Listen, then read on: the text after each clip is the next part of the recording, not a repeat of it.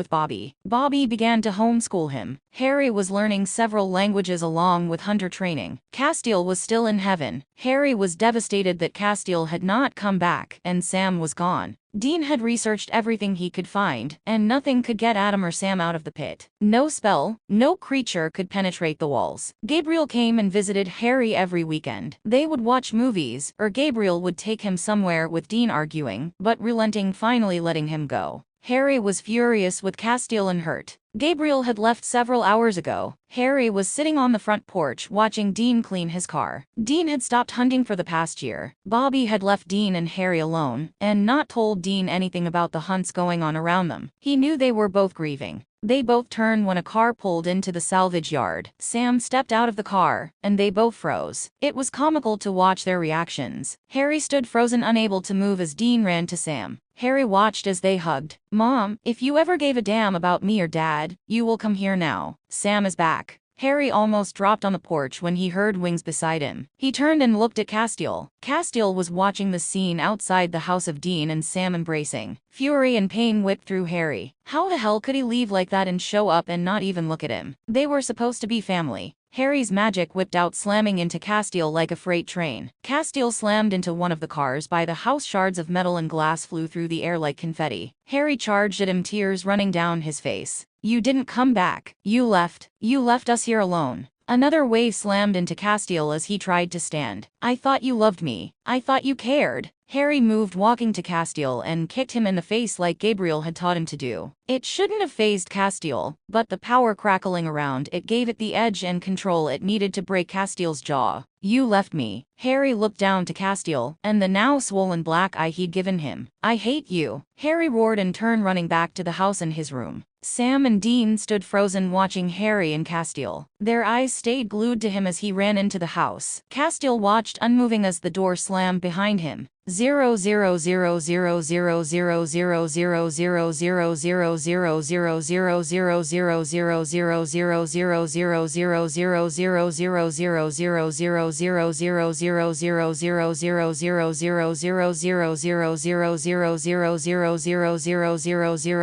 00000000000000000000000000000000000000000000000000000000000000000000000000000000000000000000000000000000000000000000000000000000000000000000000000000000000000000000000000000000000000000000000000000000000000000000000000000000000000000000000000000000000000000000000000000000000000000000000000000000000000000000000000000000000000000000000000000000000000000000000000000000000000000000000000000000000000000000000000000000000000000000000000000000000000000000000000000000000000000000000000000000000000000000000000000000000000000000000000000000000000000000000000000000000000000000000000000000000000000000000000000000000000000000000000000000000000000000000000000000000000000000000000000 Sam or Castiel. Harry felt betrayed and lost, knowing they both abandoned him and Dean. When Dean came back to Bobby's, Harry refused to speak about either one of them. If Dean snapped and demanded they talk, Harry's magic would lash out. The bruises on Dean and Bobby were enough. Dean had decided to drop it. Gabriel had become more of a staple in Harry's life. He kept visiting him and dragging him around the world when Dean and Sam were looking for Sam's soul or hunting. Dean made more of an effort to keep coming home and seeing Harry. Castiel barely spoke to Dean anymore, and refused to bring up Harry. Dean could see what Harry's refusal to speak to him was doing to the angel, but Dean was lost as to how to fix it. Dean concentrated on finding Sam's soul, and desperately trying to figure out how he could put his family back together.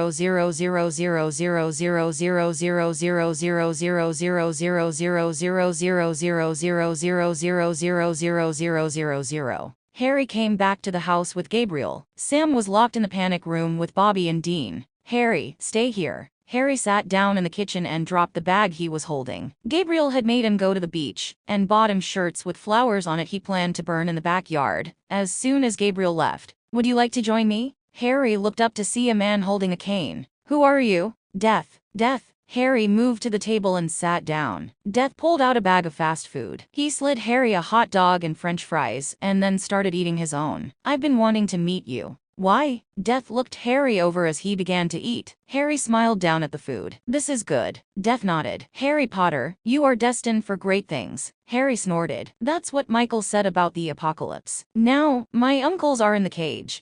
Death was still watching Harry as Dean walked in. "Harry, can I have a minute?" Harry picked up his food. "Will I see you again?" "Yes." Harry smiled and walked into the living room. Harry finished eating and walked up to his room. He heard Sam screaming and ignored it and stayed away from the basement. Gabriel came and joined him, and Harry knew that Castiel was downstairs. Harry walked down the stairs and stood at the basement stairs, and listened to Castiel's voice. Castiel felt Harry and took a few steps to the stairs, so he could see him. Harry looked at him but took a step back and ran back upstairs. 0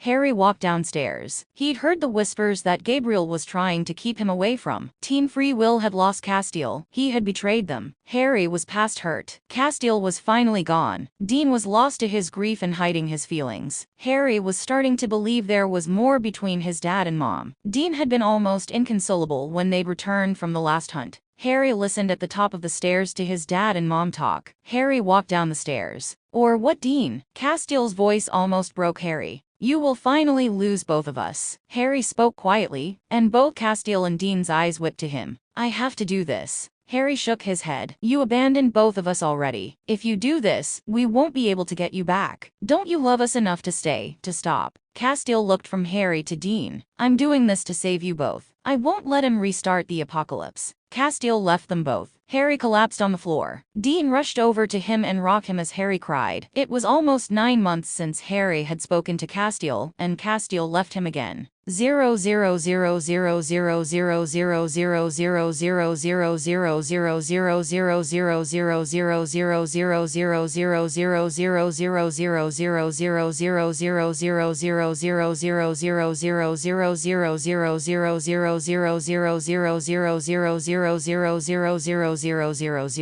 Gabriel was trying everything to keep Harry in the house. Harry had tried everything to leave. He knew the final showdown with Raphael and Castiel was happening. Sam, Dean and Bobby had gone, leaving Gabriel to watch Harry. Harry's magic was lashing out. Gabriel had been on the brunt edge of it for hours. Gabriel was fighting his nature to just make Harry sleep through the fight. Harry looked at him and smirked. Gabriel cringed as Harry disappeared. Harry manipulated the power inside him to attach to his grace. His grace was part of Castiel, and he used that to go straight to him. Castiel stood looking at Dean and Bobby. By the amount of blood on the floor, Harry hoped Raphael was finally gone. Gabriel fluttered in seconds behind Harry. Everyone turned to them. Castiel looked wrong. His wings were singed. His essence that made him angelic looked stretched and almost shredded at the corners. Mom, stop. Please stop. You look broken. Gabriel was seeing the differences too. Balthazar fluttered in and Harry caught his first glimpse of him. Mom, you are losing yourself. Come back to us. You killed Raphael. Please come home. Castiel studied him like a stranger. You've wanted nothing to do with me. Harry lashed out. You left us. You went to heaven and never came back. You've been here with Crowley. You stopped coming to see me.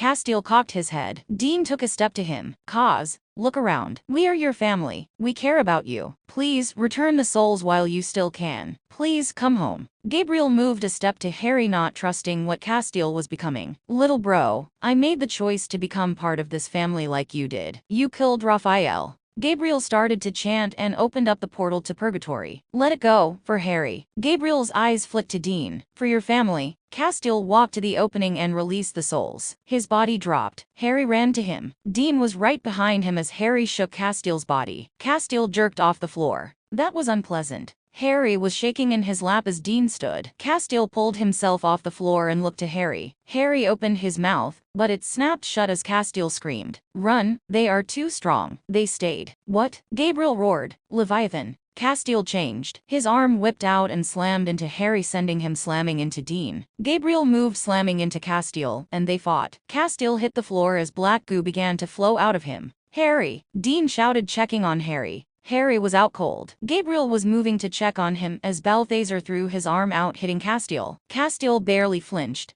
then smiled dementedly, and began to walk out of the warehouse. Harry woke when Gabriel healed him. Where's Mom? Bobby pointed and they all ran to follow. They barely made it to the river's edge as Castiel exploded. Harry collapsed into Balthazar and was swooped into his arms as Dean stumbled to a stop. We just got him back. Harry spoke so quietly it was almost inaudible. Stupid child. Dean spoke and picked up Castiel's coat. Gabriel disappeared. Dean moved, walking back to his car. Everyone followed. Harry was inconsolable and didn't move or argue in Balthazar's arm. Gabriel appeared then with a naked and unconscious Castiel. He's still alive, barely. I'll meet you at Bobby's. They all stood stunned.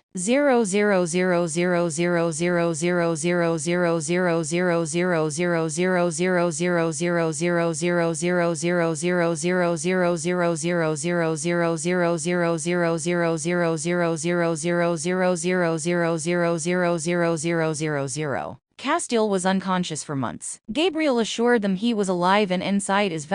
Jimmy Novak was long gone. The threat of the Leviathans was starting to be felt. Harry continued to study and train with Gabriel and Bobby. Sam and Dean were trying to clean up Castiel's mess and find out what their next move would be. They finally found a way to stop the Leviathans with borax, and with the help of Gabriel and Balthazar, were making very small dents in Dick Roman's plans. Castiel finally woke when Harry and Dean were making a car bomb borax bomb. He stumbled into the kitchen as Dean was hooking up the borax. Harry and Dean froze. "Mom, are you alright?" "I'm sorry." Harry ran to him and wrapped himself around Castiel's waist and legs. "Please, don't leave again." Castiel dropped to his knees and hugged Harry. His eyes met with Dean's over Harry's head. "Can I stay?" Dean watched them. "Your family."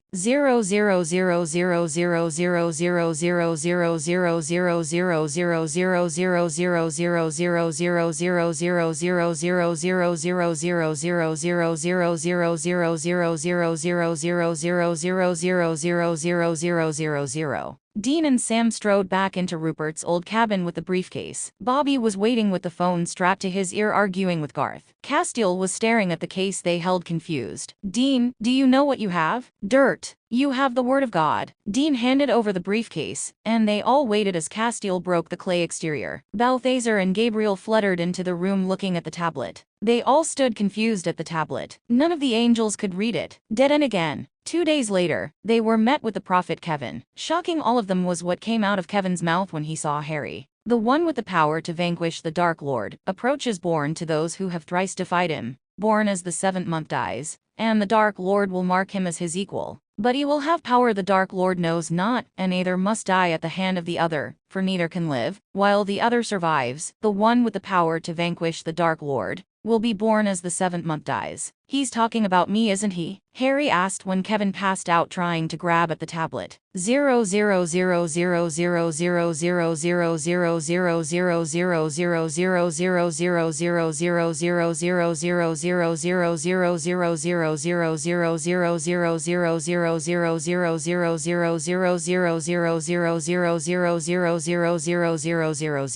0000000000000000000000000000000000000000000000000000000000000000000000000000000000000000000000000000000000000000000000000000000000000000000000000000000000000000000000000000000000000000000000000000000000000000000000000000000000000000000000000 eating so many sweets Sam was about to strangle him. "Have you ever heard of vegetable?" Gabriel just snorted and began digging into his second pie. Dean sat down and an apple pie appeared before him. He smirked and began to dig in. Harry ignored them and sat up beginning to pace. So much was riding on the King of Hell. Crowley showed up and everyone froze. Harry stopped pacing and watched as Dean and Sam were thrown a vial of blood. Harry was ignoring them. He was too busy watching the hellhound pace behind Crowley. It was huge. Harry took a step to it. Behind them was a small pup. Harry ran to it and scooped it up before anyone could figure out what was going on. Harry ran with the puppy and slammed into Crowley. "Can I have her?" Crowley stopped mid-rant and looked down to Harry. "Have what?" "Harry is holding a hellhound." Castiel answered Dean's question, walking to take the puppy from Harry. Harry dodged him, still looking at Crowley. "Please, I want a pet." Gabriel was snickering as the puppy started burying its face in Harry's neck. Crowley took in the puppy and the frozen horror on Dean's face. "Absolutely, pet. I think that would be a wonderful idea." Crowley smiled to Dean as he spoke. "No." Dean moved to get to Harry.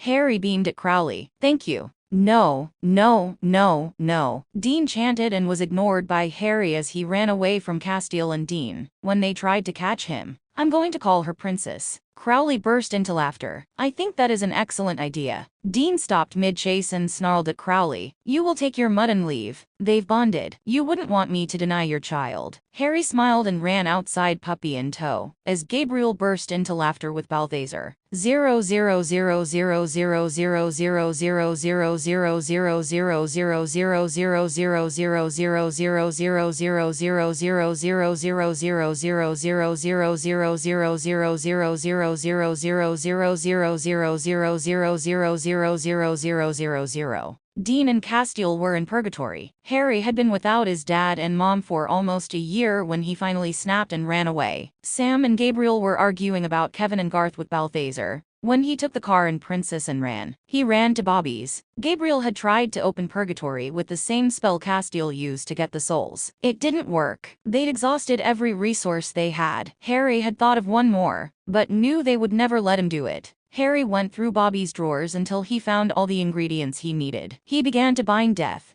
Death came to him. Harry unbound Death as soon as he saw him. "I'm sorry. I didn't know how else to speak to you. I don't want to bind you. Harry Potter. Will you help me get my mom and dad back?" Death looked at him. "You are impetuous as your father." Harry moved to the kitchen. "I made us dinner." Death followed him into the kitchen, and Harry made them plates. They both sat down and Harry ate, but the food tasted like ash in his mouth. Death finished eating and stood. "I will open the door for you to get in and out. I will not retrieve what you seek." Harry didn't think this would really work. He looked at Death. "What do I need to do?" Death snapped his cane down on the floor. A door appeared. Harry looked at it. "How long do I have to get them back?" "I'll give you time." Harry nodded and went to raid Bobby's house for guns and weapons. He came back with a full bag and enough ammo to hopefully make it to his dad and mom. Death was waiting looking at the door. "Are you ready?" Harry nodded, loading his shotgun and strapping it over the front of him. He grabbed his machete and walked to the door. "The door will only open for you." Harry nodded. "Thank you. I owe you." Death nodded. "I will see you again." Harry smiled, then shook his head and walked through the door. He was standing in the middle of an open field. A Wendigo stepped out of the trees. Harry swung his machete and barely slashed it. His power crackled, and the Wendigo faltered long enough for Harry to cut its head off. Harry stood panting. "Mom, I'm in purgatory. I ran away, stole Dad's car and asked Death to let me in. You should tell Dad so you can both come and ground me. Mom, please hurry. I don't know how long the door will be open to come through." Harry moved, hiding behind some bushes. Branches snapped around him. It was only a matter of time before someone saw him. He needed to stay put for a little while in case Castiel heard his prayer. Castiel fluttered in front of him. "Mom." Castiel was covered in dirt and grime. His eyes were dim like he'd given up. "I thought it was a trick, but I came." Harry stumbled out of the bushes and looked around. "Where's Dad?" "I left him. The Leviathans have been chasing me since I got here. I couldn't stay with your father or risk getting him killed. Dad is going to be so mad." "I agree. Death gave me a door, but..." "Death, you made a deal with Death." His voice came out a statement. There was no question to it as Castiel glared at him. "No, I told him I would owe him one now. Everyone was giving up. They've exhausted every resource, looked through every book. We had nothing. Garth has even been helping. Bobby is drinking so much I can barely keep him conscious, and Balthazar and Gabriel are faking confidence. I was over it. I stole Dad's car and ran. I'm sure Sam is having a fit right now. We need to find your father. Can you sense him here?" "Yes." Castiel grabbed Harry's hand. They flew to Dean. Dean was fighting. Harry and Castiel stood watching. He didn't need their help. Harry picked up his shotgun from his chest and fired at something huge that ran out of the woods. Dean turned, hearing the gun, and faltered. Another man ran out behind Dean and chopped off the head of the vampire that would have killed him. Dean wasn't paying attention. He was running to Castiel and Harry. "What are you doing here? We need to go now." Castiel spoke. The other man turned to Dean. Dean's head whipped around. "This is Benny. Where the hell have you been, cuz? I prayed to you every day. I had to keep the Leviathans away from you." Dean frowned. "You left me surrounded." Harry looked between them. "Why can't you both stop running from one another?" Dean and Castiel turned to Harry. Harry fumed. "Idiots. We need to go." Dean turned back to Castiel. "Benny is coming with us. He knows of a door. We've been looking for you so we can leave. We don't need it. Death has a door we can go through." "Death." Dean ran his hand over his face and turned to Harry. "What did you do and where is everyone else?" Harry snorted. "Later. We need to go while we still can." Harry grabbed onto Castiel. Dean and Benny moved to Castiel. Castiel was glaring at Benny. "Why is he coming? He helped me when you left me." Dean snarled. "Hi Benny. You're not human. You look like a vampire." "Smart kid." Benny spoke in his lazy drawl. Harry grabbed his hand so Castiel wouldn't protest so much. "Well, let's get out of here." Castiel flew them back to the door. Leviathans were surrounding the door, kicking and hitting it, trying to get in. Harry whispered as they took in the scene. "I am the only one who can open it." Dean grabbed Harry's bag and they all began to fight. Castiel ran to the door, throwing people out of the way as Dean dumped borax around them. Benny was right behind Dean, chopping off heads as people screamed. Harry moved, shooting anything he could see to slow them down and help Dean.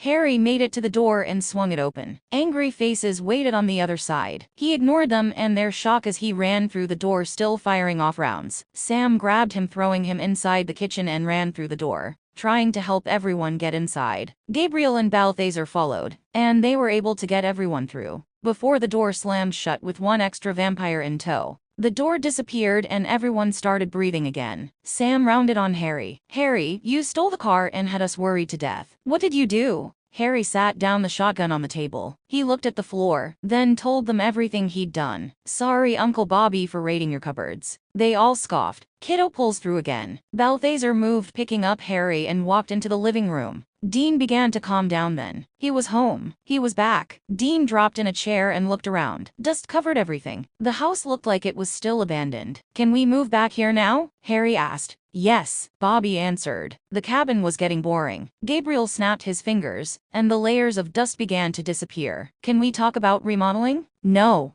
Harry looked around as Balthazar and Kevin started talking. Dean and Castiel were looking at each other, and it was not a promising look. Harry watched them as Benny began to speak. Sam moved to Harry. "Harry, you cannot do that again. Once Dean settles down and realizes you stole his car, he is going to have a fit. He's going to be even madder when he sees the dent I put in it. Look at them." Sam followed Harry's eyes. "Something is broken." Sam saw the distance between them now, and could do little more than nod. 0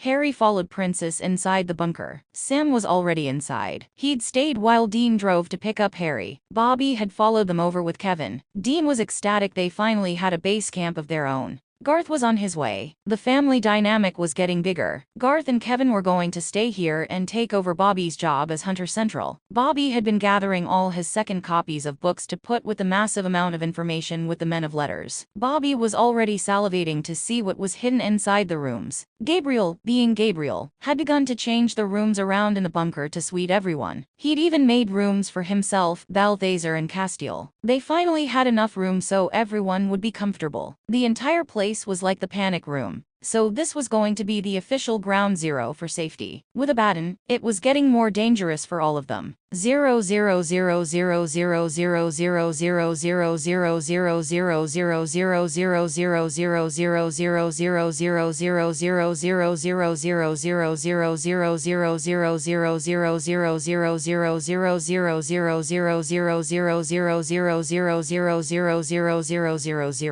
Harry knew something was wrong with Dean when he walked in the door. Everything about his father was different. Harry moved to him, raising his arm. Dean didn't protest. Castiel moved into the room and looked down to what Harry was looking at. Castiel froze. "What did you do, Dean?" "What I had to." Harry took a step from him. "That was what Mom said before he left us." Dean and Castiel both flinched as Harry ran back to his room. 0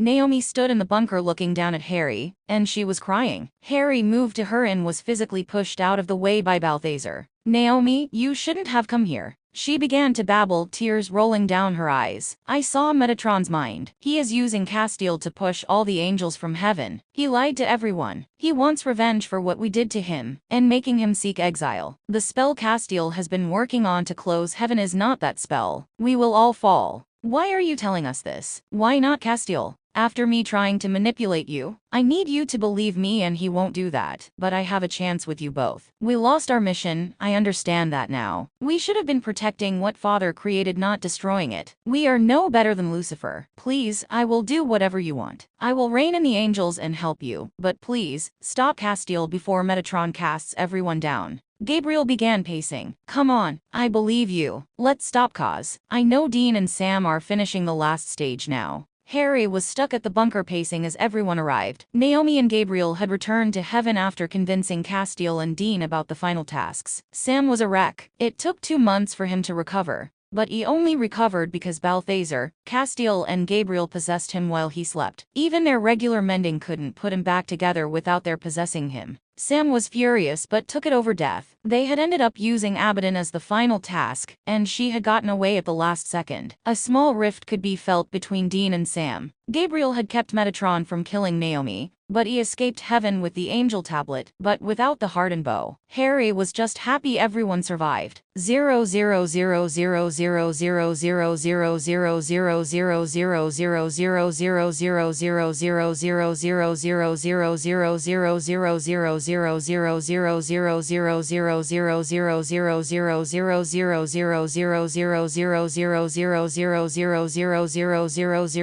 00000000000000000000000000000000000000000000000000000000000000000000000000000000000000000000000000000000000000000000000000000000000000000000000000000000000000000000000000000000000000000000000000000000000000000000000000000000000000000000000000000000000000000000000000000000000000000000000000000000000000000000000000000000000000000000000000000000000000000 the wall of Dean's room completely lost. Metatron had used the angel tablet power to kill Dean for stopping the spell to cast the angels out of heaven. Crowley appeared with Naomi. Naomi had kept her word. She kept the angels in heaven and started doing good instead of the insanity that they had begun. No one wanted the apocalypse to start again. Hell continued making deals, and heaven started answering prayers. It was how everyone wanted it. He's going to turn. Crowley's voice was low as he turned to Harry. Castiel's head shot up. Turn? He has the mark. He cannot die. He will become a demon without the torture of hell to turn him. Sam ran out of the room. Everyone watched as Dean jerked awake, his eyes black, and Harry saw his father was no longer his dad. Everyone moved running to him. Dean put up a good fight. With his enhanced strength, Gabriel was the only one who could drag him to the back of the bunker and get him chained. Harry was forbidden to watch as Sam, Castiel, Balthazar, Bobby, Gabriel and Crowley pumped him with blood and changed him back.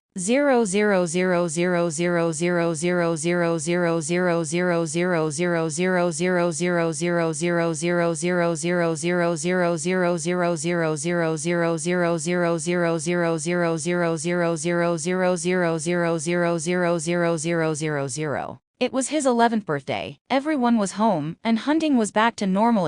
Abaddon was dead and for the first time in years everyone was breathing easier. Harry was packed in between Kevin and Garth and was sneaking cookies from Gabriel as he watched Gabriel transform the bunker to be filled with balloons and party favors. The front doors to the bunker were open for Bobby and Charlie to join them. He was trying to ignore Princess as she ran around the room yipping at Gabriel's heels. An owl swooped into the room, landing on the table in front of him with its legs stuck out. Everyone in the room froze. Harry moved, picking up the letter, and was jerked unceremoniously out of the room. Everyone began to freak out. Harry hit the ground hard. His hands went to his stomach. He thought briefly that he'd lost all his organs through his navel. What the hell just happened? Wasn't everything calming down? Harry's hunter instincts had him jerking himself off the floor and moving back. He was in a room surrounded by people. Young Harry, an old man, stood walking towards him. Harry moved away from his touch. "We were unsure how to find you, Mom." Harry took another step back. "I don't know who the hell you are, but you messed with the wrong family." Harry calmed when he heard the sound of wings. Castiel had Sam and Dean. Balthazar was standing next to Gabriel. Dean cocked his shotgun and looked around the room. "Why the fuck have you taken my son?" Everyone in the room froze. Harry was calm enough to actually look around now. The old man stood with another looking man with brown salted hair and golden eyes, a woman with an old pointed hat like a witch and spectacles, and a portly man who began to bluster. "We are waiting," Dean roared. The old man was the first to pull himself out of his stupor. "I am Headmaster Dumbledore. This is Remus Lupin, Professor McGonagall, and Minister Fudge." Harry moved, slinging the letter at him. "Why did you take me here?"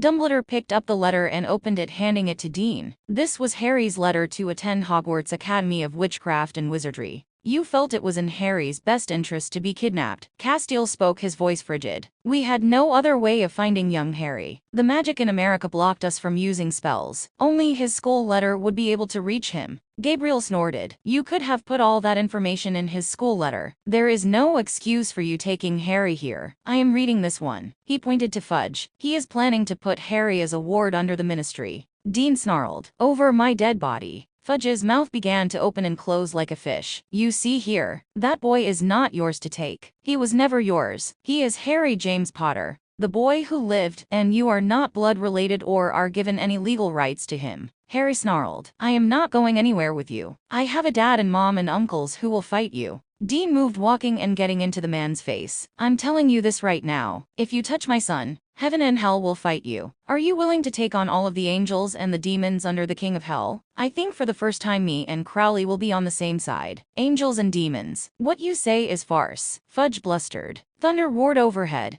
and shadows split the room, sending Castiel, Balthazar's and Gabriel's wings on the wall. Gabriel made sure all of his 6 wings showed. Fudge cowered back. Everyone in the room seemed shocked or scared. Harry smirked. Gabriel smirked, winking at Harry. Now that we have that sorted. Dumbledore moved, blocking Fudge from view, and began to smile at them. I apologize. We had no idea what had happened to Harry. We were worried he was kidnapped or put into an awful situation. We want what is best for the boy. Harry comes from a very magical pureblood family, and from a muggle-born witch. He will be very powerful. We wish him to come to Hogwarts so he can learn to control and use his magic as is his birthright. Harry's name has been listed in the Hogwarts register since he was born. Dean was still furious. He was watching Fudge, his hand twitching on his gun. Where the hell are we, cause? London. Fucking England. Castiel shifted on his feet but didn't reply. Sam was starting to twitch. Is it normal for all wizards to go to Hogwarts? Sam, always the scholar. Dumbledore smiled. Yes, his parents and godparents graduated from there. Remus Lupin was a school friend of your father's. Remus moved a little closer. Harry looked at Gabriel and Gabriel nodded. Remus wasn't human. What are you? Harry asked. Remus flinched and looked at Fudge with fear in his eyes. Harry let the question go. You knew my father. Remus' visible began to relax. Yes, I was friends with both James and Lily. I saw them last a week before they were killed. We had no idea what happened to you. We were worried. Are you okay? Harry nodded. Remus pulled something from his pocket and handed it to Dean. I hoped you would come today. I bought you something from our world. It is a chocolate frog. Happy birthday. Harry took it from his dad after Castiel approved it. Harry opened the package and barely caught the frog as it jumped out of the package. You eat this, it's moving. Remus laughed. Yes, they are most children's favorite sweet. Here in the magical community almost everything has spells on it, including candy. Harry laughed and began to eat the frog, and moved to Gabriel to let him taste it. They both laughed when he bit off a still jumping leg. Dean, I think we should discuss this. It is Harry's education. I think they understand whose Harry belongs to. Sam spoke. Dumbledore nodded. Harry seems safe and well-loved. We have not heard of angels being around muggles before. What the hell is a muggle? Dean asked. Non-magical people. Remus applied. Castiel moved. Dean and Sam are not as trusting when it comes to magic. They have mostly witnessed the bastardized version of magic in America. A muggle can become magical by selling their soul to a demon to gain power. Is that really possible? McGonagall asked. Very. Dean snapped. What about Harry? She asked. Harry's power is very strong if he is upset or hurt. He can also do a few things without his wand. Castiel responded. Dean and Sam could feel his magic was different even from the beginning. McGonagall looked floored. He can use his magic without a wand? Harry took a step from Gabriel and held up the chocolate frog box. He let it go, and the box stayed where it was. He moved the box around the room and then crushed the box, before sending it back to his waiting hand. Albus, this child is powerful. Yes, Minerva. I really hope you will let Harry attend classes. It would be in his benefit to attend school and also meet others who share his abilities.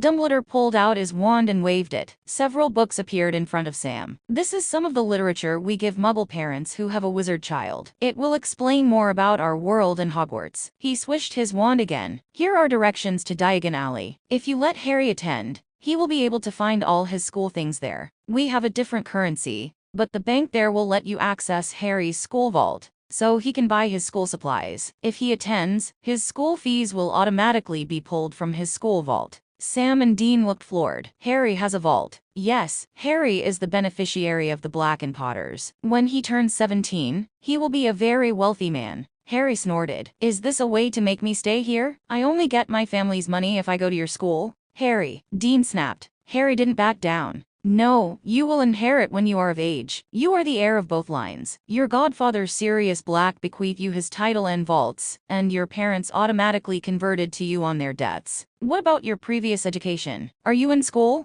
Harry looked to the woman. Homeschooled. My family are hunters, so I didn't get the grade school experience. I was tutored by Uncle Sam and Uncle Bobby. I know up to high school math and science. I can read and speak English, Japanese, some Enochian, and read Latin. Is it normal to be taught so many languages? No, but if I want to do demon research, I needed to read the really old stuff. Uncle Bobby tried to get me read cuneiform and Aztec, but I don't understand any of it. What is Anachian? The language of the angels. McGonagall was impressed. It seems like you have very smart tutors. Harry snickered. If you saw Uncle Bobby, you would be more impressed. He looks like an old redneck, but he knows more about demons than anyone I've ever met. Gabriel snickered behind Harry before Sam could smack him. Can we go home now? I know Charlie and Bobby are going to be upset. Dean nodded, stowing his gun. We will think about Harry going to school, but I'm warning you, do not kidnap Harry again. Dumbledore just smiled. We know Harry is safe and well taken care of. Again, we apologize and hope to see him at school in September.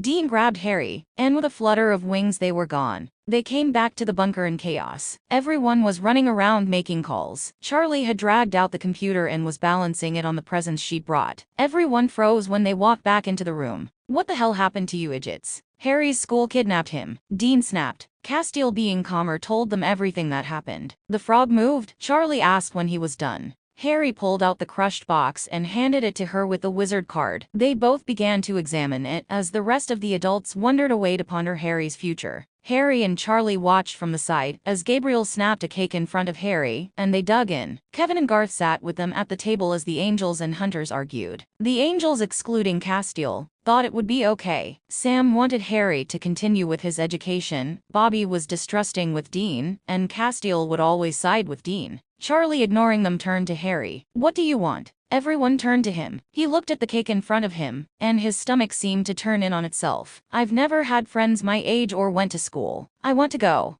Dean took one look at his face and caved. Looks like we are going to Dragon Alley. Diagon, Sam corrected. Whatever. Harry looked up to his dad and mom. Really, I get to go. They both smiled. Gabriel started snickering. One kicked puppy look usually wins the fight. Dean rolled his eyes and they all moved to Harry so he could open his presents. The next day, 3 angels, 2 hunters and Charlie, because she refused to be left out, headed to Diagon Alley. Gabriel took Harry, Balthazar grabbed Charlie, leaving Castiel with Dean and Sam. They landed in the front of Gringotts. Castiel wobbled as they landed. Sam jerked, slamming into Gabriel as Dean and Castiel felt wrapped around each other. Castiel ended up straddling Dean. Harry and Gabriel burst out laughing. People were stopping watching them as Castiel went 12 shades of red and tried to stand up as Dean tried to scoot away. They ended up headbutting each other and fell apart. Gabriel and Harry burst into giggles again, clutching their stomachs. Dean finally pulled himself up and then grabbed his angel. Dean moved, grabbing Harry, and stuck his hand over his face, then kicked Gabriel as hard as he could. Are we going in or what? Harry looked at Gabriel over Dean's hand, still grinning behind his palm. He licked him, but Dean didn't flinch and pulled him into the bank. Sam slapped Gabriel against the back of his head as they walked inside. Charlie was holding onto an amused Balthazar. She was practically vibrating, pulling Balthazar through the door and making tourist noises. The goblins were looking at her like she was crazy. Harry stopped moving as Dean picked him up around the waist, dragging him to the counter. They waited patiently, to Gabriel's amusement at Dean's discomfort being around magical creatures. They only got him here with Castiel's promise to warn him if something was evil. The goblin half smiled. Can I help you? We need to get money from Harry's school vault. The goblin stopped and turned to Harry. Harry winked above Dean's hand. Dean was pissed and didn't trust Harry. Harry licked his hand again, and Dean rolled his eyes. Gabriel snickered, knowing what Harry was doing. Do you have your vault key?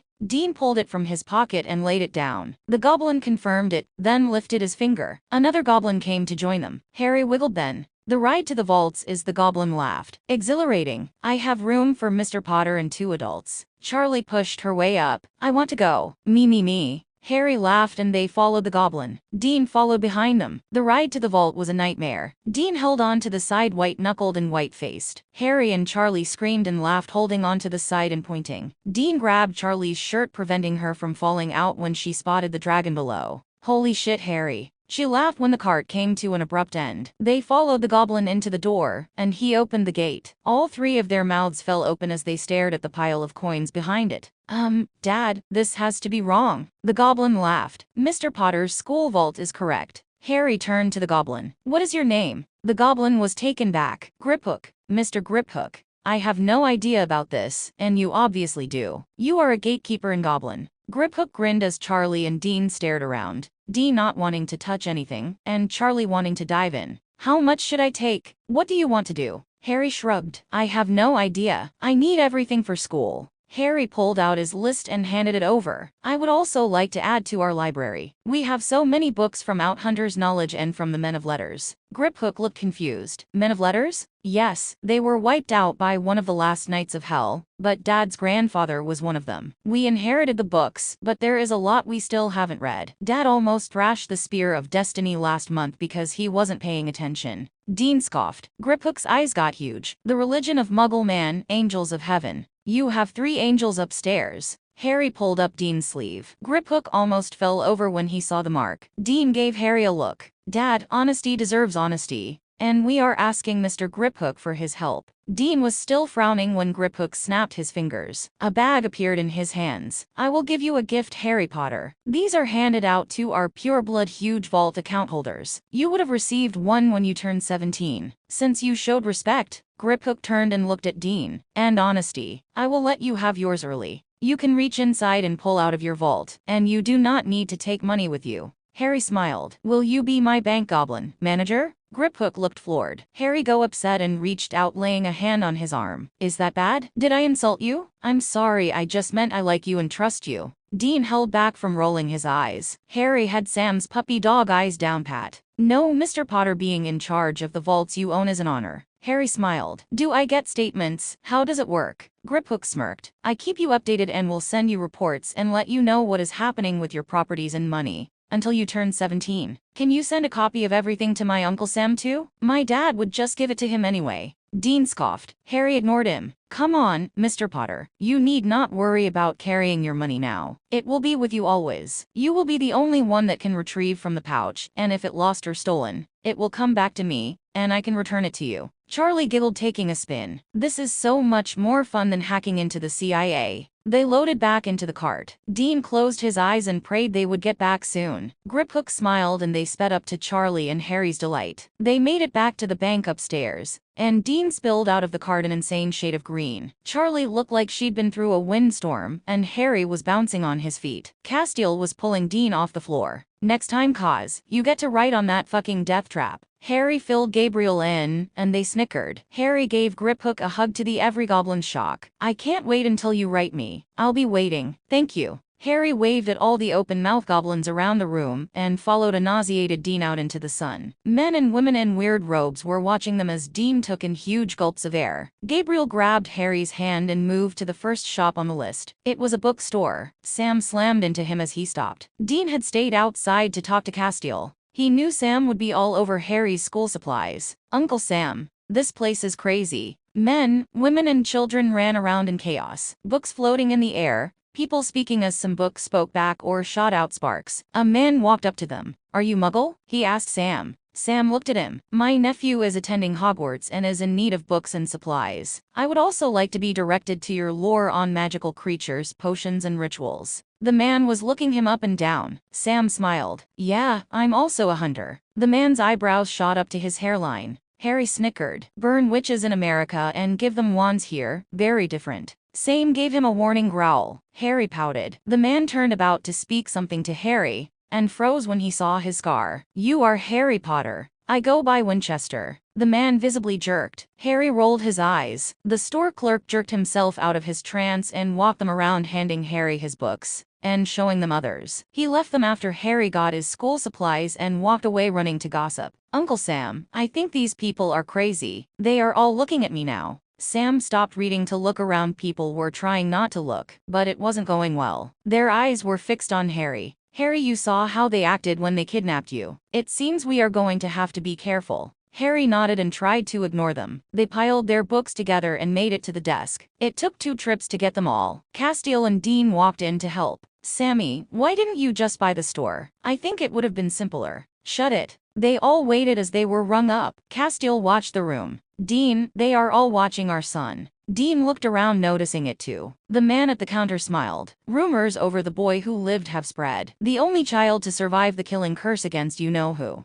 Dean looked at Castiel. Who? Castiel shrugged. Tom Riddle or Voldemort. Everyone but their party flinched or squirmed away. We don't speak his name. Dean looked at the man and laughed. Why? The man looked at him like he was stupid. Muggles wouldn't understand. Dean laughed again. Castiel spoke in his usual deadpan voice. This man terrified their entire community. They fear his name. It is taboo to speak it. Thanks, Cause. I believe I caught that much. You would be smart to not speak it either. Harry snorted. If we can say Lucifer, then we can say Voldemort. Harry pulled coins out of his bag with Gabriel's help, and they made it out of the store. Charlie had dragged Balthazar over to a broom store. Everyone followed. Harry burst out laughing. I can ride a broom? Guess so, kiddo. Gabriel looked in the store with Charlie. They made their way to the potions apothecary. Harry got supplies for his school as Sam interrogated the owner. Sam already planned to return and work on potions at the bunker. He had everything on his list but robes. Harry knew everyone wanted to explore. He grabbed Castiel's hand. Meet you back here. Harry knew Castiel wouldn't mind to wait as he robe shopped. Everyone else would be twitchy with boredom. They walked inside and were accosted by a woman looking over Harry and Castiel. Castiel cocked his head. Harry was sure he was judging her. Here for school robes? Yes. Follow me. Mom, wait here. I call you if I need you. Castiel nodded. Harry followed the woman to the back of the store. Another boy was being fitted and looking at his reflection in the mirror. He saw Harry watching him and turned. Are you going to Hogwarts? Harry asked. He was barely around people his age, and he would be lying to himself if he said he wasn't nervous and excited. The boys studied him, then nodded. I'm Draco Malfoy. I'm going to be in Slytherin.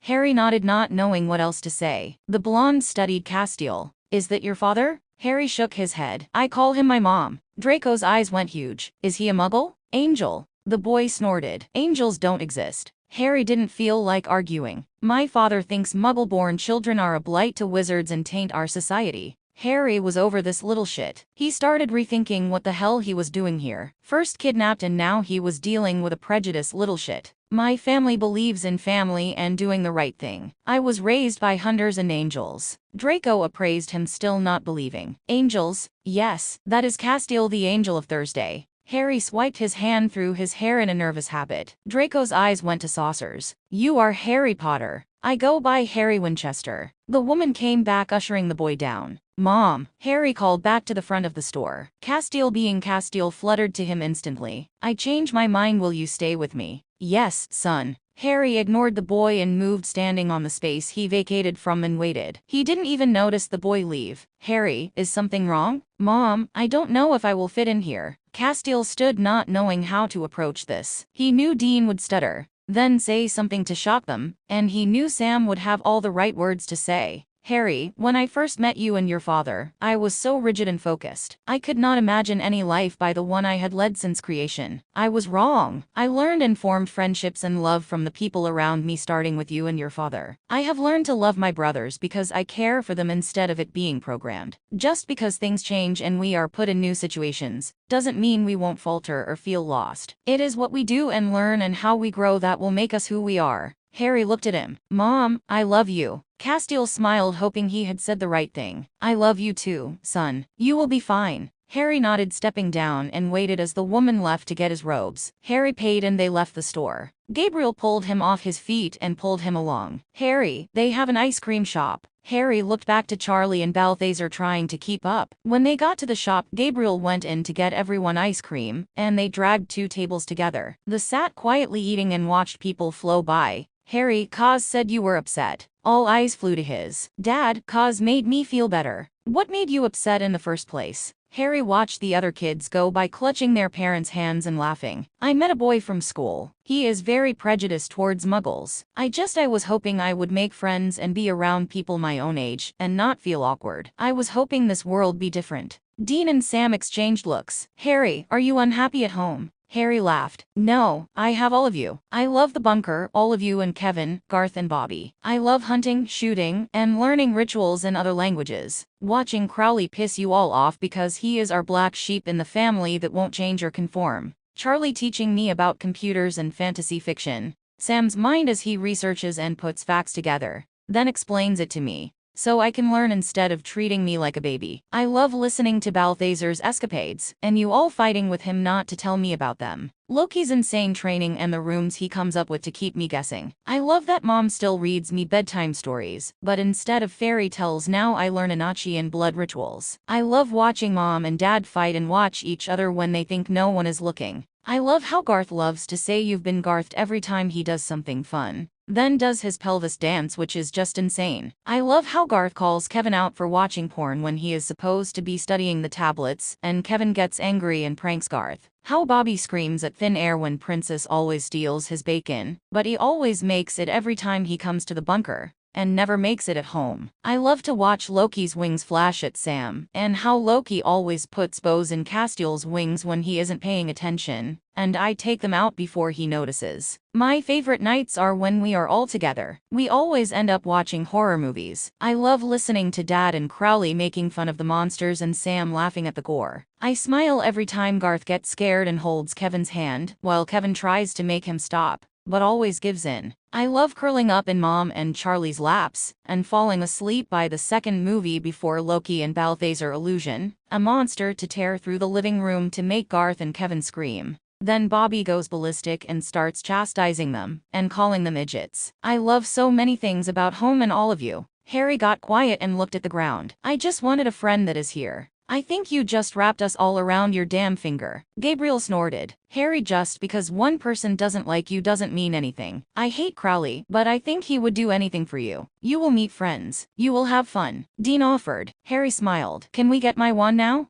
Gabriel laughed. You don't need one. You have been cheating and doing magic since I've known you. Harry smiled. You cheat more than anyone. You taught me to cheat. That is what I get for being the nephew of the god of chaos. Loki, come on, let's go. You heard him, Sam Switch. Get Squirrel and let's go. Harry laughed as Gabriel snapped his fingers and turned Dean's shirt. So it was glittery and see though with black leather pants. Gabriel, I will roast your angelic ass in holy fire. Balthazar was rolling a decanter in his hand and a cell phone in the other taking pictures. Dean snarled. Castiel righted it in seconds as Harry ran off with Gabriel. No one noticed the Malfoys sitting behind them or the look on Draco's face. They all walked into the wand shop and peered around. An old man appeared, popping out from the stacks around them. Ah, Mr. Potter, I was wondering when I would be seeing you. Harry waited. Gabriel was standing behind him, his eyes roaming around the store. They went through 20 wands. He'd blown up so much stuff he was regretting letting Gabriel stay. Gabriel was enjoying every explosion, and even helped out with the cleanup to Ollivander's confusion and joy. Ollivander finally brought out the holly wand. Harry took it, and the room seemed to shift when it slid into his hands. Harry listened to Ollivander as he told him about the other Phoenix wand, and understanding it was the wand of the murderer of his parents. Everyone in the room was upset with that revelation. Castiel let Harry pay, then they left the shop. They had everything. His trunk was being carried by Balthazar, while his school stuff was spread between them. Harry took one last look around. Draco was watching them. Harry thought he almost looked apologetic. His father moved behind him, and Harry saw the boy's face change. He'd never saw a child with a mask before. His father watched Harry like he was a rabid animal. He was sizing everyone around him up. Harry almost snorted. He had no idea what he was in for.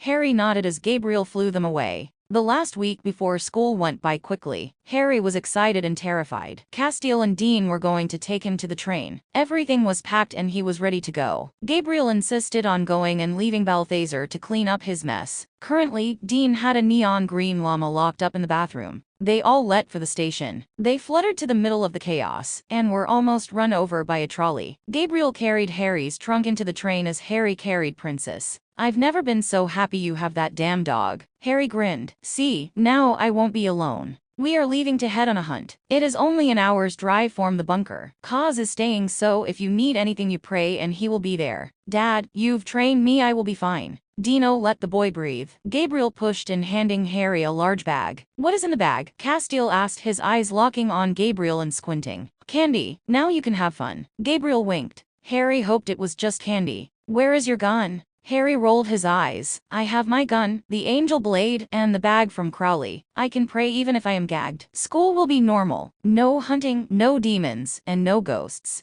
Dean turned, watching the other parents. You will call Kaz and let him know you are okay. Yes, Dad. Mom will be the first person I scream to. Dean nodded. Castiel gave him a hug. Gabriel gushing kissed him on the top of the head. I'll come see you soon. Harry nodded and hugged Dean before getting on the train. They waited until he sat down then left. Harry watched the rest of the chaos until the train left. His compartment stayed empty and he played with Princess. An hour into the ride, a red-headed boy joined him. Can I sit with you? My brothers are driving me mental. Harry smiled, grabbing the ball from Princess. The boy looked confused. Are you doing magic? No, I have an invisible dog. Harry thought it would be best to leave out Hellhound. Really? Yeah, Princess sit on his lap. Princess gave him a go-to-hell look. Harry pointed, and she tucked her tail and went over and slapped the boy with her paw instead. The boy jumped. Sorry, she hates commands. She only does what I tell her to when she wants to. The boy laughed. Ron Weasley. Harry Winchester. Harry pulled out the bag Gabriel brought. He opened it and waited for something to explode. When nothing happened, he looked inside. Gabriel hadn't done anything. Harry smiled. Candy. Ron grinned. They tore into the bag. Gabriel had even put in bacon for Princess. Harry watched as Ron laughed about muggle candy. As Harry saw the blonde stop and look at their compartment, he didn't open the door and walked away a few seconds later.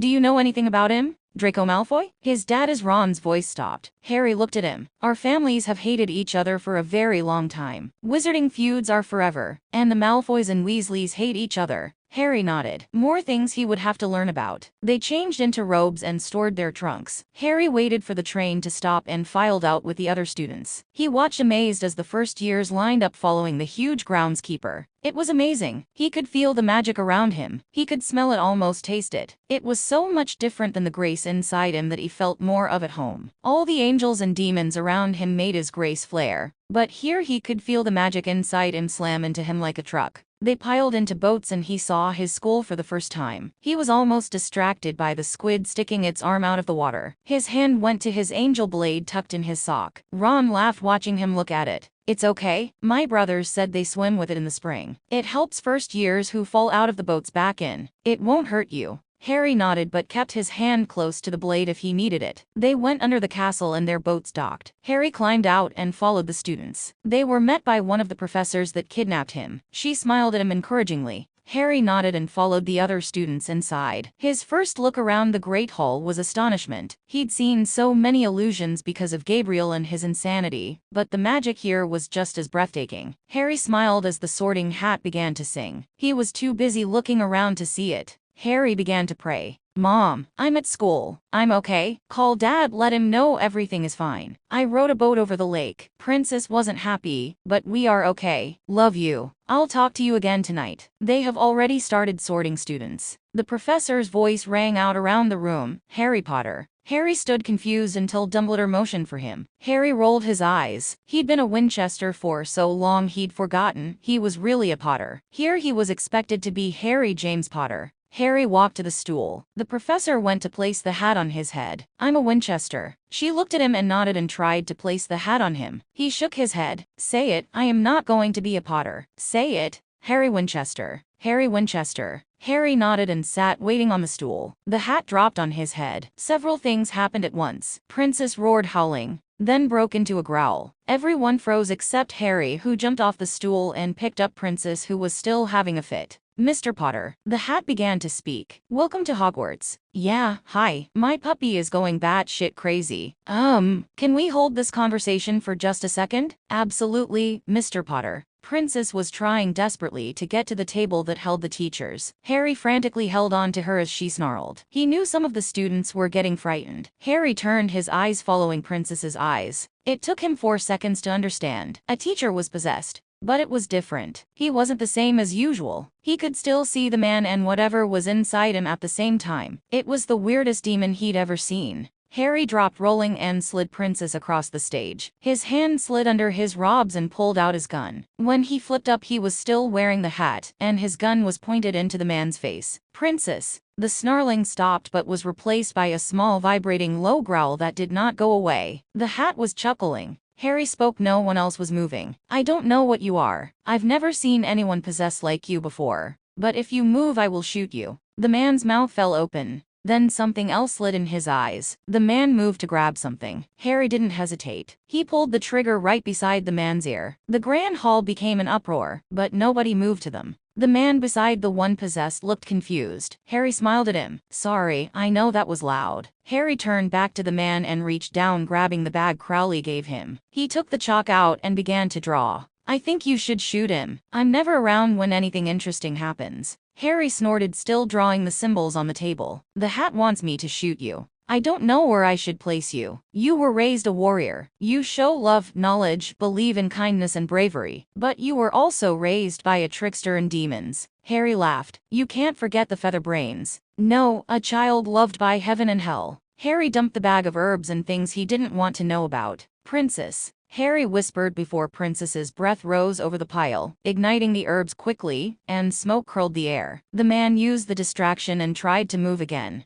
Let me warn you, there is a devil's trap on this bullet. My dad insisted I bring this stupid gun and special bullets. I just thought he was being crazy. Seems like he wasn't. If I shoot you with this, you will be trapped in your body, unable to move. But I honestly think you should be more scared of what I just summoned, my Uncle Crowley. A flash of red light flared and bounced off his shield. Harry slammed the gun into the man's eyes and turned to Dumbledore, who shot the stunning spell. Harry ignored it as his uncle appeared. Princess yipped and ran circles around Crowley. The littlest Winchester. What can I do for my favorite? Crowley looked around the room at all the other students and teachers. Harry, why did you call me here? Harry smirked and turned back around to the oddity of a man. Crowley moved, following Harry's eyes. His arms snaked around Harry's shoulders as he moved to face the possessed. What is this? He is possessed, but he's not. He looks wrong, Crowley. I knew you should see him. Should Mom smite him? Crowley cocked his head. Castiel, you big baby, your precious baby needs you. Harry laughed. If you upset Mom, Dad will be here and you know how well you get along. The flap of wings was heard. 2 angels popped in. Harry's eyes got huge. Gabriel was fuming. Who hit the shield I put on you? Harry shrugged, looking at Dumbledore. Look at this, Uncle Loki. Gabriel strode over, cocky as ever. Castiel moved, grabbing Harry, checking him over. Mom, it's okay. I even summoned Crowley without a problem. Castiel looked at Crowley. I think you should be a snake or a lion. This hat is crazy. It says I will be a snake or a lion. Gasps and surprised shocks worked its way around the room. Gabriel looked around. Oh, I smell drama. Gabriel moved, picking Harry up and threw him over his shoulder. Uncle Loki, I'm not 5 anymore, and we need to get the demon out or kill my teacher. Mom, did you tell Dad? His is going to make me come home now, isn't he? Castiel was ignoring Gabriel's antics. I have not spoken to Dean. He and Sam are out killing a Wendigo. I stayed back at the bunker with Garth and Kevin. Castiel reached out and placed his fingers over the professor's forehead. The teacher moved, whipping his wand out. Harry saw this and shot him in the chest without hesitation. Gabriel laughed as Castiel looked back at him and frowned. I was safe, son. Not even this hat trusts that teacher. It told me to shoot him. Castiel looked at Hat. He moved, walking to it. He pulled it off Harry's head and stuck it on his own. Several teachers made disgruntled murmurs. Gabriel moved to the professor, who was sitting quietly, bleeding to death. Gabriel touched him and healed his wound, but did not remove the bullet. Harry kicked, trying to get down, and tried to ignore the students who he was now facing, and were completely shocked, a few frightened. Harry sighed. At this point,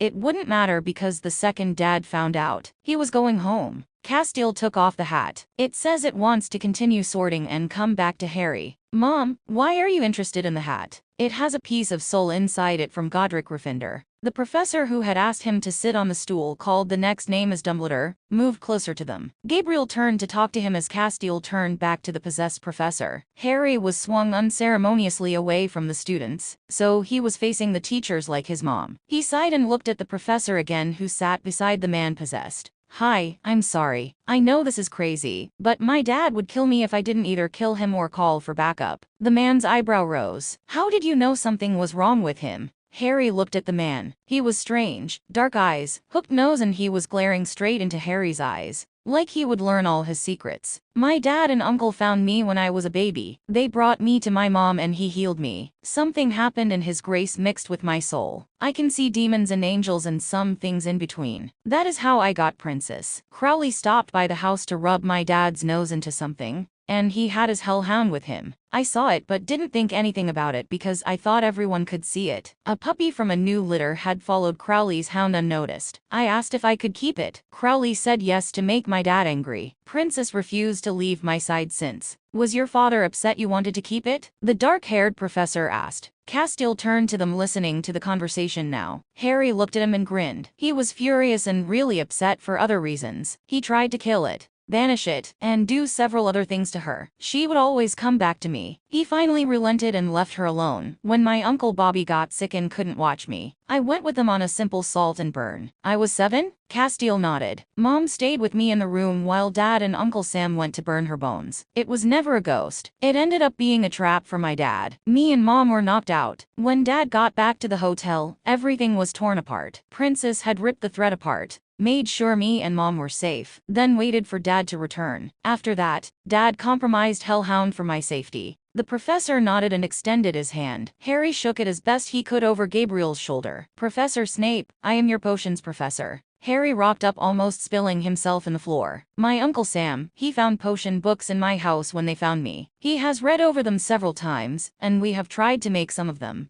but we didn't have access to hardly any of the ingredients. We could only make 2 of the basic potions, and had to find hunter-friendly stores to get herbs. He is so excited to hear about my taking your class. When we went to get my school supplies, I thought he was going to buy out the bookstore. You wish to go by Harry Winchester instead of Harry James Potter? Harry kicked Gabriel to put him down, but Gabriel turned his robes pink and ignored him. Snape rose an eyebrow at the change but didn't respond. I know they were my parents, but Dean and Sam Winchester saved me from the rubble and have raised me as a hunter. I have grown up with hunters, angels and demons. I am sorry they died, but I am a Winchester. Harry looked over to Dumbledore. He was still in conversation with Crowley and Gabriel. Harry looked back to Snape. He kidnapped me. He put something on my school letter that would bring me here. No one asked about my family and assumed my life would now be theirs. I don't trust him. He lowered his voice and wrapped his hands around Gabriel's waist so he could lean closer to Snape. Do you see the way Crowley is staring at him? Crowley only looks at people like that if he owns them. Dumbledore's soul is marked for hell. Snape was confused. Marked for hell? Crowley is the king of hell. The devil?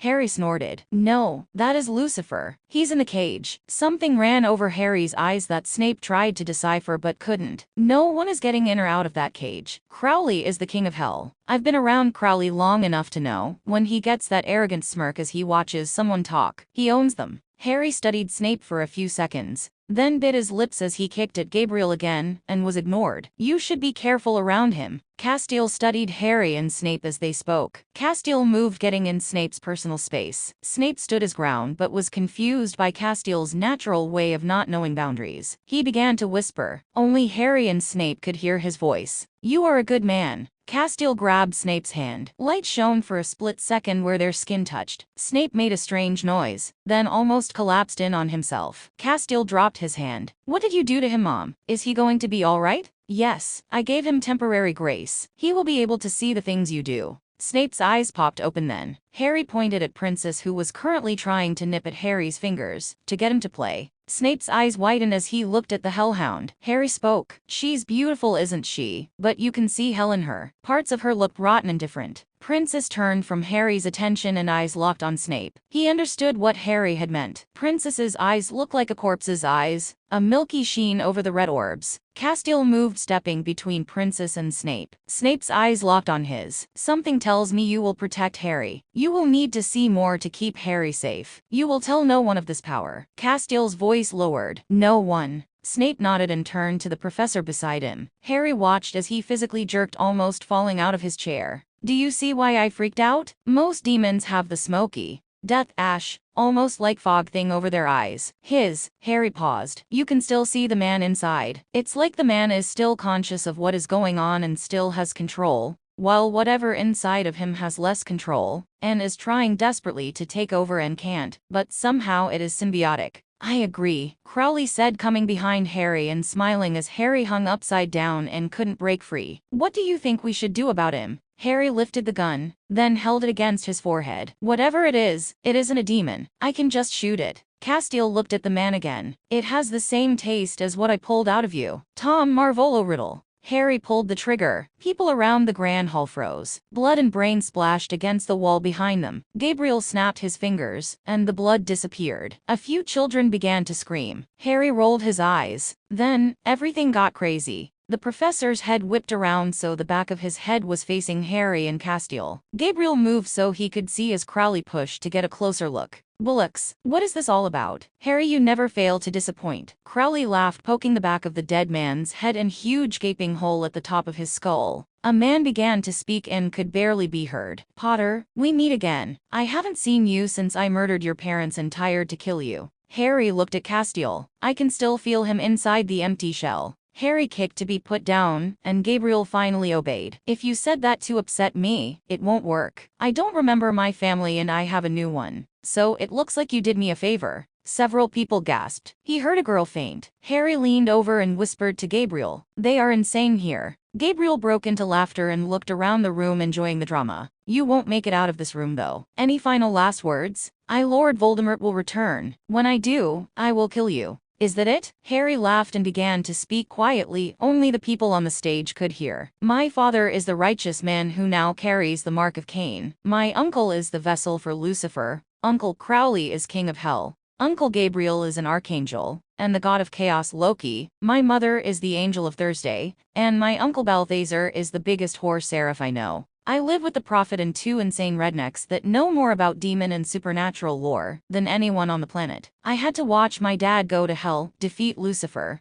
go to purgatory and make a bargain with Cain, and so many other things that would make you piss in your pants. You are so small that you do not matter. Castiel moved and smote the husked skin of the professor. The light filled the room making everyone close their eyes, but for Gabriel and Castiel. He is now gone. Harry, are you okay? Gabriel's voice spoke behind him. I guess. I know I'm supposed to feel all these emotions for him telling me he killed my parents, but Harry, Castiel moved to him and made him look up. You do not have to feel anything. It was a very long time ago and you can grieve or not how you want to. Harry nodded. Dad is going to be so mad. Gabriel broke into laughter. I'm going to be there when he finds out. His hand went up. Actually, I'm going to tell him now. Harry tried to grab him and grabbed air. Mom, you have to go fix it. Castiel grumbled. Gabriel is going to be the death of me. Castiel disappeared with the sound of wings. Harry leaned over the table and face planted. He looked up to Snape. Well, I have a few hours before Dad gets here screaming. Might as well enjoy them. Crowley snapped his fingers and handed Harry a bag. To replace the supplies if you need me. He snapped his fingers again, and another huge bag dropped at his feet. Open it later. Your dad will not approve. He never does. They both smiled at each other. Harry slipped the first bag back in his sock where he kept it before. The second bag he didn't have a clue what could be in it. With Crowley, he could have a severed head or something extremely too expensive and electronic. He handed that bag to Princess. She opened her jaws and bit down on the bag. She then sat down and waited. Moose and Squirrel will be here soon. I was in a meeting when you called me. Harry shook his head. Fine, go stay in black. Crowley winked, then he was gone. Harry felt alone again. He was in a new country surrounded by people he didn't trust, and he was completely in over his head. Eyes were glued to him. The professor from earlier walked to him. She had the hat in hand. Is the hat always so? Harry let the question hang. The professor shook her head. No, not usually, Mr. Winchester. Harry nodded and leaned his head forward. She placed the hat on his head. Dumbledore walked to the podium and began to speak when he saw the hat was still taking his time to think. Harry listened with the other students to the rules before he ordered the feast to start. The shield around you is stronger. Gabriel, he would be angry someone sent something at me. They are lucky with all the other commotion he forgot. Can you watch my memories? Yes. Harry closed his eyes and began to flick through memories of Gabriel with Dad and Sam. Gabriel putting Dad's car in the living room of the bunker. Sam waking up to being a chick for a month when Gabriel asked him out, and Sam thinking he was joking, rebuked him. Gabriel trying to make a Saturday poker night with all the angels and King of Hell. That didn't go over well. Gabriel making a dinosaur chase down a kid at the park that pushed Harry off the slide. Gabriel making Dad have an orgasm every time Castiel was within 3 feet of him. Dad still denied he was in love with Mom. They all knew better. So many memories he gave to the hat. Harry opened his eyes and realized the hat was laughing, and everyone else could hear. You remind me of myself and Salazar. We were so close once. I think it's time I shook this place up, and you, Harry, are the right one for the job. Okay, Harry Potter, Winchester is to be sorted in the house of Gryffindor. Gryffindor began to shout and scream. We got Potter. Harry rolled his eyes. When it began to calm down, the hat continued, and Slytherin. Utter quiet. So, I guess you don't usually do that by the way everyone is freaking out. No, one house for every student. You will have two. They will not question the hat. I believe you will be the one child that can tie the houses together. I have to convince Dad to let me stay first. Gabriel is going to see Dad, remember. The hat burst into laughter again. You are the lion snake, and your dad's weakness is the angel of Thursday. Mom, Harry laughed. Maybe I could make this work. Mr. Winchester, you can go sit at either table. Harry looked over the room and saw the blonde asshole from the store where he'd gotten his clothes. I assume the green table is the Slytherin table. You don't want to sit with the Gryffindors? I want to talk to the blonde. Snape nodded and walked Harry over to the Slytherin table and took the hat from him. Harry didn't see how Snape looked over to the Gryffindor table and smirked. Harry sat down next to the blonde and really looked at him. You said your name was Malfoy when you were lecturing me about proper wizards at the clothing store. The blonde stared at him. Draco Malfoy. Draco extended a hand. He looked confident, like he didn't give a damn, like it was a privilege for Harry to get to touch his hand. Harry could see his lips were quivering, and so were his shoulders. It was such a small movement anyone who wasn't really looking wouldn't notice it. He was scared of rejection as much as Harry was. Harry wanted friends too.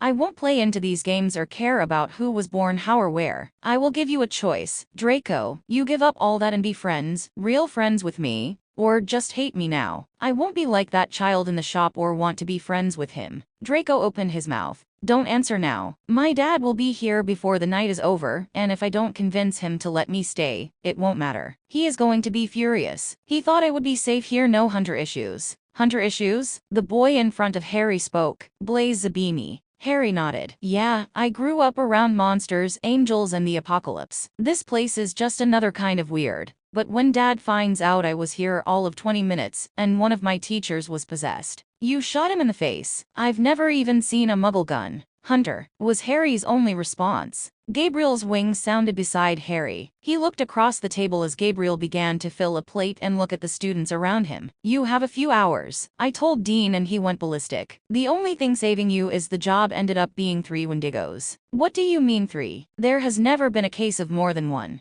Gabriel just shrugged. Weird. Gabriel looked down at his plate, and Harry's then transformed both plates until they were steaming with Chinese food and pizza. Harry rolled his eyes and slid a piece to Draco, then started on his own. You are such a bad influence. If it won't give you a coronary, you don't want it. Gabriel added a cheeseburger and some tacos to their plates. Harry offered his plate to Blaise, who took one of his tacos and a piece of pizza. Harry slid Draco a taco, and then started on his Chinese food. I could be eating just candy and pie because that is what I really want. I've been trying to eat more than sugar. Since His Highness always snaps, I need to eat salad. I'm not eating salad unless it is between my hamburger bun and my meat. I'm trying to compromise. Harry looked to Blaise and Draco and rolled his eyes. Loki, what the hell did you tell Dad? Everything. He was mad you shot him. Well, he always is when I pull the trigger. You are our baby Harry, even Crowley's. Gabriel was smirking at Harry. Harry stopped eating and started to really think about what that smirk could mean. He groaned and dropped his silverware. They are all coming, aren't they? You did this on purpose. You knew Dad would snap. They are going to descend like the Hellgates have been opened, and I'm going to have to keep Dad from snapping. Sam from running all over the castle asking questions, Mom calm, and from Kevin and Garth just being them. What have you done? Started the invasion of Winchesters into your school. Moose and Squirrel are coming. Harry looked at him, then face planted into the table groaning. We are all screwed. Gabriel burst out laughing. Do you want me to change your robes back? Yes, to the original color and no extras. Harry, you are no fun. Moose and Squirrel? Draco asked. Crowley's nicknames for my dad and uncle. Loki loves their nicknames as much as Crowley does. The main dishes had switched to desserts. Harry was happy with his plate and ate the rest of his Chinese food, while Draco swiped another piece of pizza. Harry just laughed and gave him another one. Gabriel had stolen an entire bowl of something and was almost moaning with every bite. Harry ignored him and watched the door. Will your dad really make you leave? If he doesn't, I will probably be doing training sessions every week on one of my days off, and then have to check in with Mom daily. Gabriel smiled. I will find somewhere we can all talk. I'll see you when Daddy descends. Harry wanted to snarl at him, but nodded. The tables were filing out. Harry followed Draco to the dungeons. They were shown to the first-year bunks. There were 5 other boys with him in the dorm. Snape found him as he was unpacking his trunk. You will also have a bed in the Gryffindor Tower. You are the first student to be sorted into 2 houses. So there are going to be many firsts and arrangements that will have to be made. Harry nodded. My uncle came back during dinner and told me as soon as my dad finishes his job, he is coming to get me. I'm hoping to talk him out of it. My mom really liked you. Do you think you could help me? Snape nodded at him. Have your mom come and get me when they get here. Okay. I'm going to sleep and hope it is until tomorrow. Snape nodded and walked to check on Draco, as Harry collapsed in the bed, and promptly passed out in robes and hanging half off the bed. Harry was asleep for an hour when he felt someone jump on his bed. He jerked out of sleep to see Princess rolling around in his sheets. Gabriel was standing at the end of the bed talking to Draco. Harry tried to move and fell out of the bed twisted in his blanket. Harry, Dean is in the headmaster's office. Harry tried to stand up and fell again. Gabriel, finally taking pity on him, walked over and pulled him up. Hurry, take me to Dad. Gabriel laughed and flew them to Dumbledore's office. They stood outside the office door, and Gabriel held his fingers over his mouth. Harry grinned. He's coming home. Dean roared. Dean, Harry wants to stay here. He wants to learn about his magic, and it isn't fair for us to pull him from school because of one occurrence. Really, Sammy? Are you really going to give me that? He was here for less than an hour, and he is blowing people away with his 9mm. Dean, we've been training him since he was 6 to make sure he can take care of himself, and that isn't even counting all the stuff Gabriel did with him that they won't talk about. If we pull him out of school, we are telling him we can't and won't trust him. Dean roared at Sam. Dean, I want him home too. I hate that he's here. I feel like they've taken part of me away, but Harry wants to stay. He might want to come home tomorrow, but if we make him come home kicking and screaming, he might not forgive us. Can you live with that? I don't think I can. Castiel's voice could barely be heard. Damn it, Cause. Gabriel snickered. Mommy will get Daddy in line. Harry elbowed him in his ribs. Harry ran into the room and wrapped himself around Dean's waist. Dean fell on the floor and wrapped his arms around Harry. Can you ever stay out of trouble? Harry shook his head and buried his face in his dad's neck. Castiel moved behind them and put his hands on Harry's shoulder. Dad, I want to stay. Harry, we are out of our league here. We don't know anything about the people here or what you are going to be required to do. Sam moved, slamming his body into Dean and Harry. I think you should stay too. But Dean's right, we are pretty much throwing you to the wolves. Dean slammed his elbow into Sam. Get off, Sammy. Sam stood up and rolled his eyes. Gabriel strode into the room, and Sam froze up and moved away from him. Hey Sam, Squitch. Gabriel.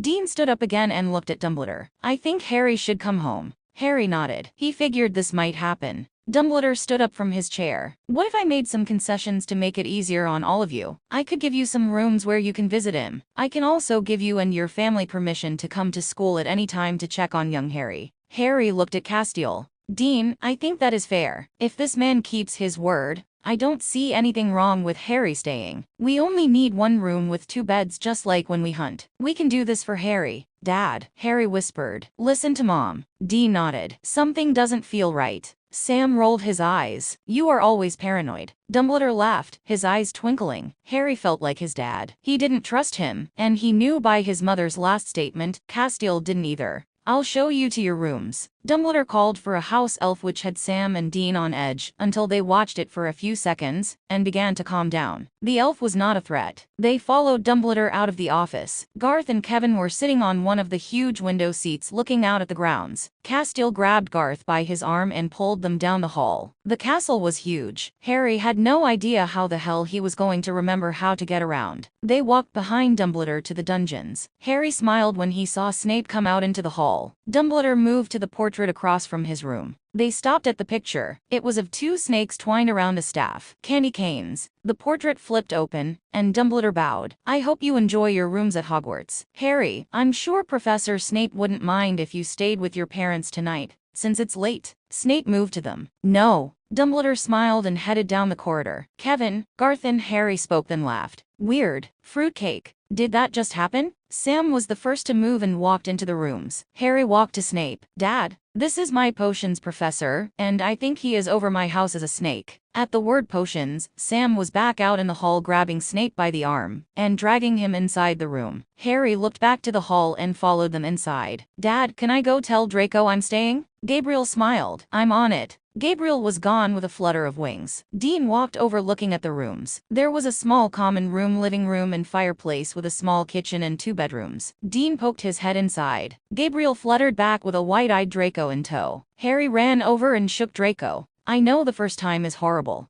Draco smiled, then his eyes rolled in the back of his head, and he passed out. Harry moved him to the couch and grinned. He looked back to Gabriel. You did that on purpose. Gabriel looked shocked, then began snapping his fingers to change things in their rooms. Dean moved back to Harry and Draco on the couch. Garth and Kevin were getting settled in one of the rooms to sleep. Harry could hear the laughter as Gabriel gave them a bottle of whiskey. Garth demanded Dr. Pepper and for Gabriel to join them. Dean rolled his eyes and sat down on the arm of the couch. The last time they all got drunk, they had to get rid of all the animals and crap Gabriel had made appear. No more crazy. Dean screamed into the room. Dean, oh, we will be on our best behavior. Gabriel spoke as he snapped his finger for another bottle. Sam was in a deep conversation with Snape. They were talking about creatures the brothers hunted that were rare and could be used as potion ingredients, with Sam making lists. Dean watched them as Castiel walked over and grabbed Draco's hand. He will wake in several minutes. Draco woke after a few minutes. Harry was sitting on the floor beside the couch then. Gabriel was down 4 bottles and starting on the 5th. Harry knew where this was going and it wouldn't be pretty. An owl flew in the window to Snape. Snape grabbed it and read the letter. Classes are to be cancelled this week to find a teacher to replace Professor Quirrell. Looks like you don't have to wake up early tomorrow. Castiel leaned over Dean and they walked away for a few minutes talking. Draco slid in the floor with Harry. Dad? Draco pointed. Yeah, Dean Winchester's my dad. He is currently arguing with Mom over God only knows what. I'm shocked Balthazar isn't here. Another uncle? Yep, he took free will to another level and believes his version of free will is to have sex with anything even remotely, or kind of, even if you have to squint. Pretty. Draco looked at him, his eyes opened like saucers for a second before he snickered. Sounds like an interesting man. Harry snorted. Yeah. Kevin and Garth burst into giggles before a loud crash sounded in the other room. Dean looked inside for a split second before he was walking away again slowly and shutting the door. Gabriel ran past him and into the room screaming, "Don't forget me.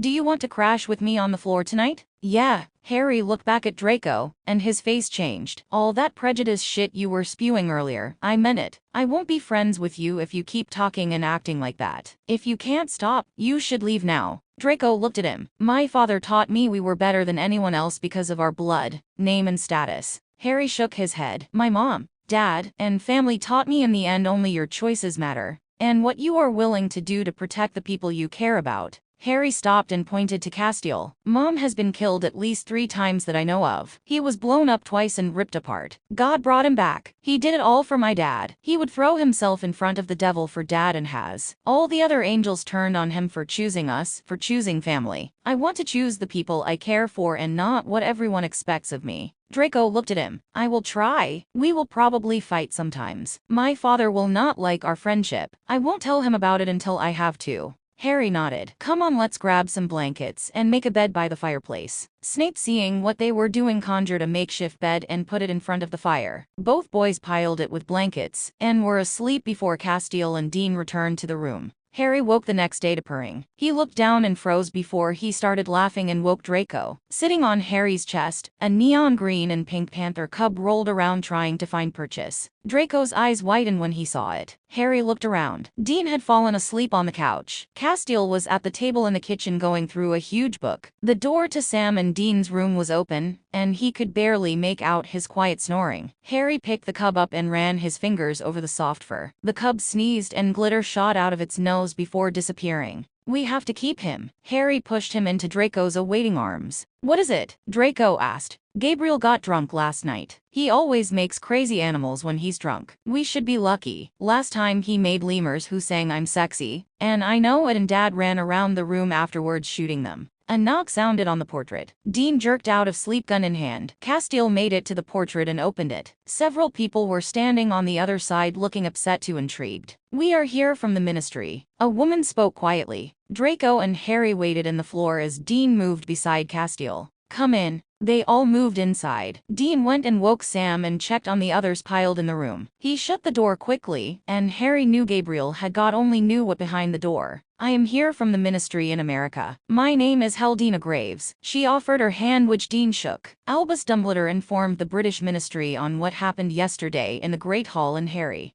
Dean became very stiff. Are we going to have a problem? The British ministry and the American one are very different. We deal with magic very differently because the difference in magic in our countries. You more than anyone should know the differences. We have known about your father and both you and your brother for quite some time. Everyone in the room was very quiet. Sam, still half asleep, was looking in the cabinet for coffee. A house elf popped in then and had a tray of coffee. Sam smiled and took a cup, then looked at the official. If you knew about us, why didn't you contact us? We had no idea the child you had with you was the boy who lived. We assumed, like many people, he was killed on the night his parents died or was kidnapped, never to be heard from again. Are you trying to lay a claim on Harry? Because let me be frank with you right now. Dean moved, shifting his gun. Harry is mine. I raised him and his family is with all of us. The one thing we all seem to get along for is sitting right there. You will have to fight heaven and hell to take him away from us. She scoffed. I make no claim, nor would anyone from the American ministry. Our first rule is to never let Muggles know of our existence. We followed you and tried to help you stay out of the FBI's way as much as we could, but we were not allowed to contact you. With Harry coming to Hogwarts, you have opened the door where we can speak to you.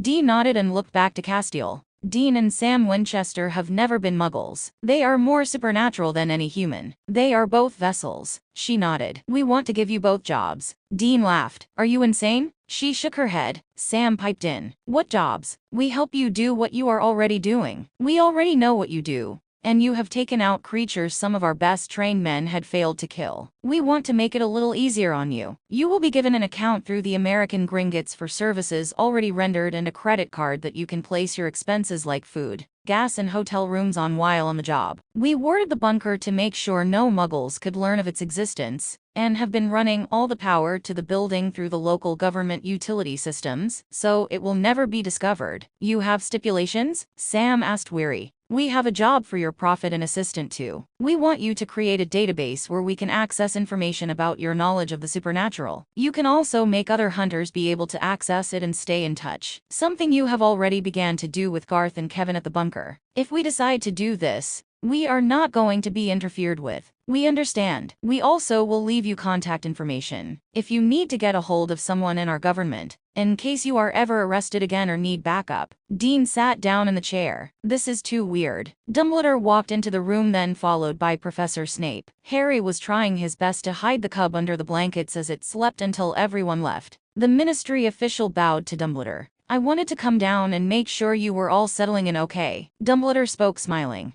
Harry rolled his eyes at his dad and got a smirk in return. Sam nodded and moved to Dumbledore and Snape, talking quietly. Are you going to do it, Dad? Dean looked at Mrs. Graves. We will do this on a trial run. If you don't interfere and everything is as you say, we agree. I can let Kevin and Garth know what you want and see what we can do to help you out. Kevin has turned into quite a hacker, and I think we can talk Charlie into helping him. You should call Charlie now. Castiel spoke behind him. If Charlie finds out you came here and didn't invite her, she will kill you anyway. Harry beamed. The creatures you kill, they can be used as potion ingredients. The goblins have volunteered to be your account supervisors, and will take all creatures and sell the parts, then deposit the money into your account. I will also give you their information. Sam sat down then. If you can use Wendigo Ash, I can take you to some. Snape perked up then. I will apparate us there and help you get it. Sam nodded. Mrs. Graves stood and pulled out several files and dropped them on the table. Here is all the information. I also made portkeys for all of you. They will take you back to the bunker if you ever need to get away quickly. We made them into necklaces so they won't be in your way. I made an even dozen. They will arrive by mail today. Instructions are in the packet. Balthazar strode into the room then. He was wearing nothing but leather pants. Harry and Dean rolled their eyes as Castiel made disapproving noises. He ignored them and walked over to the pallet and collapsed beside Harry. Did you miss your favorite angel? What took you so long to get here? Let me guess, blonde and leggy. Balthazar smiled, creamy and brunette. Harry elbowed him in the floor. Balthazar sneered and looked up and saw Snape and Dumbledore watching him. Balthazar smiled at Snape. Harry leaned over and slapped him on the back of the head. Don't even think about it. Why not? He pouted but didn't stop staring at Snape. Because I like him and you are way too much car for anyone. Dean laughed and got slapped by Castiel. Sam rolled his eyes and went back into his room, ignoring everyone. Mrs. Graves stood with the rest of her party in tow. If you need anything, contact me. She bowed to all of them and left. Dumbledore turned to Dean and Castiel. I was thinking about your situation and staying here. I was hoping we could have a small class added to the curriculum. You could teach the students about the threats you deal with and what they can do to protect themselves from the perspectives of a hunter. Sam stumbled back into the room. I would love to do that. Great. Dumbledore smiled, his eyes twinkling. I have found a new teacher for our defense against the dark arts. You've met before. It's Harry's godfather, Remus Lupin. He wants to see Harry when he returns to school if you grant him permission. Dee nodded and grabbed a cup of coffee. We will discuss it. Harry looked at Castiel and pushed the cup farther under the covers. He was fooling no one. Castiel pointed at the covers, but Harry ignored him. Draco leaned over. I think he knows. He won't flip out until Dad does, Harry whispered back. Balthazar rolled back over on the pallet and looked under the covers and snorted. Ah, wee Winchester. Dumbledore took his leave. Snape was accosted by Sam again. Sam followed Snape out to look at the potions classroom. Dean ushered everyone else to get ready to head to breakfast. Draco left them to meet them in the Great Hall. Half an hour later, they were dressed and on their way to meet Draco and eat. Sam had somehow conned his way into attending potion classes with Harry when he wasn't hunting. Dean was ignoring him in favor of watching Castiel as he took in the castle. Harry wondered when the hell his dad was going to break down and admit how he felt about his mom. Balthazar had made Harry a collar for his new pet, and was now holding it, listening to it purr in his arms. Harry had purposely teared up before they left, and Dean had caved. As long as Gabriel didn't make it disappear, he could keep it. Princess was agitated at the new pet,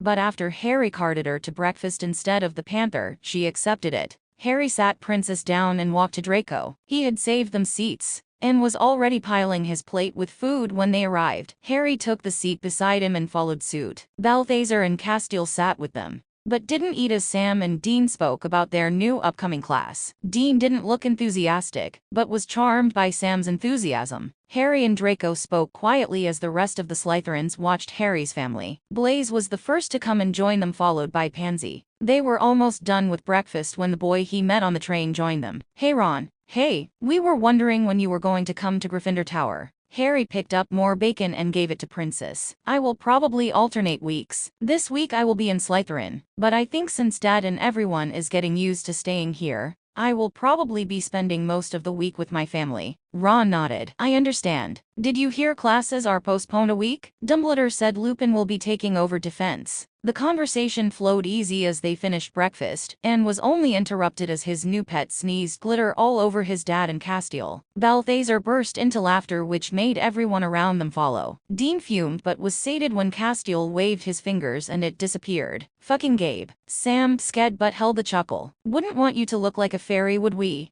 Dean snarled and stood to walk back to their rooms with Castiel glaring at Sam as they left. When is your papa going to grasp what everyone already knows? Harry smiled at Balthazar. Do you think we can talk Crowley into an air conditioner? They snickered as Harry turned back to Draco. The rest of the week went by smoothly. Harry spent every other night with his family and the others with his new dorm mates. His new pet, which Gabriel named Pancake, was now the Slytherins' new pet. Gabriel was chastised by Castiel when they finally cleaned up all of Gabriel's drunken debauchery. He was on his best behavior for Gabriel. The weekend came and classes would start on Monday. His schedule had been given to him, and he was excited. Gryffindor and Slytherin students took classes together, so he would be with both his houses. Draco had kept his promise and stayed out of the power plays in Slytherin, and stopped talking about blood purity and muggle-born children. Harry was proud of him and considered him a friend. He'd even spent the nights with Harry when he stayed with his mom and dad. His mom had bombarded Draco with questions, and Draco answered and ignored the quirks of Castiel. Saturday, Harry woke and left his dad and Draco sleeping. Sam wasn't in his bed, so Harry dressed and went to find him. He walked into the potions room and was hit in the face with red light. His body jerked back and slammed into the wall. Harry heard footsteps before he passed out. Harry came to with Dean screaming. Sam was looking pouty with Snape standing steps away trying to ignore Dean's wrath. He is fine, Dean. Castiel spoke as Harry fluttered open his lashes. Dean snarled at Sam, then picked Harry up. Harry immediately tried to get out of his arms. Dad, I'm not 5. Dean harumphed but sat him down. It seems like Sammy was trying to see if he could fight Snape, and one of Snape's spells hit you. Harry looked to Sam and rolled his eyes at Dean's worried stance. I've been hit with worse in the field. Dean threw up his arms and stomped back to their rooms. Harry watched him go, then took a seat at one of the desks. So, how did it go? I did okay. I could dodge almost everything. but he got me a few times. Sam grabbed a chair and sat in front of him. Did it hurt? No more than paintball training. Castiel ran his fingers over Harry's forehead, again checking on him. Harry sat quietly and let him. I know what you can do to make it up to me. Snape sat down and raised his eyebrow. What would that be? Help me talk Dumbledore into movie nights. I've had to explain over and over what Muggle stuff is. Won't it be better for wizards to see some of Muggle culture? Movies seem the best option. Books are boring. Gabriel poked his head in the room. I can make that happen. We need permission, Loki. Gabriel pouted and then ran off grinning. He's been on good behavior too long. Can you go talk to Dumbledore now? I'll come with you. Castiel volunteered. Harry nodded and ran to the Great Hall to try to rein in Gabriel. He was too late. Gabriel had already put a huge white screen on one of the walls. He was setting up something on the other side of the hall that would work as a projector. Harry moved over to him, pushing his way through the growing crowd to see what mischief he was about to encounter. We still need permission. Gabriel laughed. So what do you want to watch first? I'm going to get expelled because of your nuisances. Gabriel threw his hand over his heart, mocking him. No appreciation for the finer things, we Winchester. Gabriel's voice filled the castle then. I, Loki, god of chaos, have deemed Hogwarts and its students lacking of true Muggle culture and cinematography. Today will be the first day of weekly movie night. I hope all students will join me in watching whatever we finally decide to pick. Popcorn and candy is required and will be waiting. Come now. Movie starts in 10 minutes. Gabriel snapped his fingers and movie chairs, pillows big enough to lounge on, and bowls of popcorn mixed with M&Ms, Milk Duds, Sour Patch Kids, and assorted other candy appeared. I'm so getting expelled. Professor McGonagall waltzed into the Great Hall and headed straight for them. Gabriel snickered and pushed Harry towards her. Professor, I'm so sorry. I mentioned to Snape and my Uncle Sam that all the students never got my movie, and Muggle references, and Snape should help me implement movie night. Uncle Loki kind of took over from there. He means well,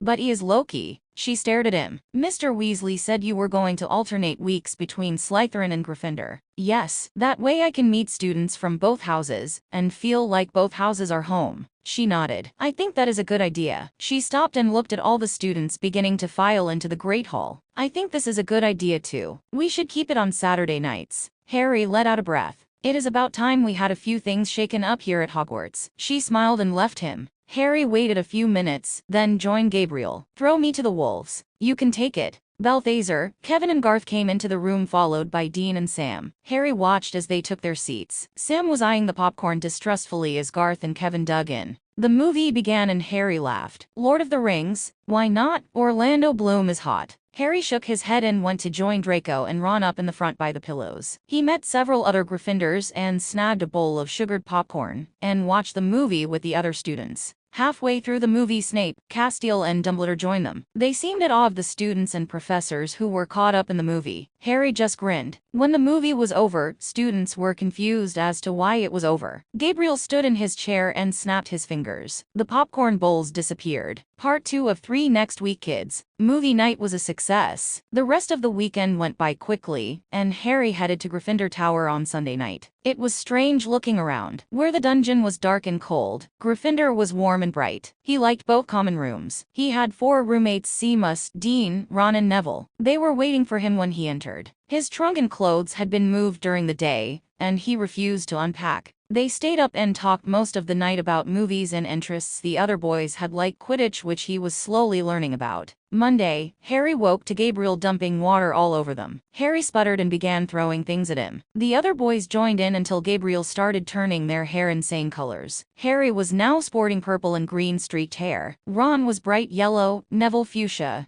Dean and Seamus were neon blue. They all showered and made it down for their first classes. Gabriel had made their hair turn back to normal, but only when they were in class. Otherwise, Harry would have told on him. Castiel would have strangled Gabriel. They ate breakfast. Harry smiled at Draco as he sat with the Gryffindors. His first class was potions. Sam was waiting outside the classroom when Harry arrived. Sam took one look at Harry's hair, and his face changed. It will go away as soon as I walk into class. Harry almost screamed before Sam could go into his rant. Sam's mouth clamped shut, but he still didn't look happy. Snape finally opened the door and took in Harry and his dorm mates. His eyebrow rose, but he didn't comment. They filed into the class, and Sam began to calm down. When Harry's stripped hair went back to normal, Sam sat in the desk with Harry. Draco and Pansy were in the desk in front of him. Harry motioned Neville to join him and Sam when he looked around the room timidly. Snape began to talk as everyone calmed. Harry wasn't paying attention. His eyes swung around the room to all the various jars and ingredients lining the wall. His eyes stopped on a particular jar. Inside the jar was a pair of blue eyes. Harry wanted to scream. His magic whipped out, startling Sam. Snape, feeling Harry's magic, walked to him.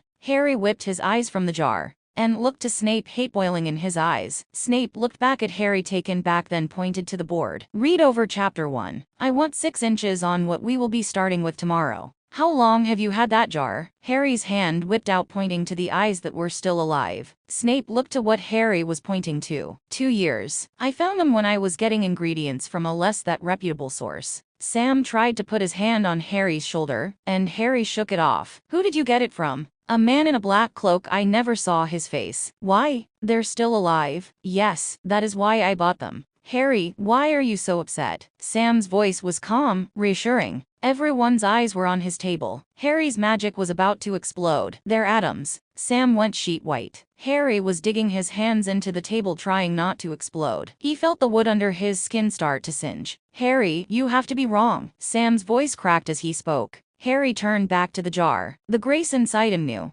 Mom. Castile fluttered into the room. Mom, is that Adam? Castile was confused. Sam stood up and walked to the jar. Harry couldn't move. He was still trying to get his magic under control. He was losing. Castile followed Sam and looked at the jar. Yes. Castile's calm voice floated around the room. Harry stood and ignored the burned table and walked to the jar. He picked it up, ignoring everyone, and walked out of class. I'm getting Crowley. Sam started to speak. Harry whipped around. We've already fought about this, Uncle Sam. You all told me it wasn't possible to get Adam out of the cage. Castile got you out. Death got your soul out. I'm finding a way to get Adam out. Everyone in class was staring at him. Professor Snape, I apologize for interrupting class. I hope you understand. I need a second. Snape nodded as Castile and Sam watched him turn and leave. He walked down the hall to his dad. Dean was sitting on the couch with Garth and Kevin. They were poring through internet reports and trying to find a job. Garth was on the phone with another hunter. I told you last time you called. Garth stopped talking as they all looked up and saw Harry. Harry could only imagine the look on his face. Let me call you back. Garth hung up without waiting for an answer. Dean took in the jar in Harry's hand but didn't comment. Aren't you supposed to be in class? Harry snarled at him. Dean flinched but straightened his spine and stared at him. Is there something we should be talking about? Adam. Dean sighed and ran his hand over his face. It was a nervous habit he showed right before he started getting uncomfortable. Harry, we talked about this. Death would only let me get one out of the cage. The only choice for me was Sam. We can't get Adam out of the cage. Harry slammed the jar down on the table in front of them. Castile, Sam, and Snape filed into the room as the jar hit the table. Then tell me, Dad, why the fuck am I holding Adam's eyes if no one can get into the damn cage? Dean tore his eyes from Harry to look at the jar. Harry snarled at him when he tried to speak. He turned to Kevin and Garth. You are going to help me figure out how to get Adam out. Dean stood and tried to reach out to Harry. Harry snarled at him again. I'm going to class. He had charms next. He got lost twice in his fury. He made it to class right as Flitwick was starting class. He grabbed the open seat by Draco, but was so angry he couldn't pay attention. The professor was walking around the room showing them some of the magic they would begin this year. Harry finally began to calm down when Draco laughed as the professor climbed down from his podium and almost fell. Class ended and he walked with Draco and Neville to lunch. Draco abandoned the Slytherins and joined Neville and Harry at the end of the Gryffindor table. Harry, what was that about in potions? Harry started filling up his plate. He looked to his new friends and decided maybe listening to the adults was futile. He'd been taught to be a hunter. He was raised so if his family was killed on the job, he would be able to take care of himself. He was fed up with how they just accepted Adam being gone. He loved his dad more than anyone. But he knew if it was reversed and Sam was still in the cage, Dean would fight heaven and hell to get him out. His dad was still mad at his grandfather for having another son. Harry stopped and looked around the room. He imagined his dad and mom were downstairs arguing. I'm going to work around my dad and mom. I'm going to get my uncle out of hell. They both stared at him. You mean hell like the place, the real hell? My family is really insane. My dad is the vessel to Michael the Archangel. My Uncle Sam is the vessel to Lucifer. The apocalypse already happened. To stop it, my uncle let Lucifer possess him, and my dad refused Michael. The plan was to have Sam throw himself back in Lucifer's cage when he said yes. Lucifer was stronger than he thought and walked away possessing Sam. The angels resurrected my Uncle Adam, who was already dead. Mom got to him before he could say yes to let Michael possess him. The angels found him after we had Adam hid for 2 weeks. Adam accepted Michael's offer. The final battle happened. But Dad showed up. Sam took control long enough to throw himself in Lucifer's cage, but Michael tried to stop him and was dragged in the cage with Lucifer. Draco and Neville exchanged looks. I know it is a lot to take in. Castiel got Sam's body out, and Death later did Dad a favor and got Sam's soul out after Dad tried to blackmail him. Your dad tried to blackmail Death? Harry snorted. Yeah, Death is a really weird guy too. He eats fast food and has a very dry sense of humor. Anyway, I got upset because Death would only take one soul out of hell. Sam or Adam's. Dad chose Sam. I wanted us to save Adam afterward. I asked and pleaded, but every time I brought it up our world was exploding with a new insane thing. Mom turned, Eve was woken up, Dad went batshit crazy, and then there is always another job. What can you do? Harry looked at them. I don't know, but I have magic, and I have every bit of knowledge we have at the bunker. I need to do this because I don't think Dad and the other insane family I have are going to help me. Draco looked at Neville, then back to Harry. What do you need to do? Harry thought about it. They all ate quietly as Harry pondered. I have to go to hell, find the cage and somehow get Adam and his soul out without releasing Lucifer. Draco sneered. You make it sound easy. The only thing that will be easy is getting into hell. I know it can be done. Uncle Sam did it already. There is a gateway between purgatory and hell. I can go in through purgatory. It's going to be everything else that is hard. You're serious about this? Neville asked quietly. He is in the cage with Lucifer. I won't leave him. I was so mad about them forgetting him. I only met him for 2 weeks, but he is my uncle. Could you leave your family in the cage with Lucifer and not want to save him? We will help you. Draco spoke with Neville nodding. We are still first years. It will take us a long time for us to understand our magic. Harry filled up his plate again and sat it in the floor for Princess. I'm going to teach you everything on being a hunter. It can't hurt and you can train with me if you want. If I'm going to do this, I need to keep training. Dad will get suspicious if he sees me. I'm going to have to hide it from all of them. Harry picked up the empty plate. I'm going to make us some hex bags so they can't read our minds. Hex bags? Neville and Draco asked together. Harry laughed, then began to explain witchcraft in America. By the end, they were both horrified and wrote down several ingredients they would help him find. They started something between them that Harry realized was more than friendship. He felt like he was starting his own family here at Hogwarts. They left lunch and headed to class. Now that the decision was made, he listened to every word that was spoken in Transfiguration. He took notes and decided he would be the best student possible. He left class heading to the library. He noticed the books in the restricted section and knew the books he probably needed were back there. He made a mental note to find a way to get past the scary librarian. He finished his homework, then went to dinner and sat with the Gryffindors. The next couple of weeks went by smoothly. His family returned back to the bunker after issuing warnings if he was in trouble to send for Castiel. Harry rolled his eyes but nodded. Dean had several jobs he wanted to clean up before Sam started teaching his new class. He also wanted Kevin and Garth to start on the project for the Ministry of Magic in America.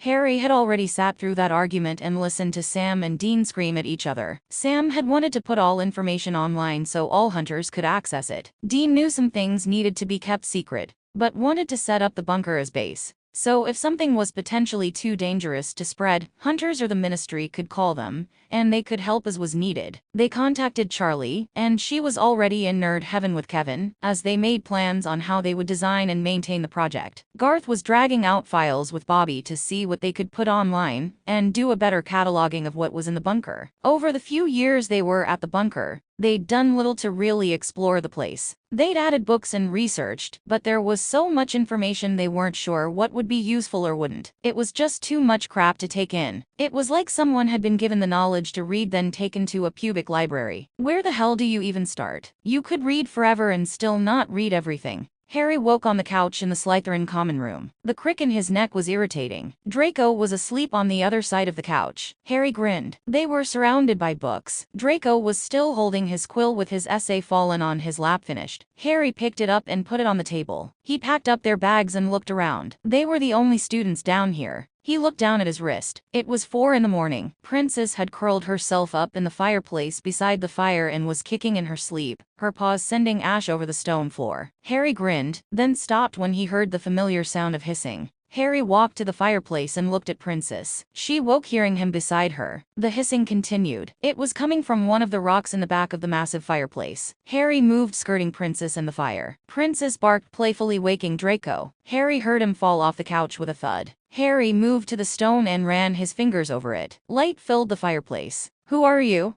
Harry startled. "Harry Winchester? You understand me?" "Yes. Do you wish to enter?" Harry shrugged. "I guess." "Harry, you are a Parselmouth." Draco spoke, startling Harry. "A what?" They both froze when the back of the fireplace opened. Dust poured into the room, making them both cough and turn away. Princess was already running through the opening. Harry tried to grab her and missed. "Princess." Harry turned back to Draco. Draco pulled a wand from his robes and whispered, "Lumos." Harry moved, walking into the room. They both froze when torches on the walls sprang to life. They stood looking around at what looked like an office potions dungeon. "Harry, I think you found Salazar Slytherin's rooms." Harry moved through the room and found another set of rooms off from here. There was a bedroom with a bed that looked moth-eaten and skanky, and another room that was completely empty. Harry grinned and turned back to Draco. "This could be our war room." Draco laughed. "Professor Snape would kill us if we didn't tell him about this." Harry looked around. "Do you think he would keep it a secret?" Draco smiled. "If we manipulated him. Let's do it now before anyone else wakes up." Draco gaped at him. "He will kill us for being outside the rooms this late at night." Harry walked over to the desk and picked up a potions book. "I think we might have leverage. Come on." Draco followed Harry outside and the fireplace closed. Princess was on their heels as they snuck out into the corridor. It was quiet. They slowly made their way down to Snape's rooms. Harry could feel the spells wrapped around Snape's door. He placed his hands against the charms. He didn't want to break them, but he figured Snape would know someone was messing with them. They waited a few minutes in silence before Snape swung the portrait open, looking fierce. "What are you both doing out here? Can we come in?" Harry asked. "I should give you both detentions. You know better than to out in the halls at night." Harry pulled Draco in the room and smirked at Snape. "I want to ask you a question and make you a deal." Snape stared at him. Harry lifted the book, handing it to Snape. Snape grabbed it, barely paying attention to it, then opened it and sat down on the floor in shock. "Where did you find this?" Draco was looking smug beside Harry. Harry moved, crouching down on the floor with Snape. "Can you keep a secret?" Snape stared at him. "I'm your professor." Harry stood up and smiled. "I might have found." Draco interrupted him. "Salazar Slytherin's secret rooms." Harry laughed. "Way to negotiate." Draco pouted. Harry turned back to Snape. "Can you keep a secret now?" "Why would you want to keep this secret?" Harry grinned. The negotiations were starting. "I want to use the room to train and practice magic away from the other students. I need somewhere to store my guns that won't give any of the other students access to them." "You plan to continue hunting along with your father?" "Yeah." Snape looked at him, pulling himself from the floor. "You don't want me to tell your family either?" Harry shook his head. "I want something that is separate. You can even brew there and come see what we are doing if you insist. As long as you promise me that if you find anything else, you will come to me and keep me informed." Harry grinned. "Deal. Let's go." They filed out of Snape's room and headed back to the common room. Harry walked, opening the fireplace again, and they filed through. Snape walked around the room in wonder. "Can you use cleaning spells in here?" Snape nodded and walked around the room and began to clean. Harry walked into the empty room and looked around. He was raised a hunter and knew now he had somewhere he could research and put a plan into motion. Snape followed him inside the room after he cleaned the other 2 rooms. "Harry, you have no idea what you have stumbled across." Harry nodded, looking at the stone walls. "Do you need anything specific that I could set you up with?" Harry nodded. "I need shelves along this wall. I want this entire wall to be like a human pegboard. I need targets along the far wall, and a table set up with 4 chairs in the corner." Snape nodded and began to set up the room to what Harry needed. They made a few changes as they went, but Harry was happy with the end result. "Perfect. Do I want to know what you are planning in here?" Harry grinned. "Nothing that will get me expelled over." Snape shook his head. "If you decide to do anything, I want a warning." Harry grinned but refused to confirm. Snape shook his head and went back into the other room. Draco joined Snape, leaving Harry to look around. He walked back out to the common room and grabbed his bag. He headed back inside and pulled out regular sheet paper and a pen, and began to write. He put 4 pieces of paper on the board: Purgatory, Hell Cage, then how to get back safely. Draco walked back inside the room with Harry looking at the wall and what Harry had wrote. I keep thinking you weren't serious. Hell and angels are just muggle stories, but looking at this. Draco turned back to Harry. You can't do this quickly. You are going to have to do this smart. Harry nodded. I need to figure out a way to get Crowley to tell me about hell without him becoming suspicious. Draco, following Harry's example, wrote, talk to Crowley, and put it under the hell category. Harry nodded. Let's go to bed. They left Snape in the room with Princess curled in Snape's lap as he read over one of the books. He was so engrossed he didn't even look up as they left. His family couldn't return for 2 weeks. Gabriel continued to pop up at dinner every other day to check on Harry and keep him updated about Sam and Dean. The website was already up and running, but it was taking a lot longer than they thought to get information in it. Bobby had found several rooms in the basement of the bunker with files and more artifacts. It left so much work only Sam and Dean would be returning. Harry sat at dinner watching Gabriel. Gabriel had been eyeing up the Weasley twins for weeks. Harry was trying to distract him. Ron had told Harry his twin brothers were a nuisance and constantly did pranks around the school. Harry had listened laughing as Ron told him about their adventures, but Harry was trying desperately to keep Gabriel away from them. Harry knew if Gabriel combined his crazy to theirs, the school was going to explode. It was his Gryffindor week when everything fell apart. Fred and George came rushing into the grand hall, their faces bright purple and smelling of raspberries. Gabriel zeroed in on them and demanded they come and sit with him and Harry. Harry rolled his eyes and looked over to Draco, signaling him to join them. Draco looked confused and picked up his plate and headed to the Gryffindor table. My, what have you boys been doing? Gabriel was grinning, almost bouncing in his seat. We were trying to create a potion that would give the drinker fantasies that we could create, George stated. We added to many Cornish pixie hairs. We passed out and came to eating parchment. Gabriel laughed. We need to collaborate. Harry shuddered. No, you don't. Hogwarts won't survive. Fred and George were grinning. Oh yes, we would love to. Harry gripped Draco's hand under the table. We are so screwed. Gabriel grinned. I have a new simulation room. Harry hadn't asked if he could start using the rooms again. He was scared if he asked too quickly then his family would become suspicious. This was perfect. What is it? Gabriel smirked. It is a surprise. Harry frowned. The last time you said you had a surprise, I broke my arm. Gabriel looked ashamed for all of 2 seconds, then he grinned. This one is different. I'll agree if you leave the door so I can practice on the weekends. Only on the weekends. Harry smiled. Can we go, Harry? Fred and George asked. Harry turned to Gabriel. Yep, the room will adapt to who you bring in. Harry frowned. What did you do? You will see. I will put the door inside Snape's classroom. You can all go during movie night tomorrow. We love movie night. What was going to play? George asked, piling his plate. Gabriel smirked at Harry. Finding Nemo. Harry laughed. We can always have an encore later. Gabriel left them, promising to return tomorrow with the Winchesters in tow. He would be able to see his family again. It seemed like forever. He missed them. He looked around at the other students and wondered how they could be apart from their families for so long. What are the rooms like? Draco asked as Neville joined them. Different. I don't know what to expect. It will be new to all of us. Just be prepared for the worst. The next day they all piled into Snape's classroom and looked at the door. Harry looked around and wanted to laugh. Everyone looked either excited or terrified. Harry had invited Fred, George, Draco, Neville, Ron, Blaise and Hermione asked to tag along. Snape walked over to Harry. What happens if something goes wrong in there? I screamed for Mom or Loki to come fix it. You will all be safe. I have no idea what we are walking into. Snape ran his hands through his hair and looked around at everyone. This seems like a bad idea. Harry snorted. It is, but what can you do?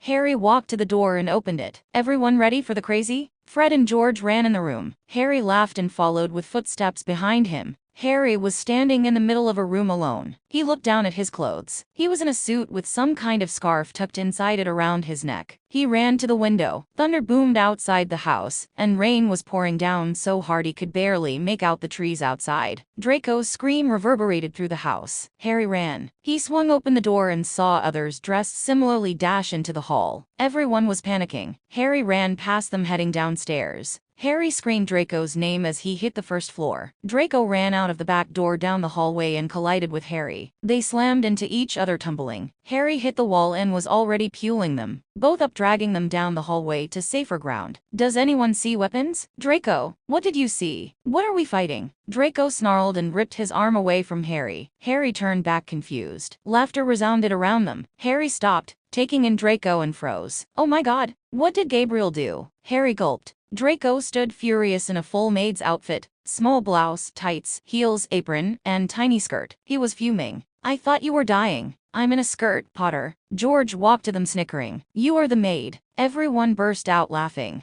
But Harry was looking around, trying desperately to see what was going on. Huge house, 40s clothing. Fred looked like a butler with white gloves. Everyone had on suits, but Hermione was in a flapper dress, and huge feathers braided though her hair. Gabriel appeared. Everyone turned to him. The noises of the storm outside and the tapping of Draco's heels were the only noise that could be heard. Harry watched Gabriel. You aren't Loki. The image smiled. No, I am part of the game. Hermione turned to Harry. How did you know? I can't see his wings. Hermione nodded and turned back to Gabriel. Gabriel clapped his hands. Guest will be arriving soon. Gabriel moved in a circle, arms outstretched. Figure out the game, but be warned, the game can change with your choices. Check your pockets. With a wink, he was gone. Harry rolled his eyes as Gabriel disappeared, and they heard a loud knock. Hurry everyone, check your pockets. They all began digging through their clothes. Harry found a small piece of paper. Youngest son. Harry looked up. I'm the wife of youngest son. Hermione. Butler. Fred. Friend of youngest son. Blaise. Youngest son. Harry. Solicitor. George. Solicitor. Neville. Illegitimate son. Ron. Harry snorted. Everyone turned to Draco. Like, I need a piece of paper. Draco dug through his apron. He pulled out the paper and snarled. Maid, mistress. Blaise burst out laughing, his arms wrapped around his chest. I love your uncle. I'm going to kill him. The knock sounded louder this time. Oh right, butler, I'll get it. Fred winked and walked out of the room. Draco, I'm sorry. I will help you get back at him. Draco looked at Harry and pouted. I hate you right now. Harry looked at the skirt. I'd hate me too. I'll try to get you out of the skirt. Draco perked up, then caught George smirking at him, and Death glared him. Harry walked to the wall and face-palmed against it. This was going to be a long night.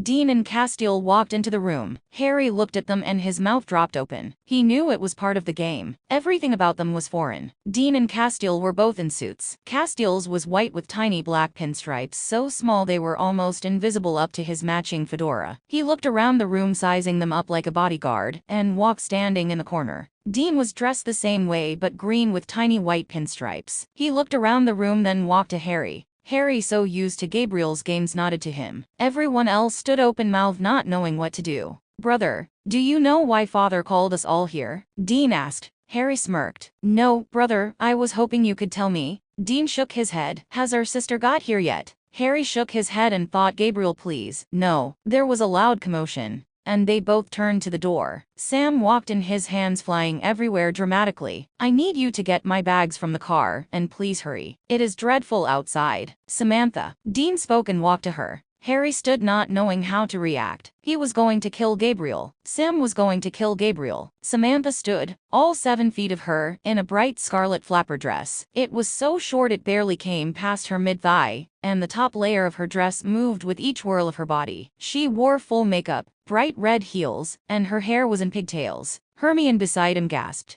Brother, are you not going to welcome your favorite sister? Samantha asked. Harry wiped the horror off his face and walked across the room, taking her hand and kissing it. My apologies, sister. She smiled and Harry resisted the urge to laugh. This was so not like the time Gabriel changed Sam into a girl. No, no, no, this was just shoving Sam in a dress. Harry backed away slowly when Samantha and Dean started talking. Harry pulled out the cell phone he kept on him out of habit, and began to stealthily take pictures. He might have accidentally had Draco in the frame too. Balthazar strode into the room in a baby blue suit and fedora. Castiel and Dean stiffened and nodded to him. Harry took in the interaction. I'm surprised you could get a night away. It is a pleasure you joining us. Dean spoke quietly to Balthazar. Balthazar moved, taking a few steps to him. I do the books. You are nothing more than the button man. He sneered down at Dean. Castile moved from the wall, but Dean stopped him with a single slip of his hand. Harry smiled. Even in a game, Castile followed Dean. They stood staring at each other. Crowley stormed into the room then in a purple suit. Harry rolled his eyes. Crowley would die before he touched that color.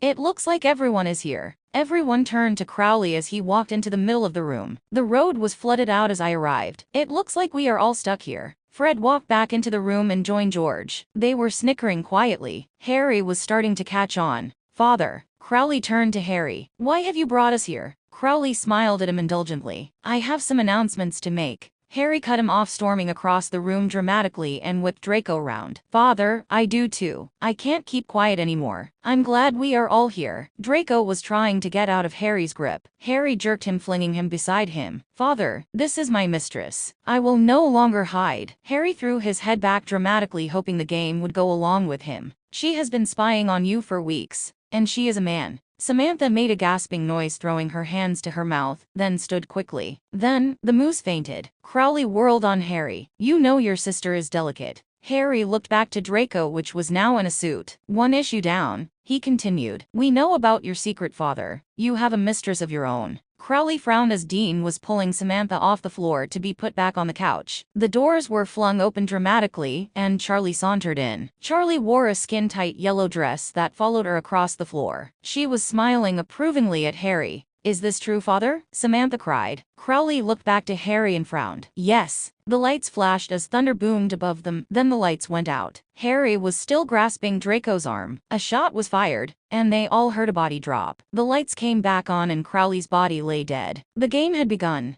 It was chaos. Dean dropped Samantha on the couch as Samantha screamed. Castile jumped off the wall and was looking around to find the gun. Balthazar was backing up to the fireplace to get as far away as possible, and Charlie was standing there just looking shocked. Everyone that Harry had brought were too confused to understand what was going on. Harry watched the chaos and moved to Hermione. Do you know what is going on? Clue. Loki must have gone on the Toys R Us website again. Hermione laughed. Where is the revolver? They began to move around the room. The revolver was lying under the table beside Crowley. Harry picked up the revolver and broke it down, so no one else could use it. Balthazar appeared at his side. The roads are closed due to the storms. The cops won't be able to get here until morning. Samantha was hysterical. Harry shook his head and looked at Dean. We should put the body somewhere. Dean followed Harry's eyes and nodded. He signaled to Castile, and they picked up Crowley and carried him away. Harry looked down at the floor and frowned. Draco and George came up behind him. Harry, what is going on? Harry smirked. Ask Hermione. I'll be right back. Harry went to follow Dean and Castile, but stopped when he walked out of the hall and noticed the front doors. There were 2 doors. He opened the first one and found the front steps of the house. He turned and opened the second door and found the hallway of the bunker. Harry turned, running back into the living room, and grabbed Draco. Come on. Harry pulled him to the door. Be my lookout. If anyone asks, I went to find a bathroom. I'm going to go grab some books I need from the bunker. Draco watched him as he opened the door. Draco peered inside until Harry smiled and shut the door. He heard the sounds of Call of Duty coming from the main room mixed with laughter. Charlie must have conned Garth and Kevin into playing. It wouldn't take much. Harry slipped past them as Charlie stood up, making noises that she just owned them. When he reached the kitchen, Harry froze when he heard Bobby's voice. Castile, don't tell anyone I'm praying to you. Come here. I want to talk to you without the others knowing. Harry backed up against the wall. He heard wings. Silence followed. Harry moved so he could see into the kitchen without being discovered and peeked. Castile was studying Bobby. Bobby looked like he was about to do something he would regret later. We need to talk about Dean. Castile became rigid at once. Harry watched as his body seemed to flinch in on itself. Castile's wings, which Bobby couldn't see, stretched out to their full length. Harry was glad Bobby couldn't see them. His wings screamed threat. What about Dean? The mark. Castile deflated and moved, collapsing in the chair in front of Bobby. The movement was so human. Castile's wings twitched as the silence hung on. The mark is changing him. We have both been covering for him. Castile's eyes locked with Bobby. Don't get huffy. You've seen the changes too. He lost it on this last hunt. He carved through that demon and didn't hold back. The look in his eyes, Dean wasn't in there. Castile glared at the floor. Harry took in a deep breath. Castile wasn't denying it. Harry knew if Bobby was lying or over-exaggerating, Castile would kill Bobby before he betrayed Dean. We can't look past this anymore. I don't know what to do. I think Harry is the only thing keeping Dean from embracing the mark. Now that they are separated, Castile didn't speak for a few minutes. I'm worried for Harry's safety. I feel like everything I think is betraying Dean. I keep thinking Harry isn't safe alone with him. Harry's mind was reeling. Castile must have been thinking about this for a while. How had he not seen this? His family was breaking down and he hadn't noticed. The mark had become to Harry like any other scar his dad had. It was part of being a hunter. He'd never thought more of it. It was just another scar on his father's skin, like the handprint. Harry realized what a child he still was. He leaned back against the wall. How could he do what he wanted and save Adam, if he couldn't even see what was happening in front of his face? His family was shattering. What do you plan to do? Castile asked, breaking the silence. Research. You can come back and help when the boys are asleep. Sam still hasn't caught on to the danger yet. Let's keep it that way. Sam won't be able to hide it from Dean. We need to find out how to remove the mark. Castile nodded. I'll talk to Naomi, maybe she can help. Bobby nodded. We aren't giving up on him. He would go to hell and back for any of us. We will do the same for him.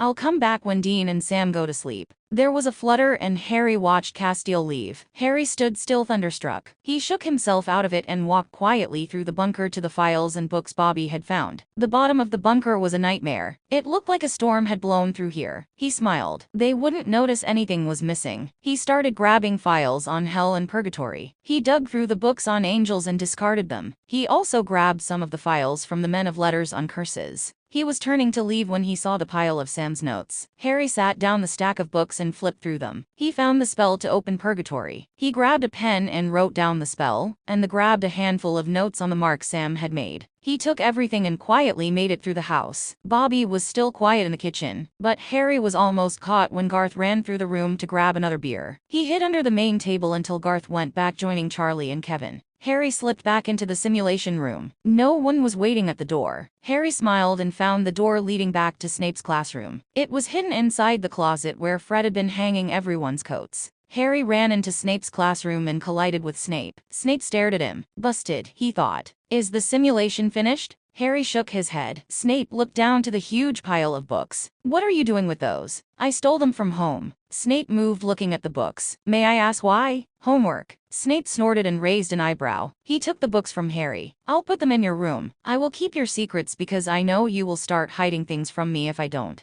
But if you decide to do anything foolish. Snape got so close to Harry. Harry thought he was going to fall back from leaning away from him. You will tell me what you are planning. Harry nodded and watched as Snape left the classroom. Harry smiled and ran back into the simulation room. He stood listening to the sounds of the house. He could hear people talking but couldn't make out the words. Harry moved to leave and saw the tip of a file hanging out of one of the coats. He moved, pulling it out. His eyebrows hit his hairline when he saw the pictures of Dean and Castile making out. They were both standing outside what looked like an old building. Dean had Castile pinned up against a brick wall. Both of their hats were lying on the ground, forgotten. Way to go, Dad. Harry tucked the files under his arm and began digging through the other bags. Fred had thrown everything in here. He found blue luggage with ledgers inside. They looked similar but different. He didn't understand any of it, but assumed one was what the government would see, and the other was legitimate. He thrust that under his arms. He moved to Samantha's luggage and found love letters from Balthazar. Harry burst out laughing. What the hell? Samantha's nickname was Canary. It looked like they talked about Balthazar's problem with bangtails. The only thing from Charlie in the room was a fur coat. Harry rifled through it and found a letter from Crowley, giving Charlie an apartment in the city and cash. The letter stated they would only have to hide their affair for a little while longer.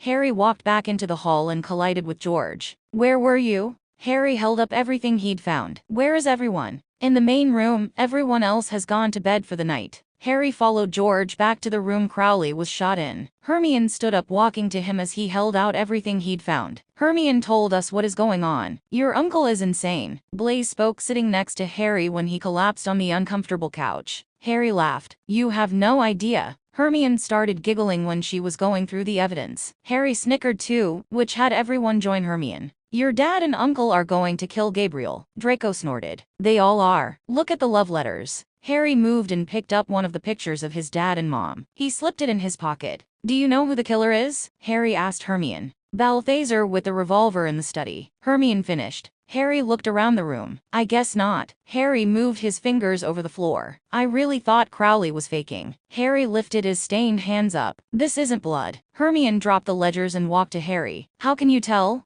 Harry licked his finger just to make sure. No, this is something else. It's not blood. Where did Dad and Mom put Crowley? I'll show you. Harry followed Draco through the house. A body tumbled down the stairs, landing at their feet. Harry looked up and saw someone running from the top of the stairs. Charlie's body lay broken at their feet. Damn it. More footsteps could be heard, and Dean, Castiel, Balthazar and Samantha came to the top of the stairs. What did you do? Dean asked. Harry laughed. I was down here when she fell. I saw someone run from the top of the stairs. Castiel moved away from Dean and picked up a lead pipe. It looks like she was hit with this. Harry walked away from the body and motioned Draco to keep walking. They moved to the back of the house to an old indoor cold room. There was no sign of Crowley's body. He was here before. Harry walked back out to the main room. Everyone was filed inside. Harry sat down. Samantha with the pipe on the stairs. The room buzzed. Samantha stood up angry. She deserved it. She was my best friend. She betrayed me. Crowley with the revolver in the what room is this? Study, maybe. Hermione spoke. Crowley with the revolver in the study. The room sang again, and Gabriel appeared. Where's Crowley? Hiding in the secret passageways. How did you know it would be Samantha? Draco asked.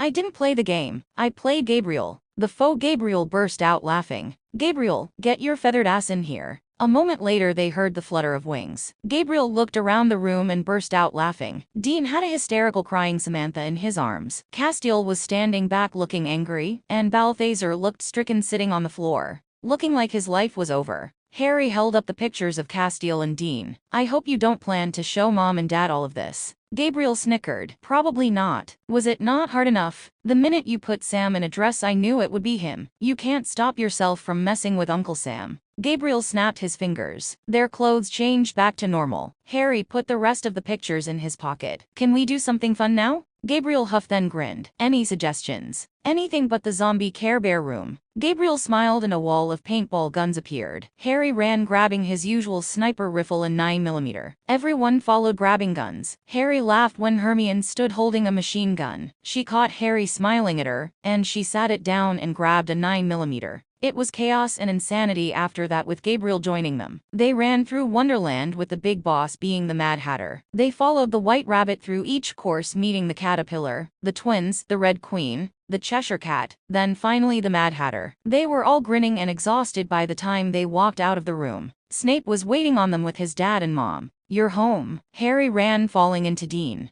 Dean smiled. We were only gone a few weeks. Harry moved hugging Castiel, then went collapsed on one of the chairs. Did you have fun? Harry looked around. They were all chest heaving in exhaustion and covered in paint. Neville looked like a rainbow had blown up on him. It was interesting. We went to Wonderland. Castiel nodded. George and Fred burst out laughing when Sam walked into the room. Harry tried to keep the attention on him and ran giving Sam a hug. Hey Uncle Sam. Sam smiled then caught on to the snickering. His eyes whipped to Gabriel. Dean was catching on. We should go. I know everyone is tired. Why doesn't Gabriel give us the highlights of tonight? Dean asked. Harry's eyes got huge, then he snickered. Dad, it's been a long day. I'm sure everyone is tired. George spoke up. I'm not tired. Are you, George? No. Hermione was moving trying to help Harry out. Gabriel snapped his fingers, and a television popped up. Harry groaned. Snickers could be heard. Harry turned to the screen as the night unfolded. Sam seethed. When Samantha fainted, Sam emptied a clip into Gabriel. Gabriel just shrugged and continued to eat the popcorn he'd snapped to existence. Harry ran out of the room when they got to the pictures of Dean and Castiel. When everyone saw his dad's face, they followed him out of the room. Dean screaming could be heard as they ran.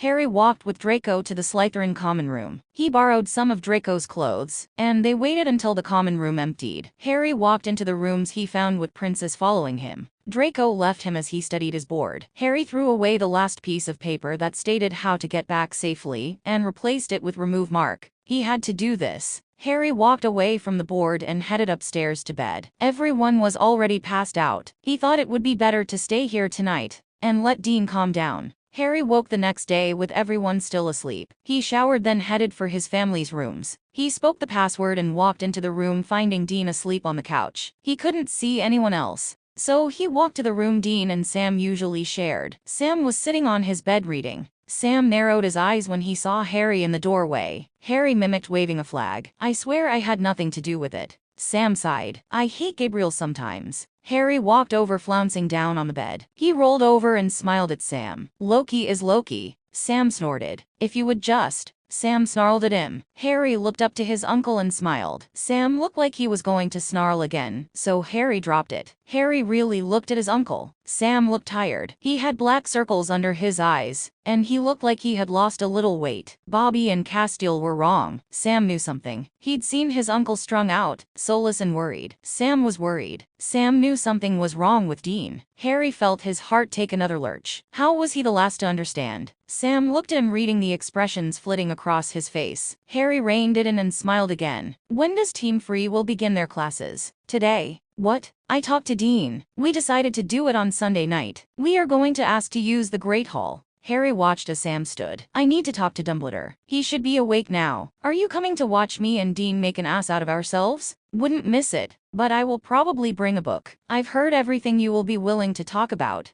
Harry pulled out his phone. He slid it over to Sam, and they laughed at the pictures Harry had taken from the night before. Dean looked around the room as Sam sat at the teacher's table. Everyone had come. He didn't think this many people would show up for this. He wanted to mentally groan but stopped himself. Castile and Gabriel were sitting next to Harry at the Slytherin table. Balthazar was standing on the wall talking to Snape. Dean's eyes searched the room again for Harry. Harry sat quietly, ignoring everyone, his eyes focused on the book in front of him. Dean whistled. The room became silent. Dean stood at the front of the room under Dumbledore's podium. His eyes went through the room, making sure everyone could see him. Someone walked up to him, handing him a wand and motioning him to speak into it. He rolled his eyes but took the wand. You are in no obligation to sit here and listen to anything we speak about. If you at any time feel uncomfortable or want to leave, do not think anyone here will be upset if you do so. Sam and myself will be using this time every Sunday to speak about hunting. Dean moved, walking down the aisle of the students, so he could be more easily seen. I want this understood now. This is not recruitment. I expect you to use the knowledge we give you to protect yourself if you are threatened. If we find out you are using this knowledge to go seeking out trouble,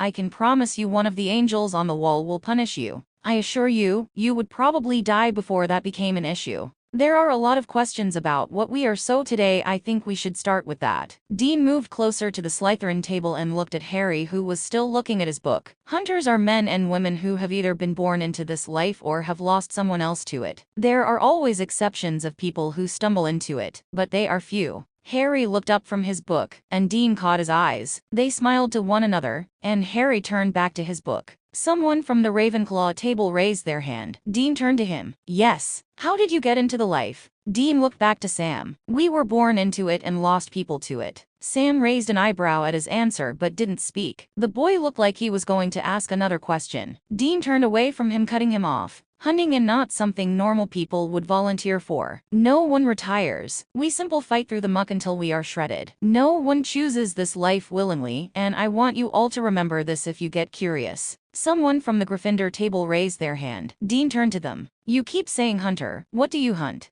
Ghosts, witches. The room flinched. The witches from where we are from are different. Muggles, as you call them, can make deals with demons. They can sell their souls to demons and be given demonic magic. Witches only get on our radar if they are killing people. Witches and wizards like you all here would never get on our radar in the first place. We find creatures by looking through newspapers and police reports by the carnage left behind. Sam spoke. We also hunt werewolves, wendigos, demons, shifters, lesser gods, vampires, just to name a few. More hands shot up. Dean looked around the room. He heard Sam snicker behind him. Dean turned to the girl closest to him. What is the worst thing you've hunted? Dean didn't speak. Harry's voice could be heard coming beside him. Dean flinched. Angels. Every eye turned to Harry. Harry was looking at his dad. Sam stood up, looking at Harry. Harry closed his book and walked out of the Great Hall with every eye following him. Dean's eyes moved from the doors, and Harry's retreating back to Castile. Castile was still watching Harry leave. Castile's eyes whipped back around to Dean. Dean looked around at the other students and watched Kaz get up and follow Harry. Gabriel was half off his seat, but Dean motioned him to sit down. Gabriel nodded. Dean ran his hand over his face, through his hair, then laughed nervously. Sam moved, standing beside Dean. Any more questions about hunters? Hands shot up around the room. Dean took a step back and let Sam's studious voice fill the room. Gabriel stood walking to the corner of the room, and Dean moved to him with Balthazar and Snape joining him. "Should we go get him?" Gabriel asked.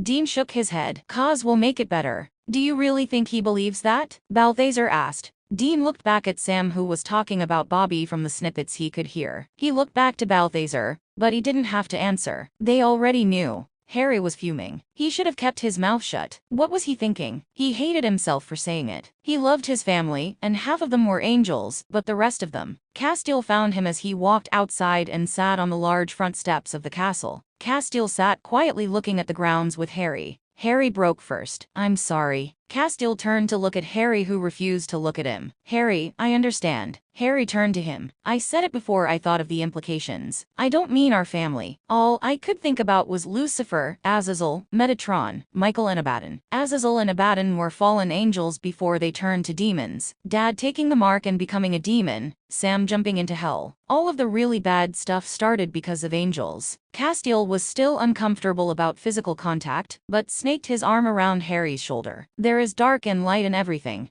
Harry leaned into Castile, and he knew his mom understood. They stayed there for a few more minutes before heading inside. They stopped at the Great Hall to look inside. Castile and Harry froze. There was a Wendigo standing behind Dean, inching closer. Was everyone else blind? Harry, without thinking, whipped the angel blade from his boot and threw it. It zoomed through the room, going straight for the heart of the Wendigo. The image wavered. Everyone gasped. Gabriel popped out into view behind Dean holding the blade. Harry looked at him and blushed to his toes. He stomped into the room and grabbed the blade from Gabriel. "Sorry," Harry mumbled, then ran back out of the room. Gabriel broke into laughter. "Or, you could just throw an angel blade through the heart of it like Harry did." Dean looked back to Gabriel and the image of the Wendigo. Gabriel snapped his fingers and it disappeared. Would today get any worse? Dean thought. Gabriel snapped his finger again. A clown appeared beside Sam, who immediately yelped, then turned back to Gabriel. Gabriel smiled and fluttered away, conveniently leaving the clown. The weeks following were filled with classes during the day, studying everything he could find in the evenings, and learning spells in the war room.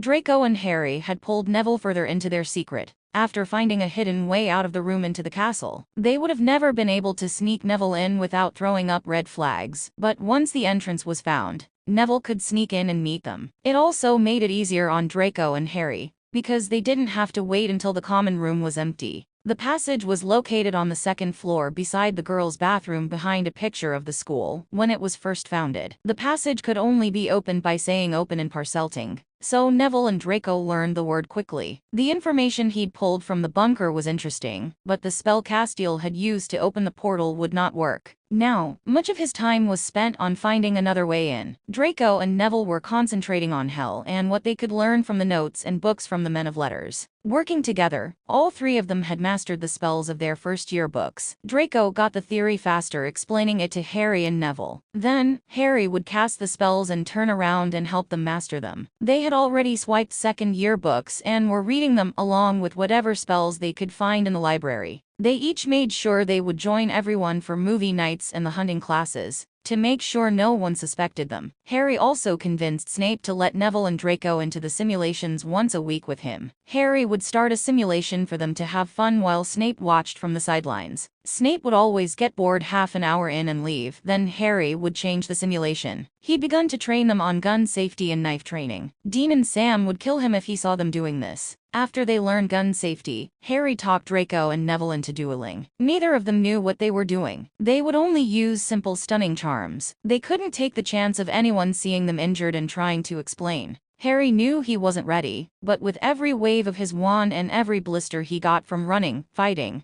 knife throwing and the pull of the trigger, he was one step closer to Adam. Every night as he lay down completely exhausted, he repeated it over and over. This was all for Adam. It was finally Halloween. He'd been so excited. He wasn't excited anymore. Harry was going to kill Gabriel. His utter humiliation had started Saturday night. Gabriel cornered him on his way to movie night and begged him to play in one of his rooms. Harry was so exhausted he really didn't want to, and they were playing the Despicable Me movies. He was not going. Gabriel pleaded and begged, and Harry ignored him. They made it to the Great Hall before Gabriel got really dramatic and flung himself to the ground and wrapped himself around Harry's legs. Harry turned puppy dog eyes on Draco and was being pulled away when Gabriel made his last plea. I will make a bet with you. If you beat me tonight, I will do anything you ask. Harry perked up hearing that. He was so stupid. He planned to win and demand Gabriel ask out his uncle again. What happens if I lose? Gabriel smiled. Halloween you have to spend with me. And with one stupid smile, he was screwed. The night was one of the best he could remember. The usual gang had all joined them along with Dean, Castiel and Sam. To make it up to Harry for pulling him away from the movie, Gabriel conjured a room full of minions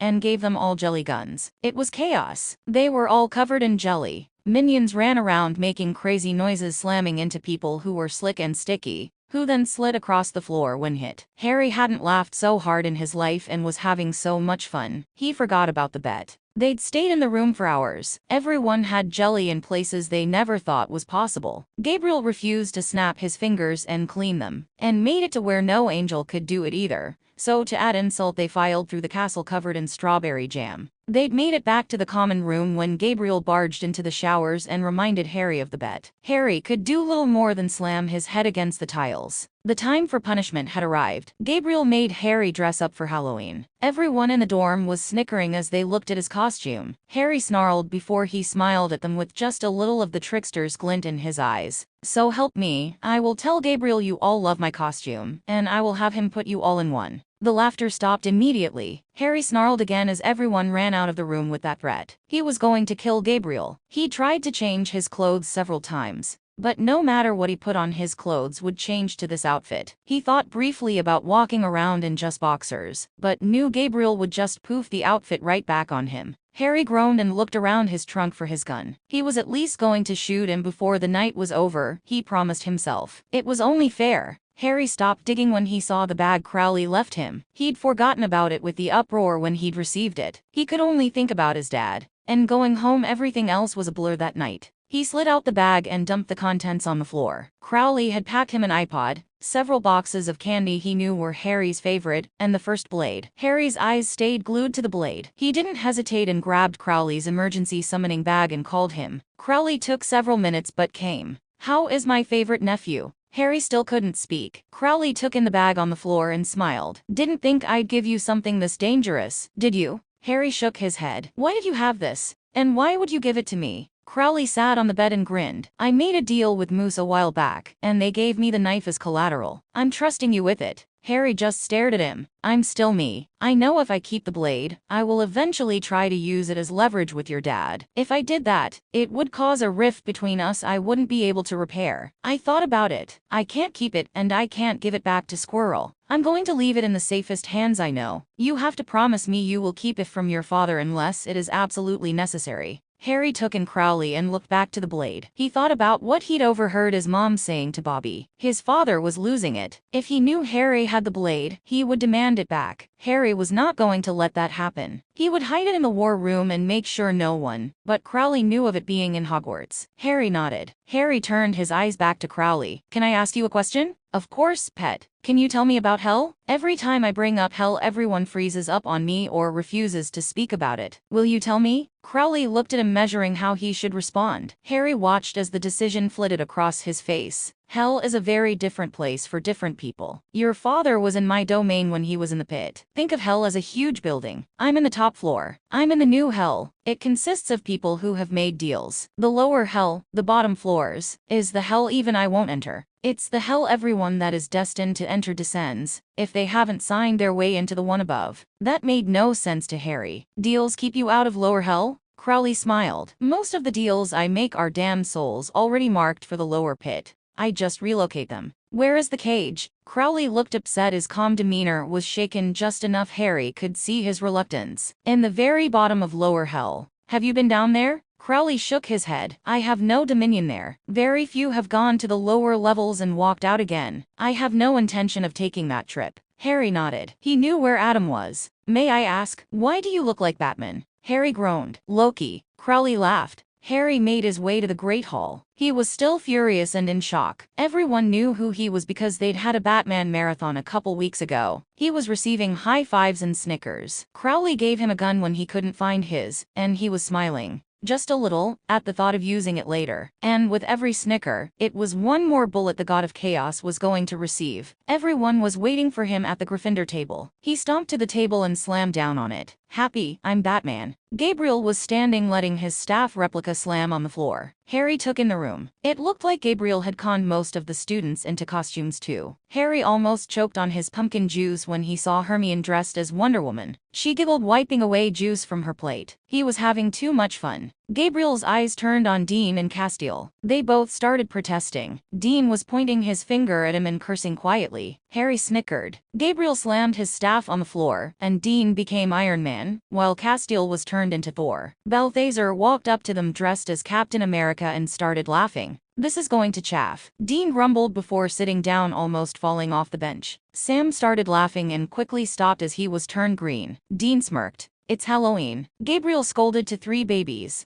Harry looked over, smiling at Draco. Draco and Blaise were laughing, pointing to Castiel and Sam, who were both pouting. Harry was having too much fun watching their discomfort to be agitated. His smile faltered when he watched Draco's eyes move to the front of the table. The mask Harry hadn't seen Draco wear since Diagon Alley slid on his face. Blaise, seeing Draco's attention change, turned, and Harry watched some of the color drain out of his face. Harry turned, seeing what had changed his emotions so quickly. Lucius Malfoy was walking down the aisle towards his son. Harry watched, ignoring Gabriel, as his staff thundered beside him. More students were filing around their table asking for costumes. Harry was smacked with fairy wings and ignored it. Lucius was standing looking down at Draco, who looked at him with no emotion on his face. Harry was confused. Draco's eyes shifted to his for a split second, then went back to his father. Blaise's body turned an inch away from them, and he began speaking with Pansy. Draco nodded to his father before his father turned and glared at Harry. Harry sat, his eyes going from father to son. Lucius turned and walked to the teacher's table and sat next to Snape. Harry looked back to Draco, but he refused to do more than speak to Blaise and eat. Their eyes never met again during the feast. They all filed back to their rooms for the night. Harry waited for Draco to return,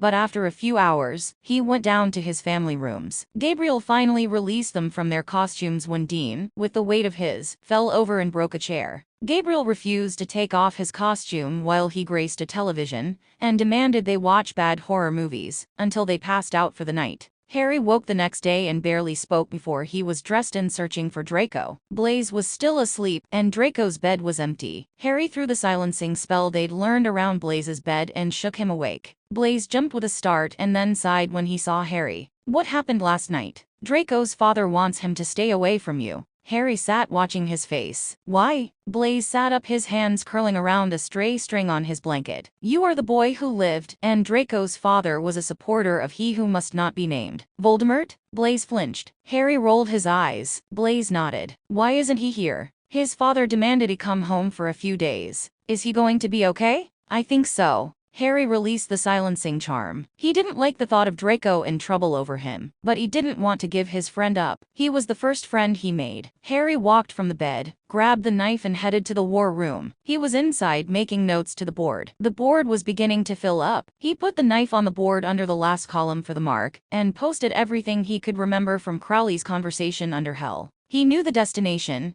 needed a plan to get there, and still needed to find out more about the cage. He was getting there slowly. Purgatory was beginning to be an issue. He didn't think Death would be too happy about him asking to open a door for him again. Death had better things to do than listen to a child plead for family. He'd already refused to get Adam out the first time. There was nothing Harry had to offer to get his help. He only wished he could figure out a way to conjure the door himself. Maybe that was what he needed to do. He needed to search through the books on opening doors to other realms through magic. Harry turned around and slammed into a wall. He bounced off, hitting the floor, and slid on his ass. His mind was still reeling when he looked up and almost died of shock. The door to Purgatory was in the war room. Harry moved, walking to the door, and opened it. The sounds were so familiar there was no mistaking it. He had his way in. He looked through the door and pondered if he should go now. This might be his only chance, but he knew. God did he know, if he went now, he wouldn't be coming back. This would help no one. He still needed time to prepare, and leaving now would only get him killed. He wished the door away reluctantly. It vanished. He wished for the door again and it materialized. What the hell? Had Death really given him the gift of opening the door as he wished? He vanished and summoned the door repeatedly. Every time, it obeyed his wish. He vanished the door again and smiled. Maybe Death would help him after all.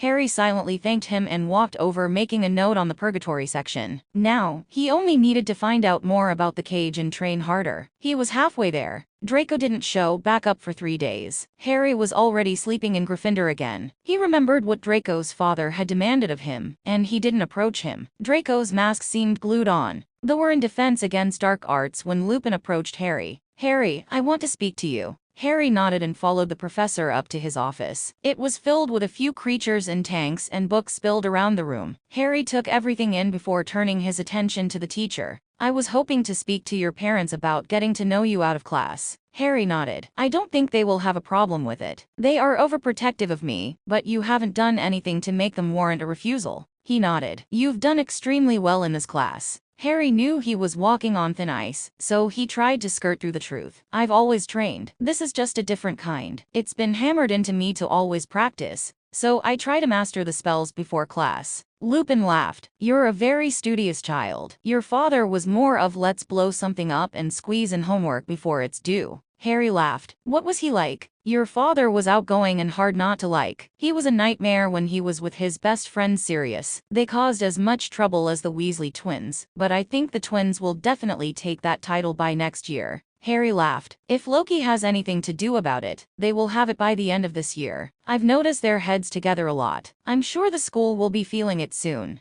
Lupin groaned. "Your uncle is very impulsive." Harry smirked. "Insane. I think that's what you were going for, and rightly so. He is completely off his rocker all the time. I don't know how my family survives him. When I was 4, he began sneaking me out of my bed at night, and he created the simulation rooms. He told me it was training. The first thing he did was hand me a gun and had me shooting these fuzzy little ducklings. I was horrified. I refused. I made him change them into spiders. He did it on purpose. Each time we stepped inside the room, he had more and more crazy coming at me, and if I was hesitant, he would pull out the fuzzy little ducks. You have no idea how cute they were. They were like the little fluff balls quacking around." Lupin laughed. "He has so many rooms and they are all crazy piled on crazy. The only room I refuse to go into is his zombie Care Bear room. They sing and hold hands, while they try to eat you or each other. It's just too creepy." Neville walked into the office then. "Harry, you ready to head to herbology?" "Yeah." Harry turned back to Lupin. "Talk to my mom." Lupin nodded, and Harry walked with Neville to the rest of their classes. They didn't talk about how Draco was avoiding them, but Harry caught Neville looking at Draco too. After they finished class, they both snuck off and headed to the war room. Draco was waiting inside. Harry ran at him. "Draco, what the hell is going on?"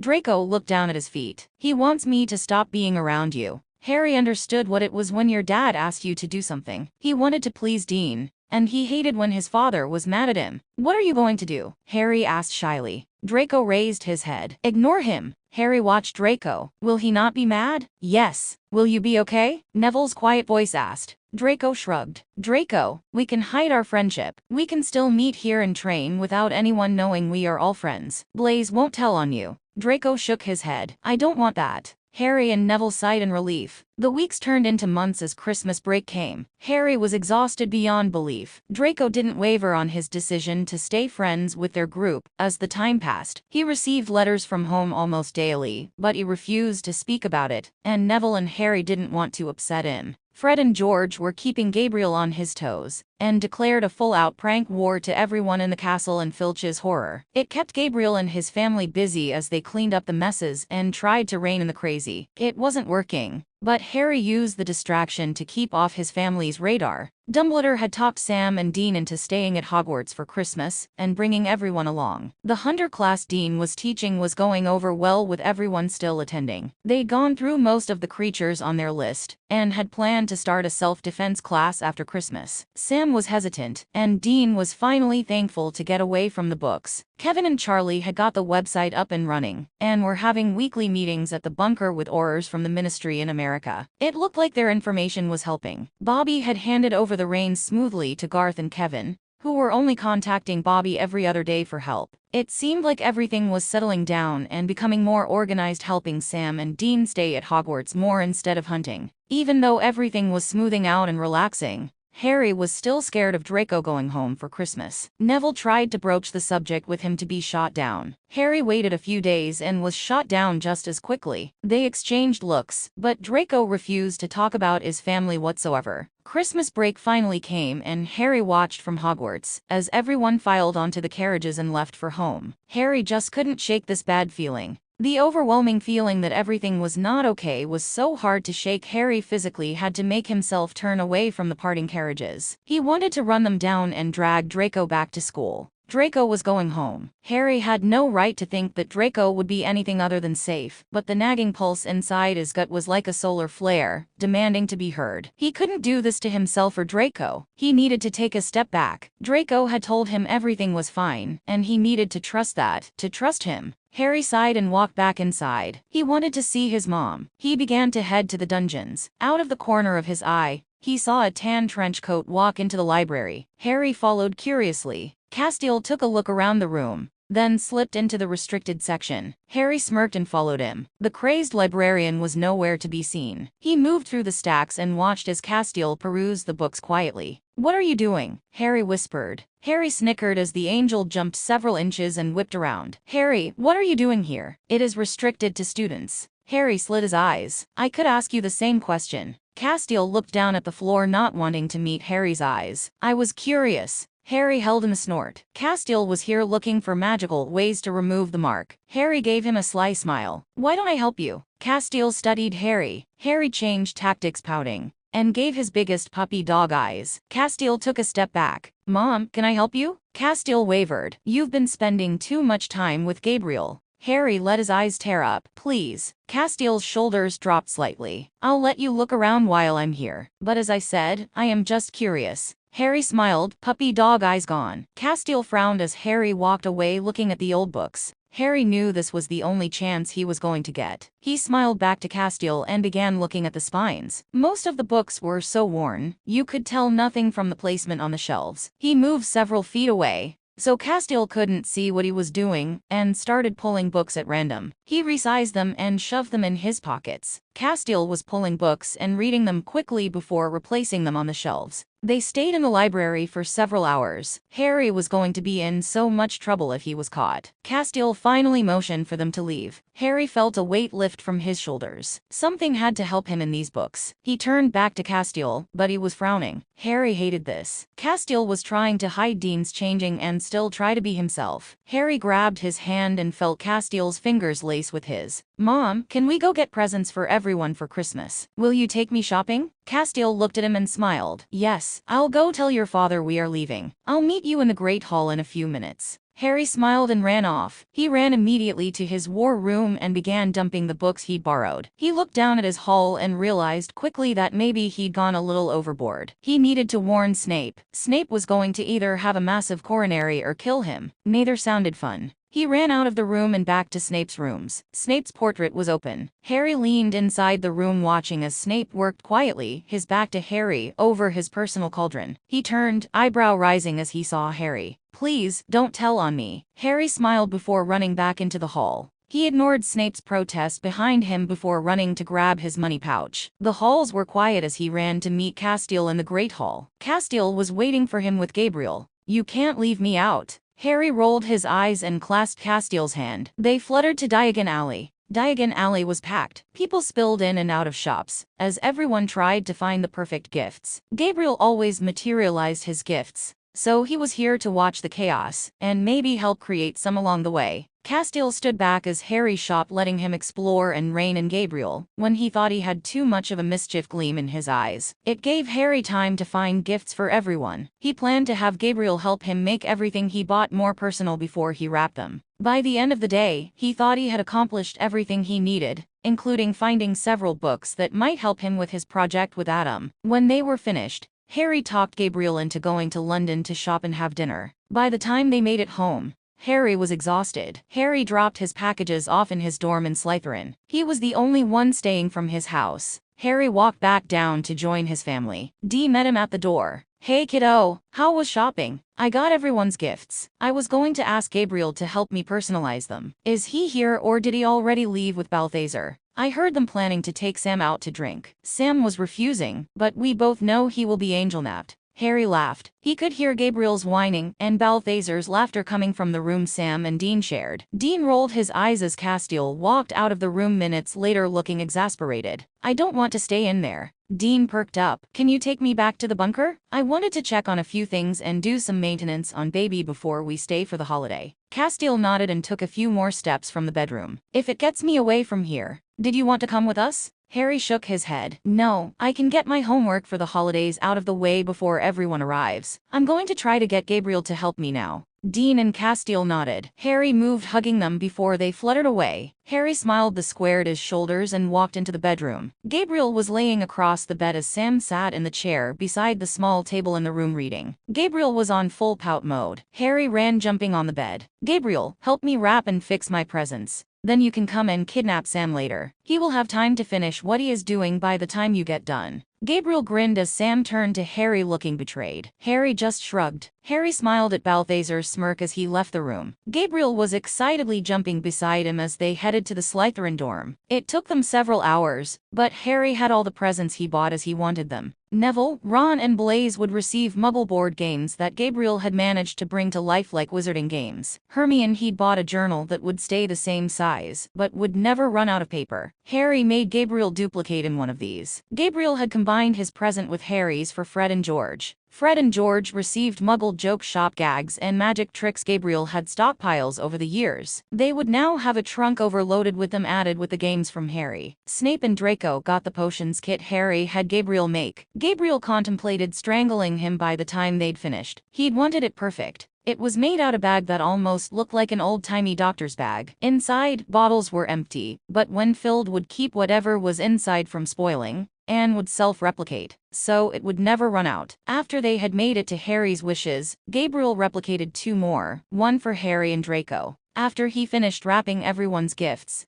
they piled several different bags of Muggle candy into a holiday bag. Gabriel replicated the bag until there was enough for all of the Slytherin and Gryffindor students. He would have to get a list of names so they could be sent out. Gabriel helped him change only a few things for what he'd bought his family. Gabriel got impatient and refused to stay while he wrapped those. Harry just rolled his eyes as Gabriel smirked at him, then ran out of the room headed for Balthazar and Sam. There was no reason to head out of the dormitory now that everyone was gone. He finished wrapping his gifts, then set them across the room with the others. He finished his 2 assignments that were due when he returned to classes. He was officially set. Harry looked at the clock and shook his head. He should really sleep. He stood and made his way down into the common room and into his war room. Snape stood at one of the smoking cauldrons lining the room. He turned to Harry, livid. Would you care to explain why books from the restricted section are inside your newly found room? Research, Harry said innocently. Snape snarled. I should deduct house points and give you enough detentions that you spend your entire year cleaning cauldrons. Will you? Snape sneered. No. Harry snickered. I'm assuming what is brewing behind you is teetering on the fence of what is legal also.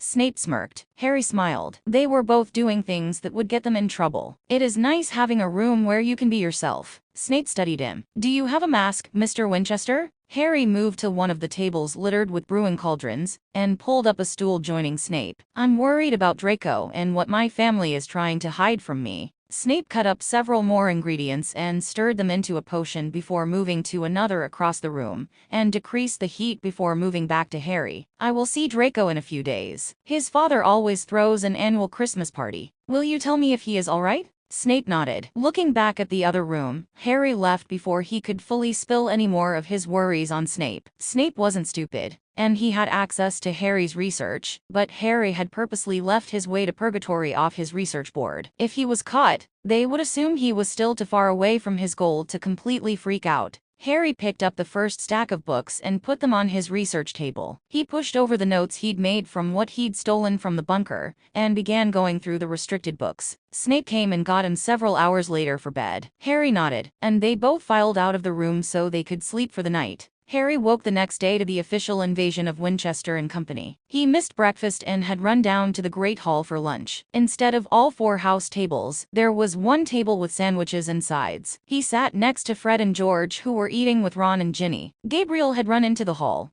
scooped Harry up and ran back out as Harry screamed in protest. He balked at the snickers following his less than graceful exit. Gabriel just picked up speed. Princess peeled down the stairs following them, barking as Gabriel ran. Harry rolled his eyes. He was surrounded by crazed angels. They made it to their room, and Harry looked around to see everyone sitting eating lunch. A huge Christmas tree was piled in the corner. Gabriel grinned. "We were waiting on you to show up. You were taking too long." Harry took another look around the room. Sam was missing. "Where is Uncle Sam?" Dean smirked. "Hangover." Harry looked at the closed door amused. There were no animals or insane objects lying around, so 1 out of 3 with a hangover was probably the best outcome. Dean stood up and walked to Harry, handing him a big ball of Christmas lights. Harry looked at the mess and rolled his eyes. This is why they wanted him down here. He moved to the tree and sat down and began to untangle the mess. Kaz joined him and began to put lights on the tree, as Harry unrolled each strand. At some point, someone gave him a sandwich. Dean and Gabriel began unpacking boxes of ornaments. Everything Harry could remember they'd accumulated for Christmas at Bobby's had been taken here. Gabriel had somehow rigged a power strip they could use to keep the tree lit. Garth and Kevin made popcorn garland, and occasionally slapped Dean away from the popcorn bowls. It felt like Christmas. Sam stumbled out swearing for several seconds before Castiel took pity on him and took away his hangover. Sam was so miserable he didn't complain, only whimpered in relief. Pancake and Princess were curled up beside the fire by the end of the night, with Harry sprawled over them. Harry smiled as he fought sleep and lay listening to the men's voices around him.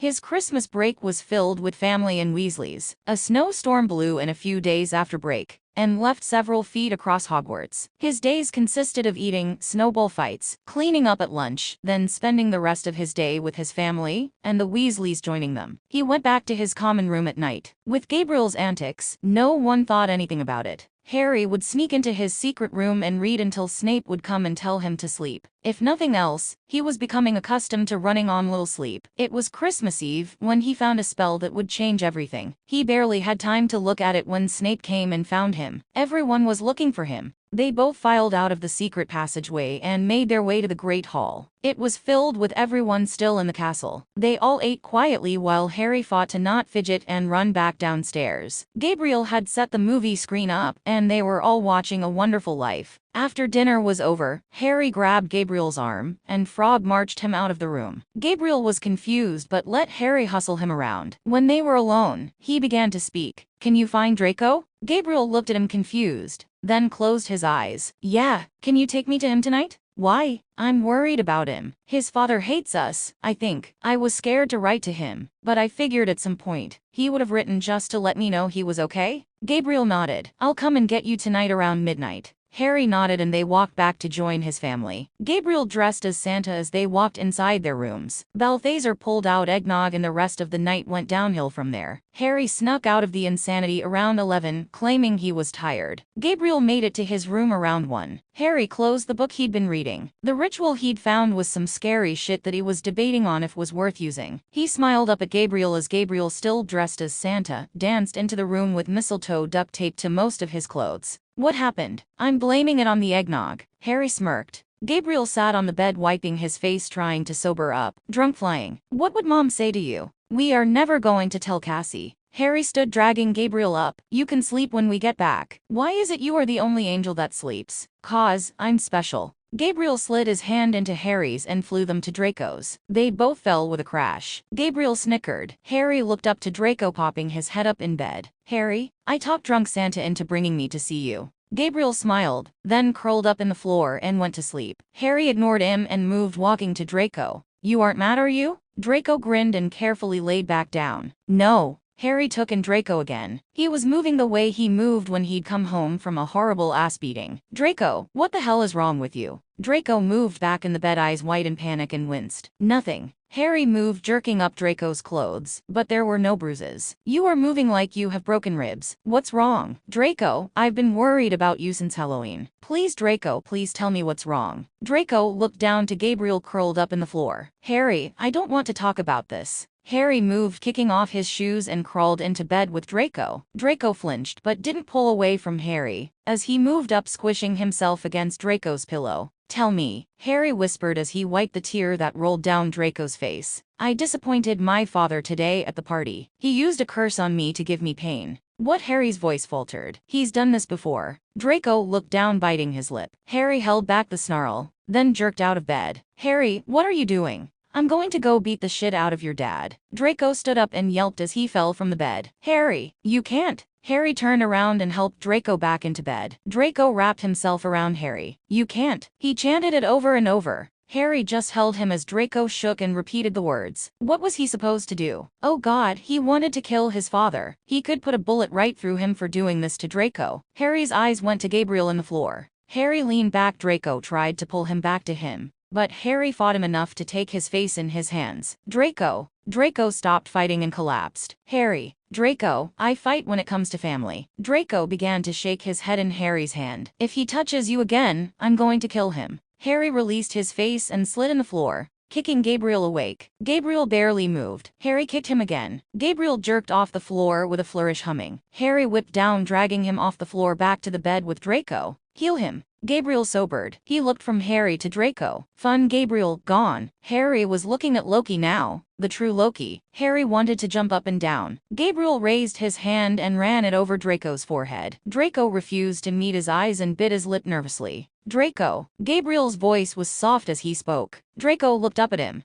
"I'm going to have a chat with your father." Draco began to whimper. Gabriel pulled him into his lap and began to rock him like he did Harry each time Castiel or Dean had left him. Harry moved, leaning against his other side, and pulled Draco's hands in his. Draco's tears were silent as Gabriel hummed until the last tear fell, and Draco was somewhat calm again. "Baby, I promise you, he will never hurt you again." Gabriel moved, sitting Draco back down on the bed. "Stay here with Harry and Pack. You will be coming back to Hogwarts with us." Harry watched the shift in his features as he walked across the room. Loki was on a mission. He might not need that bullet after all. "Harry?" Draco asked, terrified. "Uncle Loki believes in karma. I wouldn't want to be your dad right now. He won't kill him. Mom would kill him." Harry helped Draco pack. They were silent. They both froze when they heard the first scream radiate through the house. "Mom, you might want to grab Balthazar and get here." Castiel fluttered into the room and looked around. Another scream radiated through the house. Balthazar looked around before heading out the door to find Gabriel. Castiel didn't hesitate and left with Draco and Harry.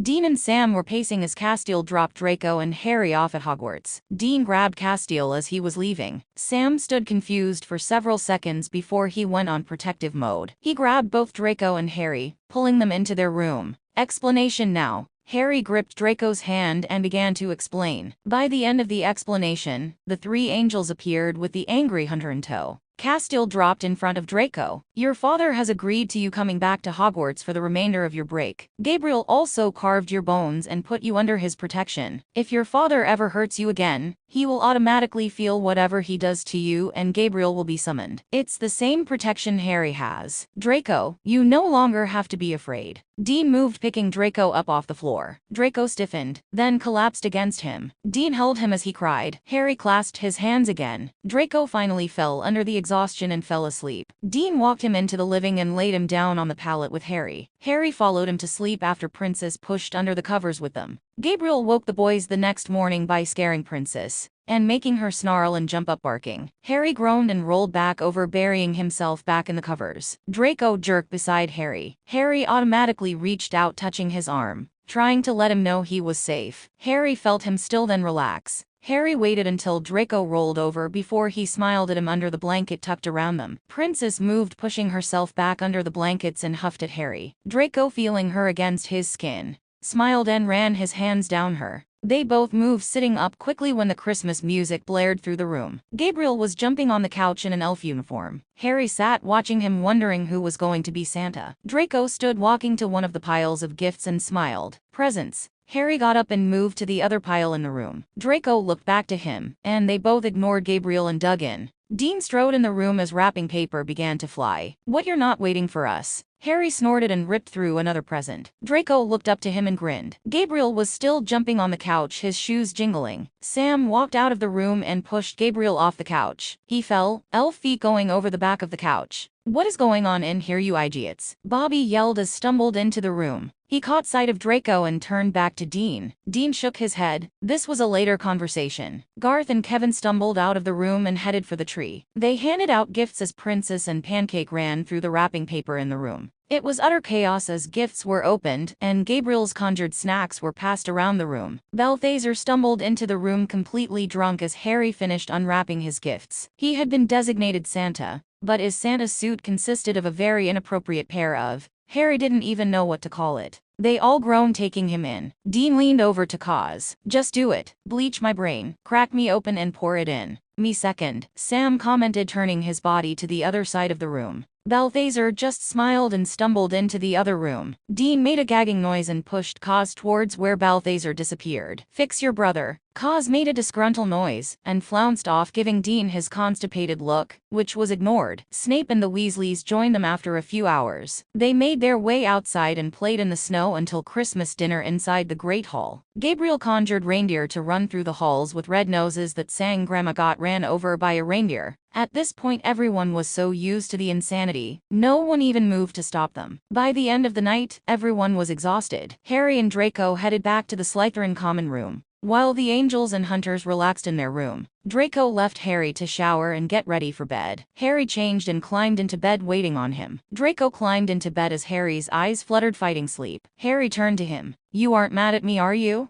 Draco looked over to him confused. Why would I be mad? I told Loki. I could have kept your secret like you've kept mine. I'm not mad. Harry stood and crept over to the bed. Draco moved over as Harry slid inside. I don't want anyone to hurt you. I know. I mean it. I'll kill him if he hurts you. Draco nodded and leaned closer to Harry and smiled into his side. They both fell asleep feeling safe. The next few months went by quickly. Draco stopped receiving weekly letters from his father, and he didn't show up at the school. Snape went to the Malfoy Manor and said nothing seemed out of ordinary. Harry knew that wasn't going to last for long. He assumed Gabriel had put at least some fear of avenging Angel in him. Harry just didn't know how long it would last. I posted chapter 6 earlier this morning, so if you are seeing that I've updated, please make sure you've read chapter 6 before starting here. I wrote this based on Dante, so if that is not your thing you should skip this chapter. It will have hell based on Dante's Inferno. Hopefully, I'll have another update today or tomorrow. Mistakes are my own, so apologies. Thanks for the review and favs and follows. You guys are awesome.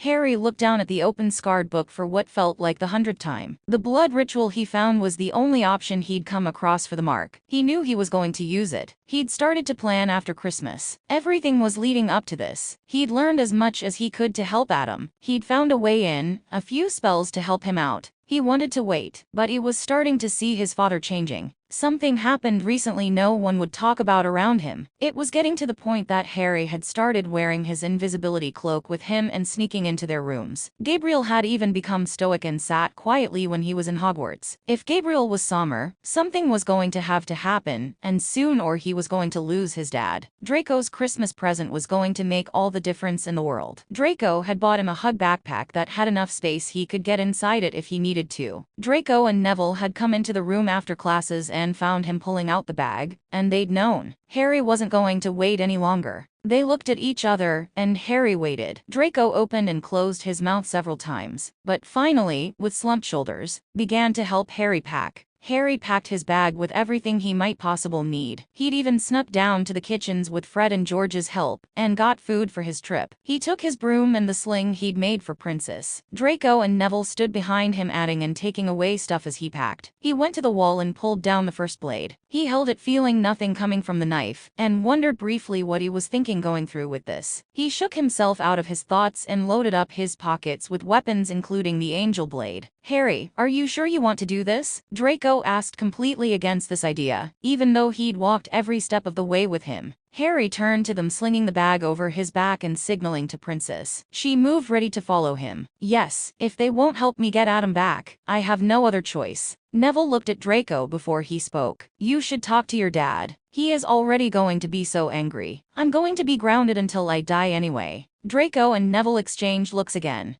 Harry knew they were worried. He was worried for himself. If he was honest, he had no idea if this would work, or if he could make it through hell to get down to the cage. Even if by some miracle he made it, he still had to get the cage open, without letting Lucifer go and get Adam out. I'm going. Harry. Draco's voice was pleading. Harry interrupted him. There is something I have to do. Wait for me, I'll be right back. Harry grabbed the invisibility cloak from Draco, and ran from them before they could stop him. Harry made his way through the castle avoiding the other students, and ran to his family's room. He ignored the strange looks he was getting as he hurried through the corridors of the castle. He was on mission now. He quietly slid on the cloak and snuck into their rooms and waited, listening for voices. He heard Sam and Garth talking in the room Garth and Kevin slept in. He assumed Kevin was probably with them. Harry tiptoed to his father's bedroom. Soft snores could be heard within. Controlling his breathing, he snuck inside, closing the door behind him. He sighed in relief when he realized his mom wasn't here. Small miracle, he thought. Harry walked to the bed, slid off the cloak and shook Dean. Dean sprung up, knife in hand. "Hey, son." Dean wiped his hand over his face, trying to wake up. "Is something wrong?" Harry sat down on the bed. He positioned his body so he was pushed up against his dad and pulled out his wand. "Dad, if I asked you for something really important, would you give me it?"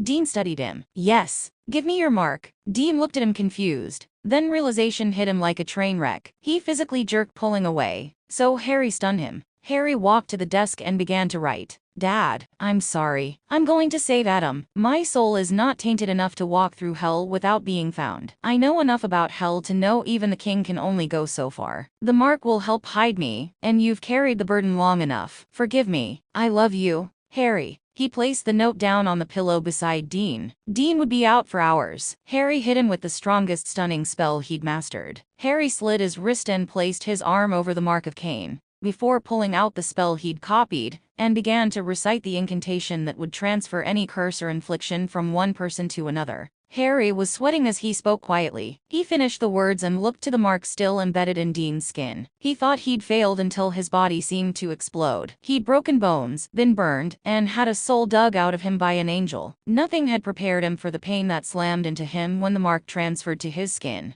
He fainted. Harry woke and looked around. His skin was healed, and somehow he'd not been discovered. The mark was puffy and throbbing on his arm. He felt the blade sing to him from his bag. "Oh God," he thought. "What have I done?" Harry stood fighting the nausea and ran from the room. His family was going to kill him when he found out. Harry ran through the castle, ignoring the burn on his skin, and made it back to the war room. Neville and Draco were waiting. "What took you so long?" Harry debated not telling them. He picked up his bag, strapping it on his back, and grabbed Princess before he held up his arm. The mark was still puffy and glowing on his arm. Draco snarled. Harry ran past him. "I'll be back as soon as I can." Draco ran for him, trying to grab him. He closed his eyes and thought of the door Death opened for him. He wondered briefly how many favors he was going to owe Death. The door appeared. Harry closed his eyes in relief. "Thank you." Harry opened the door as Draco lunged for him again. He walked through and slammed the door, making it disappear. He added Draco's name to the growing list of people who were going to strangle him. He took a deep breath and sighed. He could do this. Purgatory was how he remembered it. He looked around and back down to Princess, who was sniffing the air. Her hair began to stand up as she looked behind him. He was terrified they would get separated and held her as he began to walk. He moved through the trees, letting the mark on his arm pull him to hell. The taint contained on his skin was like a beacon to the entrance of hell. He moved, ignoring everything, and tried to be as quiet as possible. He didn't need to fight anything here or waste the energy. He found the breach into hell easily, crawled into the opening, and snuck inside hell. He stopped as his feet moved from dirt to stone and waited. He silently hoped Crowley couldn't feel him here. Crowley would drag him home, fearing the Winchester wrath. Crowley had never underestimated his father and uncle. It was main reason he'd stayed in power. Listening, hearing nothing more than the screams and agony of hell, he slid from the shadows and walked down the corridor. It was surreal being here. The upper levels of hell were where his dad had been kept, and where Crowley had carved out his kingdom. The bottom ancient levels would never be tamed. Harry followed the corridors, taking every path that would lead farther down. He stopped when he came to a corridor with Enochian symbols on it. The symbols read leopard, lion, and wolf. The corridor was empty. There were no torches leading into the crack of the stone wall, and knew this was the path he should take. He stepped through the stone and was almost floored with the power of the first blade. The blade recognized this place. A flash of mind-numbing pain shot down his arm. He sagged against the warm rock wall as he fought to stand. As quick as it came, it was over. On shaky legs, Harry stood and moved through the crevice. He walked what seemed like forever. He finally came to a chamber that opened to the night sky with a stone arch enclosing a stone door. "Abandon all hope, ye who enter here," was written in Enochian. Maybe Dante wasn't so crazy, Harry thought.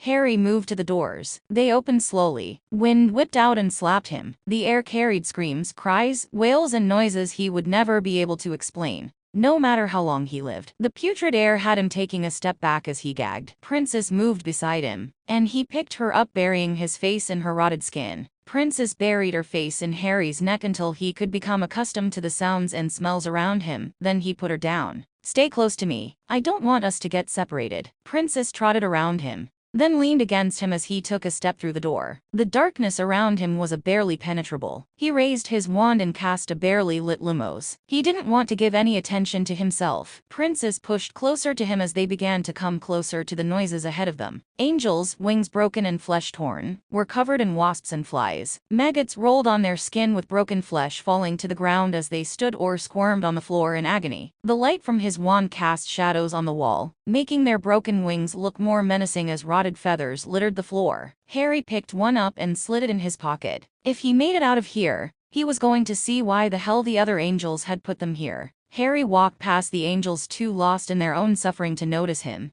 and came upon another open cave. Inside was a line of souls walking, more dragging, their dead flesh in a line. Harry slid quietly in the line and followed them. A shore of rocks etched against a dark lake stood before him. Harry followed the people and watched in shock as a boat approached. Standing at the head of the boat was a skeletal-looking man. He stood menacing, looking over the line of souls, barely covered in a black cloak, with spots of rotted flesh still clinging to his limbs. They reminded Harry of the pictures he'd seen of Dementors. He suppressed the urge to shudder and waited. Someone bumped into his back and Harry held in the gasp as he saw a memory of a man beating a small child. He moved fleetingly enough away. He realized sins were easily shared here. He tried not to flinch any time someone moved. He didn't want to relive the memories or sins of the people around him. The boat finally docked against the jagged shore, and he moved following the people in front of him. He was so small he could easily hide behind the taller people around him. He hid towards the back and watched the cloaked figure lead the boat through the dark water. They breached another shore, and Harry came to the first level of hell. People filed around with no hope. Harry held his hands over his ears to push out the cries of children and women as he walked through the ghosts around him. He felt like he was in an enchanted evil forest, trees of spirits with no hope. He refused to linger and ran through them, ignoring the pain and hopeless acceptance of everything around him. He stopped moving only when he came to another shore. People were milling around him. Princess was pressed so close to him he wondered if she could feel their emotions. He looked around for a boat or some way to cross. He ended up picking up a stone and transfiguring it into a boat. Harry slid it into the water and crawled into the boat careful. He was terrified what would happen if he touched the water.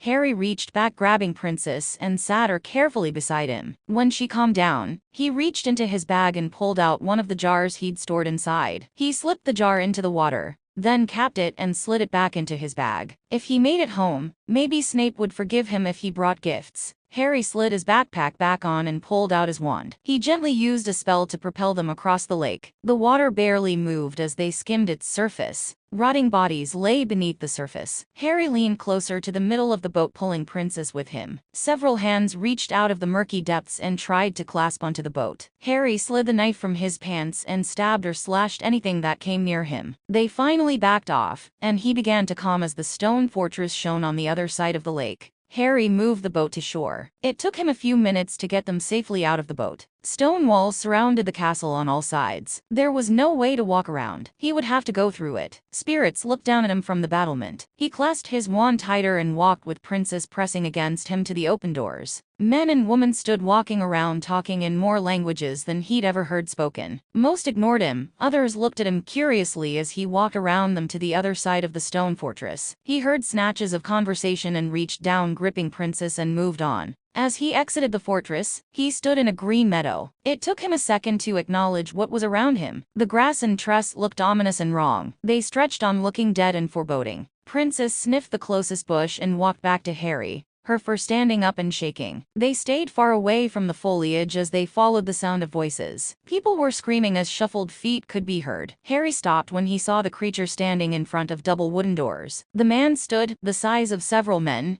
and looked down at the person before him menacingly. Harry watched, trying to understand what was happening. It looked like he was sending souls to different parts of hell. Princess bit Harry's leg enough to get his attention. He looked down at her, and she began to walk around the side of the room. She moved quietly, and Harry followed as she moved to the huge crack in the wall. She slid inside, and Harry followed, seeing a dark path. He lit his wand again and followed his pup. They walked for what seemed hours. They stepped out of the stone, slid into what seemed like a tornado. The air was alive, a massive black cloud. It stormed around the room, exacting vengeance on anything it saw. Harry paled looking at it. Wind whipped at him, slamming him into the wall. Men and women in the air were bashed around, slamming into each other, as the damned souls tried desperately to gain purchase on anything that was around them. Princess backed into Harry and motioned with her head to stay on the wall. He followed her as they made a slow pace around the room on the small stone carved-out pathway. They descended, ignoring the chaos above them. The wind left them to be replaced by heavy, bone-numbingly cold rain. Harry cast a heating charm on him and Princess and walked into the storm. Hail began to mix in with the torrent of water, followed by snow. The smell coming of the ground was akin to rotted meat. Princess froze and Harry slammed into her. He looked up to see the three-headed dog. It was ripping into someone, flaying the flesh from their body, before it swallowed them whole. It snarled, blood flying, and ran after another victim. People ran around the room, shielding themselves by pushing other souls in front of the dog. It was every man for themselves, and the spirits were not holding back punches.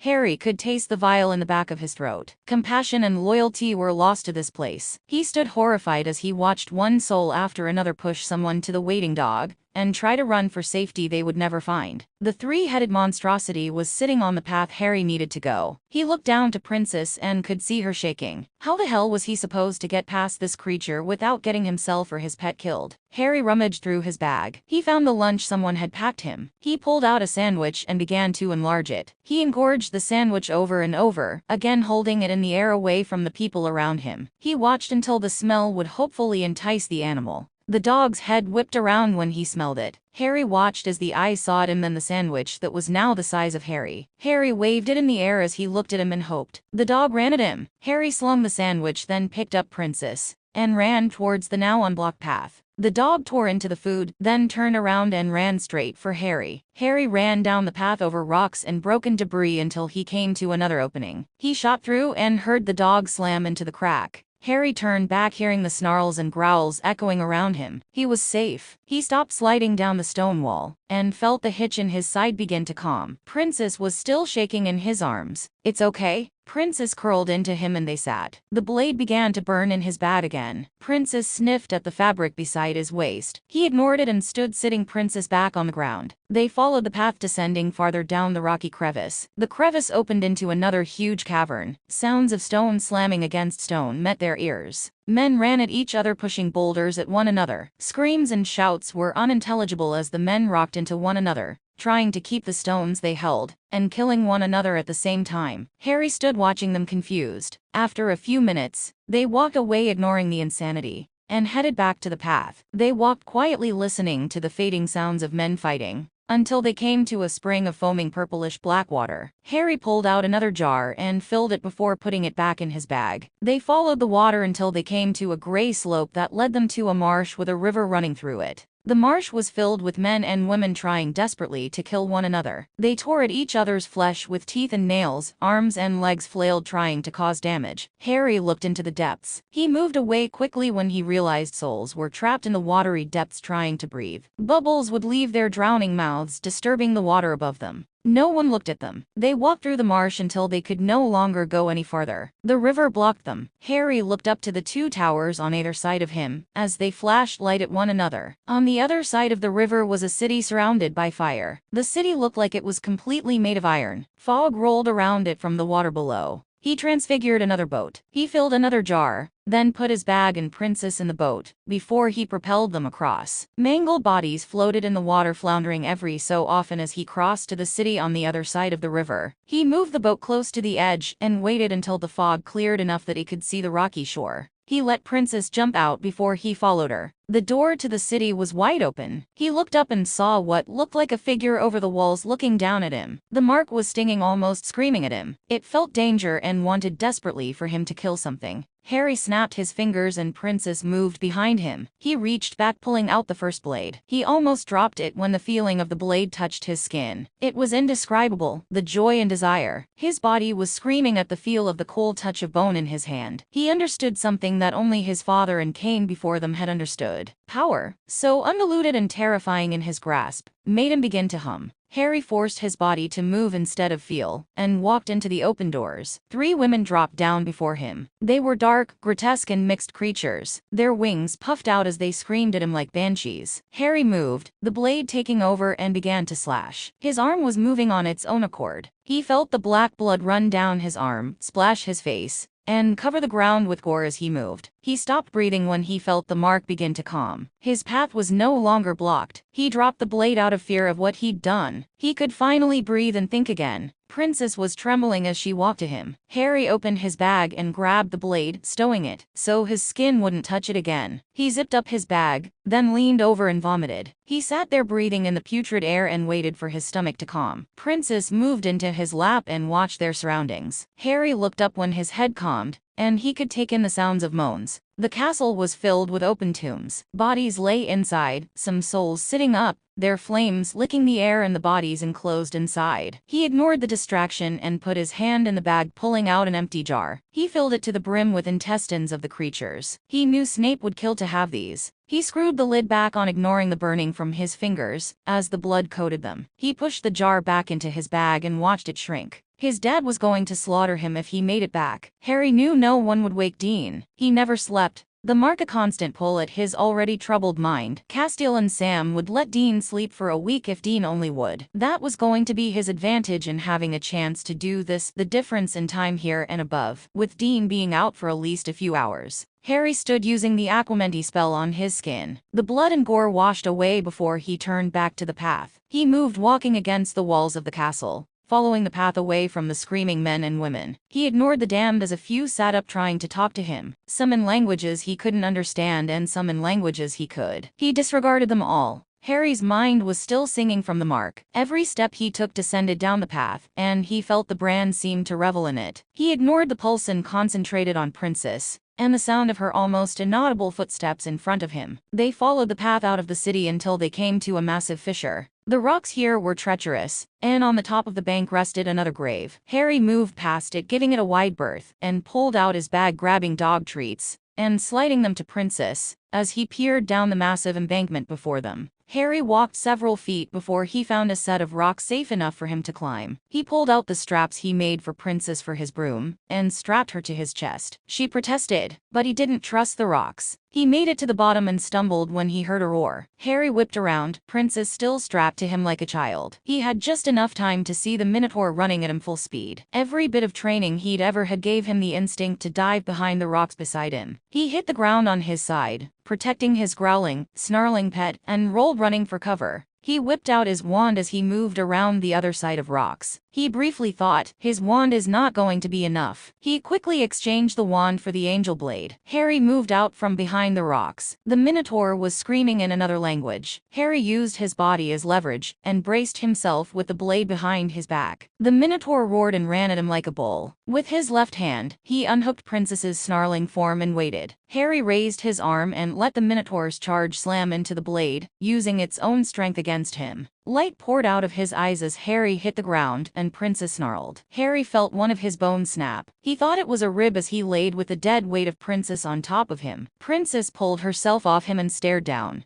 Harry took a few moments to breathe. He was so screwed. Princess was pulling the bag around his back to his hands. Harry dug inside for a pain potion. He would have to deal with the broken rib later. He took 2 potions and laid until he could move around again. When they took hold and he could breathe again, he looked down to the Minotaur's dead form still halfway across his body. Princess helped him slide out from under him. He stood panting, looking down at what he'd done. He'd killed monsters before, but what if there was a reason he was here in hell? Harry lowered himself to the creature and used the angel blade to cut off the horns of the fallen man, and slid the blade and the horns back in his bag. Harry stood, ignoring the small shooting pain in his side. He couldn't delay now. The potions would wear off soon, and he didn't have that many left. Princess had already moved away and he walked following her. He moved more on autopilot than paying attention. He stopped when he reached the river made of boiling blood. Princess began to snarl quietly beside him. He looked in the river and saw the people floating or under the red water. They would bob like apples, then descend back in the depths. He could hear noise ahead of him and saw centaurs guarding the area. Harry Harry pulled out his broom, resizing it, and clamped Princess under it in the swing. They flew over, avoiding the eyes of the centaurs, who probably were used to guarding things coming out of the water, then flying over it. They flew until they reached a forest. The trees surrounding them looked like gnarled, disjointed people that had been cursed into bark. He looked down and saw several creatures tearing into the plants, eating. The plants began to scream and beg them to stop. Harry shuddered, then flew higher to stay away from the gnarled branches. The woods ended. Harry stopped, looking down to what he assumed hell would be like. Harry hovered the broom over the edge of the wasteland. Fire rained down like snowy ash or exploded out of the ground. It engulfed naked souls as they screamed, thrashed on the ground hopeless, or ran under the assault of pain. It was pitiful to watch, and he turned away from the noise. He flew low now on the edge of the hellfire and the tree line following the water. He had no idea where he was going, but the water seemed to flow farther down,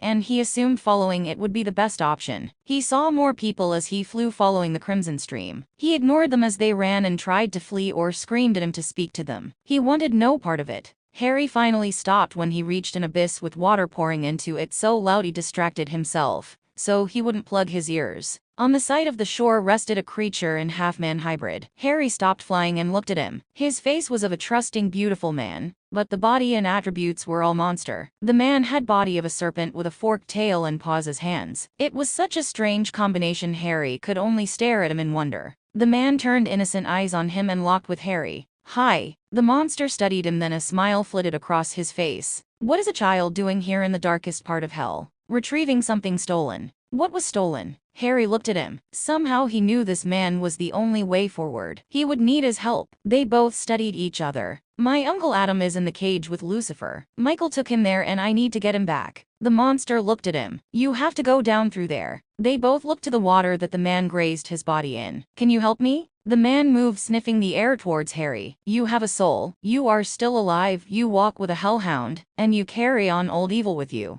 Harry lifted the shirt, revealing the mark. "I took it from my dad. He got it from Cain to stop a demon, Abaddon. I took it without his permission. If it makes you feel better, if I get home he will kill me and then bring me back. And then all of my uncles will probably do it also." The man smiled again. "You would walk through the circles to retrieve one man. My father wouldn't do it, and I'm tired of their excuses. Adam is only down here because Zachariah was such a douche. He tried to use me to get my father to become Michael's vessel. Adam beat the shit out of my dad and threatened to kill Dean if Michael didn't take him instead. I love Adam. He doesn't deserve to be in Lucifer's cage. I will make a deal with you." Harry waited. He knew enough to listen before accepting. But really, did he have a choice? "If you give me something from the world above, I will take you down to the 8th circle." Harry pulled his bag around from his back. He dug through, pulling out the remainder of his packed lunch and some books he'd forgotten to take out, and a pack of exploding snaps cards Fred and George had given him. "I need to eat. Will you share lunch with me? I'll teach you how to play cards and leave you the deck in my books. You have to get bored here." The half-man pondered, then shook his head. Harry smiled and divided his lunch with the man. They shared a sandwich, chips, and several cookies. Harry laughed as he showed him how the cards worked and snickered when he flinched when they exploded. The man finally conceded. He'd learned how to play and left his new things on the shore. As he moved, sliding into the water, Harry moved to his shoulders as he was instructed, with Princess strapped against his chest. The man whipped his tail in the water, and a whirlpool formed, letting them descend. When they reached the next circle, Harry jumped off his shoulders and stood pulling his broom out. "Can the King of Hell come to the water above where you stay?" He nodded. "I will have Crowley bring you some more books if I make it home." Harry studied him. "Can I ask you something else?" He laughed at Harry's forwardness. "Can I have some of your venom?" It seemed to be the last thing he thought Harry would ask. He looked at him incredulously, then shook his head. Harry pulled out another empty jar and handed it to the man. He reached around, grabbing his tail, and filled the bottle before carefully handing it back. Harry capped it and slid it back in his bag. "I will send you a gift for this. My professor will use it wisely." The half-man smiled and left Harry to look at the 8th circle of hell. Harry got back on his broom and flew upward, looking at what was in front of him. It looked like a huge circle with 10 rings with something that looked like a city on the inside. Harry began to fly over the first wall. Demons, like what he'd never seen before, which was saying something, ran around slashing and whipping men and women as they walked. The monsters tore into their flesh, ripping open wounds as the souls, so used to the treatment, screamed, then continued to walk on. Harry tried to fly as fast as he could. He didn't want anyone to notice him. He tried to cast a notice me not spell, but knew he could barely cast it. He hoped it was enough to get him to the city inside. He smelled the next section before he reached it. He gagged in the air as Princess drove her nose into his arm. The entire section was full of feces, and men were buried in it or trying to climb out. Harry dropped his face and buried his nose in the smell of hellhound, and flew bracing the next stage. It took him half an hour to fly to the next section. It reminded him of the movie Holes he'd seen as a kid. Holes were everywhere, tore into the ground, but instead of empty, men were upside down, their feet cast in flames as they struggled, their legs shaking under the weight of the flames. Princess watched from Harry's sling as he moved on. The next section had Harry slowing down, looking at the ground with complete and utter horror. Men and women walked around with their head flipped around backwards. It was utterly bizarre. No longer able to see in front of them, they stumbled into one another as they walked in the same direction as their faces. Tears poured down their cheeks as each person wept. The ground was covered in their tears, submerging their feet and some people up to their chests in tears. Harry pulled out another jar and flew down, collecting the tears into the jar, and swung back up. Before he could get noticed or pulled off his broom, he headed on. He crossed over the next wall and was greeted with men being thrown in a boiling substance. Around them were demons with long pitchforks stabbing and playing with the men in the water. Men seeking relief would try to get to the shore only to be flayed or tortured by willing demons. He saw one man escape and run back to the boiling water and scream as he went back under the surface. One of the demons was looking at him. He held on tighter and picked up speed. The next section had caved in, and rocks were placed dangerously to separate the next section from this one. In this section, men wore heavy cloaks lined with what looked like metal. Some men were lying on the ground screaming in the hot sand and trodden over. A few were crucified around them. Harry leaned over the broom and threw up the lunch he'd shared earlier. Harry flew on and stopped on the next ridge. He was too shaken at what he saw in the next chasm to even fly. A huge pit of snakes was filled with naked, screaming people. Harry's parcel tongue was letting him understand the screams of both people and snakes. The snakes were lost souls also who had been bitten by a snake. Until the snake bit another person, it was confined inside the body of the serpent, hungry and starved for flesh. Once it succumbed, it would turn human again, and would be engulfed from hunger to fear. The cycle would continue for eternity. Harry's side was flaring up. He put Princess on the bottom of his broom to relieve pressure from his side, and took off, plugging one of his fingers in his ear as he flew. The broom was helping. He flew as high as he dared and hoped he could keep going. The next section was men completely engulfed in flames, sometimes cleaved together. He flew over them and headed to the next section. The next section was Hell's version of Dawn of the Dead. People walked around mutilated and missing limbs. Some cut so badly, they dragged their bodies against the sand to get away from the demons carrying swords that hacked and cut away limbs. They walked in a circle, always healing before reaching the demons again to be cut and chipped away at. Harry looked straight ahead and tried to ignore them. He had a small fear of zombies. It stemmed from accidentally watching a zombie movie while Dean was on a hunt. He'd had nightmares for weeks. It was at the same time his mom had abandoned him. He refused to watch the movies anymore. The last section he flew over was sickness. Everyone here lay on the ground or across, others completely covered in boils and scabs, meat rotting on exposed limbs as they groaned or cried in their delirious state. Harry covered his nose and gagged. Harry finally headed to the city within. The closer he flew, he realized it was not a city, but a massive hole with giants. Their bodies could only be seen from navel up, and they stood regal and bored with horns around their chests. Harry flew, wrapping his legs around Princess below him, and kept silent. He flew in between two of the giants as they watched him curiously, and headed down to the pit. Harry reached the bottom and it opened up into a cavern. He pulled out his angel blade and walked through the arched opening into Lucifer's domain. The cold air smacked him in the face and had him backing up. He reached back, shrinking his broom, and stored it in his bag. The first blade was screaming at him. He took the bag and put it around Princess. She wouldn't be affected by it, and she didn't complain as he manhandled her. Harry followed Princess as she walked onto the frozen lake. Men's heads stuck out of the ice. The farther they went, the farther the men were frozen into the lake. He stepped over horrifyingly grotesque images, as some men frozen together were eating each other's faces and brains. They walked for over half an hour before they reached the cages. Lucifer's cage was in the middle of the lake. Beside him, Michael was standing looking at Harry, confused. He ignored both of them, looking for Adam. Adam was lying on the floor of Lucifer's cage with his back to Harry. He was naked, his body coated in so much gore he was almost unrecognizable. "What do we have here, Michael?" Harry moved running to the cage and grabbed Adam's hand that was sitting on the ground almost frozen to the lake. Adam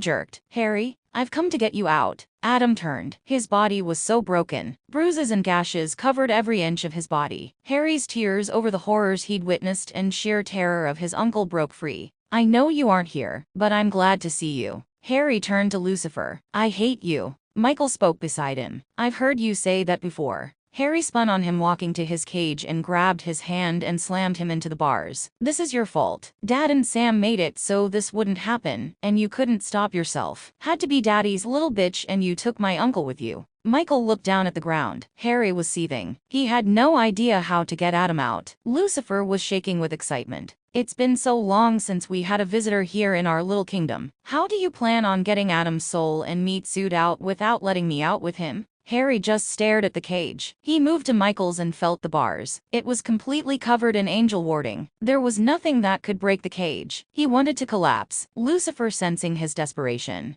ripped Adam off the floor and carried him to the back of the cage. Harry started screaming. Lucifer dove into Adam, his hands shredding and mutilating. The worst was Adam didn't fight. The fight was gone from his eyes. He'd accepted his fate. Harry watched Michael move to the side of the cage and watch. His eyes were filled with guilt and shame. You have to help me. I never pray to you. God, this is your fault. You have taken so much from my family. You have to save us. Save Adam. I made it here. I'm standing at the cage. The ripping noises were growing. Adam whimpered. Harry started to scream and scream. He felt his magic building up as he jerked at Michael's cage door. Save him. Save him. He's suffered enough. This is your children's fault. Zachariah lied to him. Your children, your soldiers did this to us. They let the seals fall. They let everything happen. Save him. Please, God. Save him. His magic burst out and rippled across hell. Michael's cage door slung open and Michael's head whipped back to Harry. Harry cried out as Michael stepped from the cage. Lucifer in his shock dropped Adam's soul and walked to the door. Let me out. Harry screamed in rage. Michael placed his hand on Harry's shoulder. Harry jerked, knocking his hand away. He turned back to Michael. Michael stood repentant with Adam's body in his arms minus his eyes. I tried to preserve his body. I can't get his soul out of Lucifer's cage. We were split when we fell. He did not deserve this. I hate you. His voice was cold and Michael flinched from it. Light filled the room. Harry whipped back around to Adam. Adam's body transformed into the light of a soul and flew to Harry outside the cage. Harry raised his hand and encompassed his uncle's soul. It was like hot lava in his hands. His skin burned and scorched, but he would not let go of it. The power coming off it was breathtaking. Lucifer ran at the bars, his arms trying to grab one of them. Harry reached out, grabbing his arm. Help me. Michael sat Adam down and held Lucifer as Harry cut into Lucifer with his nails and began to chant. Harry felt the mark scorch through his skin, then burn into Lucifer. Harry released his arm and took a step back. What did you do? I left you a gift. Lucifer looked down at his arm and began to laugh. It bellowed around the chamber like a madman. Harry moved, walking away from him with Princess and Michael following. They needed to get home. Draco was staring at the spot where the door was seconds ago. What are we going to do, Neville? We promised we would help him. Draco began to pace. How long do you think we have before anyone notices he's gone? A few hours at most. Draco broke into laughter. They were so screwed. All hell broke loose 4 hours later. Dean came into consciousness screaming. Sam was in the living room arguing with Garth about what hunt they would do next. It was between a ghost that had been reported on some back roads in Louisiana, or a report of zombies in Ohio. Kevin and Garth had volunteered to go to the one that Sam didn't want. Sam was adamant they needed to keep gaining headway on their new project and man the phones. They had been calling down their new phone tree to see if anyone was in the area. Dean's screaming had shut everyone up. Castiel, your fucking child has stolen my mark and ran off. Sam and Garth sat mouths open as Kevin sat down on the ground in shock. Sam knocked everything off the table and began to summon Crowley as Castiel appeared in the room. Dean stormed into the living room, his hand wrapped around his arm, furious. Dean? Castiel's voice was frightened. Dean never screamed and raved at the angel. Sam cast a match into the circle. What do you mean, he stole your mark? Sam asked, standing up, motioning for Dean to explain. Dean whipped his hand away from his arm. The mark was gone. Everyone sat frozen. Dean was no longer cursed because Harry had taken the mark from him. Sam collapsed back down on the couch. How the hell is that even possible? Dean roared. That little shit knocked me out. Crowley popped into the room. Dean strode to him. Did you know? Crowley looked around the room at the stunned, shocked faces, and started to frown. Where was Harry? Where is Harry? Dean snarled. He stole the mark and is going to hell to save Adam. What? Everyone in the room spoke. Dean threw the note in the air, and Sam read it out loud. Oh my god, Dean, do you really think he could do this? Well, step 1 on the list is a definite. He's smart and he knows it is possible to get to hell. Crowley moved, sitting on the table. That little shit. I should have. Dean moved, standing in front of him. Should have what? He has the blade, and he was asking a lot of questions about hell. Castile moved. What kinds of questions? Everything. I told him everything. Dean snarled. Little shit is so grounded. What do you mean he has the blade? What did you tell him? Castile asked. I gave the blade to Harry. I knew he was the only one of us that wouldn't let you have it. He would make damn sure to keep us all in line. Crowley laughed. I guess I was wrong. He asked me about hell. Hell is hell. But what you think of as demons are just bastardized, abused souls. There are 2 layers of hell. The top layer, my kingdom, and the bottom layer, the first hell. I get souls in my kingdom by making deals. Most of the deals I make are souls already destined for hell. I just sign them into the upper layer. The bottom layer of hell is closer to Dante with Lucifer in its pit. I don't even go into that kingdom. Dean turned to Castile. Where the hell are his friends? There is no way he hid this from everyone. Castile flittered off as Gabriel flittered in. Someone just used my blade. Dean collapsed, sitting in the floor. Damn it. Maybe that is a good thing. Can you track your blade? No, I can't find it. The last time I saw it, I was with Harry in the simulation room. Harry stole Dean's mark and ran off to hell. Sam finally spoke. Gabriel's eyes got as big as saucers. He snapped his finger, and Balthazar appeared with drink still in hand. Hey, I was about to do something inappropriate. Balthazar looked around the room. What the hell is going on? Sam got up and ran out of the room to go get Snape. I'm getting Snape. Castile flitted back into the room with Draco and Neville. The look on their faces said it all. You knew, didn't you? Harry made us promise not to tell. I knew if I told, he would do it anyway, and I wouldn't be able to help him learn spells before he went. I knew it was foolish but safer if I didn't tell. Draco spoke and almost collapsed against Neville. He's been gone for hours. I just want him back. What did he plan? I don't know everything. I thought we did until he showed me the mark before he left. I tried to grab a hold of him and not let him go alone, but he left. Snape walked into the room with Sam. He can apparate? We all can. We've been practicing in Gabriel's simulation rooms. He can also do a lot of spells and curses. We can do sizing, transfiguration, water, shield, and some others. I told him until he could master the things he would need, it would be stupid for him to go alone. Snape was gaping. Most students can't apparate until they are 17, at least 16. Draco shrugged. It's Harry. What was his plan? Sam asked. Purgatory, into hell and then down. Sam swayed. Crowley, can you sense him anywhere? Crowley shook his head. I haven't even had the nerve to go below my kingdom. Do you have any idea what is down there? Balthazar shook his head. Is this for real? Are you telling me an 11-year-old has come up with a plan to get into purgatory, sneak into hell and make his way to the cage to save your brother, when we have all told him how not possible it is? Thanks for stating the obvious. Castile barked. Balthazar, being who he is, burst into laughter. Stubborn little Winchester. You knew it was coming. Have you seen the look in his eyes when he talks about Adam? Finding a piece of him was his last straw. We should have all seen this bullock's coming. Castile moved. I went in before. I'll go back in again. Balthazar shook his head. We need a plan. We didn't go that deep. I don't know anyone that has except Michael when he threw Lucifer in the cage. We had 4 garrisons with us when we pulled Dean out. I pulled Sam out. Castile spoke. Draco and Neville were watching the exchange. How did he get into purgatory? Castile asked. All eyes whipped to Draco and Neville. Draco looked down at the ground. I've been sneaking and watching him to make sure he wouldn't leave without telling us. He can summon a door that he hasn't told us about.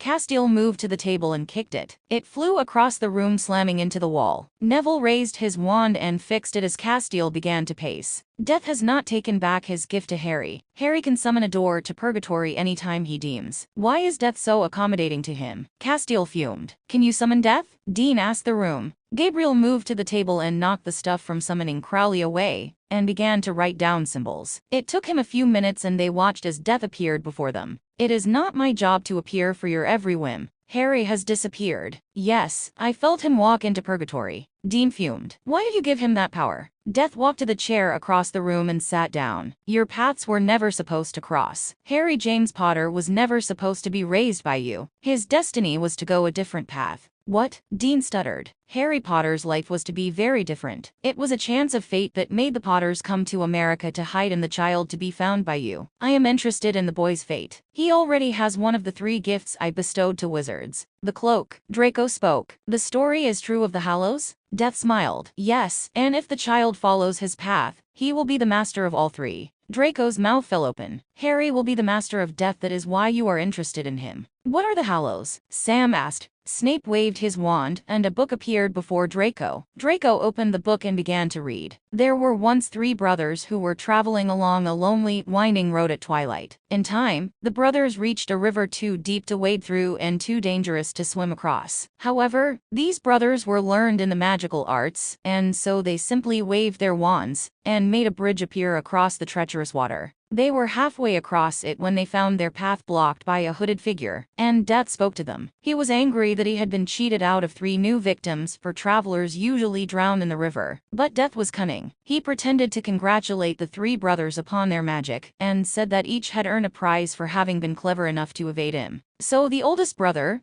who was a combative man, asked for a wand more powerful than any in existence. A wand that must always win duels for its owner, a wand worthy of a wizard who had conquered death. So Death crossed to an elder tree on the banks of the river, fashioned a wand from a branch that hung there, and gave it to the oldest brother. Then the second brother, who was an arrogant man, decided that he wanted to humiliate Death still further, and asked for the power to recall others from death. So Death picked up a stone from the riverbank, and gave it to the second brother, and told him that the stone would have the power to bring back the dead. And then Death asked the third and youngest brother what he would like. The youngest brother was the humblest and also the wisest of the brothers, and he did not trust Death. So he asked for something that would enable him to go forth from that place without being followed by Death. And Death, most unwillingly, handed over his own cloak of invisibility. Then Death stood aside and allowed the 3 brothers to continue on their way. And they did so, talking with wonder of the adventure they had had, and admiring Death's gifts. In due course the brothers separated, each for his own destination. The first brother traveled on for a week or more, and reaching a distant village, sought out a fellow wizard with whom he had a quarrel. Naturally, with the elder wand as his weapon,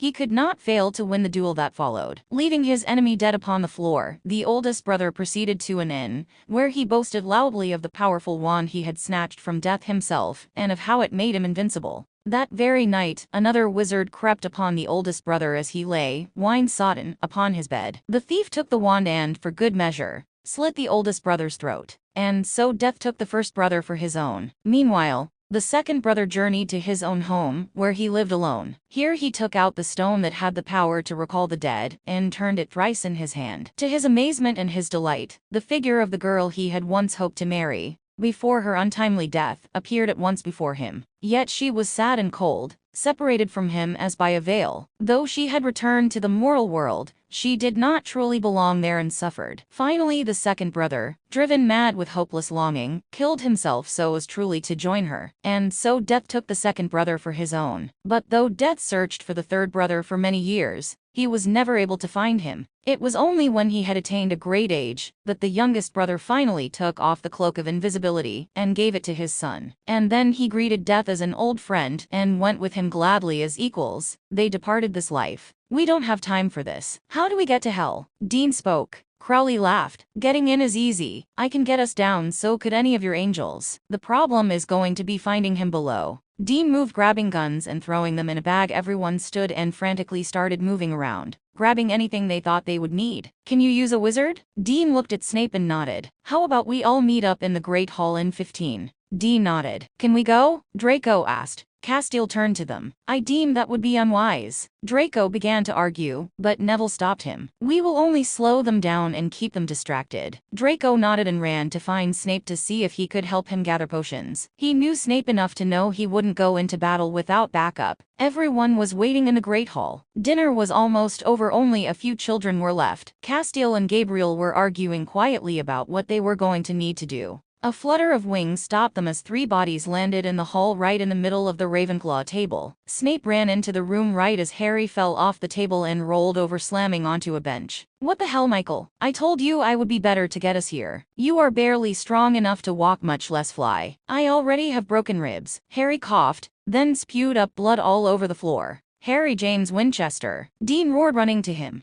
Harry winced and coughed up another spray of blood. The pain portions had worn off, and his rib had punctured a lung on impact with the table. He was having a hard time breathing. Princess was in the sling somehow, still slung against his back with his backpack. Snape was on top of him doing some kind of wand movement, and Harry screamed as his rib popped back into place before potions were poured down his throat one after another. Draco was by his side gripping his hand like he was dying. He hoped he wasn't dying, even though he was definitely seeing glitter. With each potion, the glitter was evaporating. Michael groaned, sheltering Adam's body. "Mom, fix Adam's body." Dean stood horrified with Harry in his lap and his brother in the body of what looked like a young John Winchester. He could see the differences. Scars his father had never had graced the body of Michael. Michael was stiff, his body folded protectively around Adam. Castiel moved, placing his fingers on Adam's head, and Harry watched as his body was returned to normal. The gore and blood was wiped away. Gabriel snapped his fingers and he was dressed and cleaned. More and more people were filing into the room to see what was going on. The teachers were coming down to join them. "What happened?" McGonagall snapped. "Yes, Harry." Dean snapped. "Explain yourself." Harry looked up to his dad and back to Adam. "First, Mom, I need you to put his soul back in his body." Harry held up his hand. The soul was still scorching Harry's flesh. Blisters and burns were tearing into the muscle. Blood ran down his arm and onto the floor. Castiel moved, grabbing the soul that was so damaged and maimed. The minute he put his hands on it, it cast light around the room, making everyone blink. Castiel slammed it into Adam's chest as Michael clung to him. Adam's chest arched, then his body relaxed, and he continued to be comatose.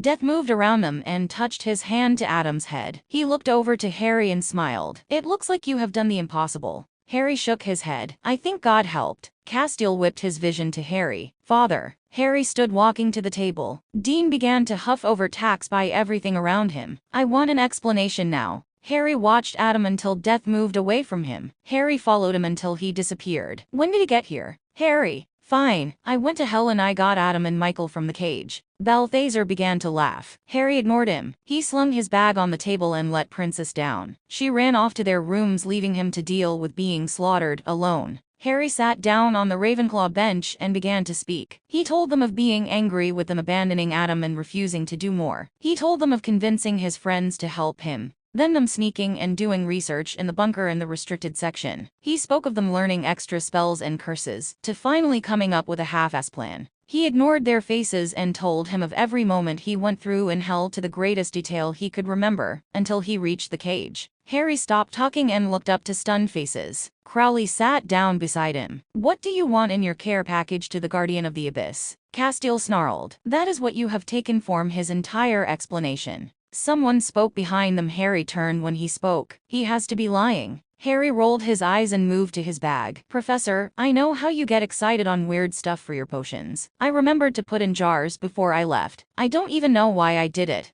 I just thought it would be a good habit to always have them on me for when we hunt." Harry started pulling out jars. "This one was from whatever I killed at the castle that had the graves in it." He sat down the jar with intestines, heart and gore. "This was from the water where the people cried tears. It was really creepy." He sat down the jar of water that now glowed a strange luminescent color. "And this, I hope to hell, doesn't need an explanation." Harry began to pull the huge horns from his bag of the Minotaurs. It took him a second to get them both out of the bag, and he sat them down. Everyone was glaring at him. He pulled the rest of the jars out, sitting them down. "What? He broke my rib." "It's not like he needed them anymore. He was dead." "You are grounded," Dean snapped. Harry shrugged. "I told the man at the Abyss you would probably kill me, and Mom would have to bring me back. I can handle grounding." Dean snarled. "If you ever do that again." "Oh, the mark. I gave it to Lucifer." Every member of his family's mouth dropped. Harry smirked as he pulled up his shirt. "Lucifer is sitting in the cage fuming right now with a bloodlust he will never be able to quench." Gabriel was the first to wake out of his stupor and began to roar with laughter. "Lucy, he has to be livid. Can I please have a shower? I am covered in hell skank and gore."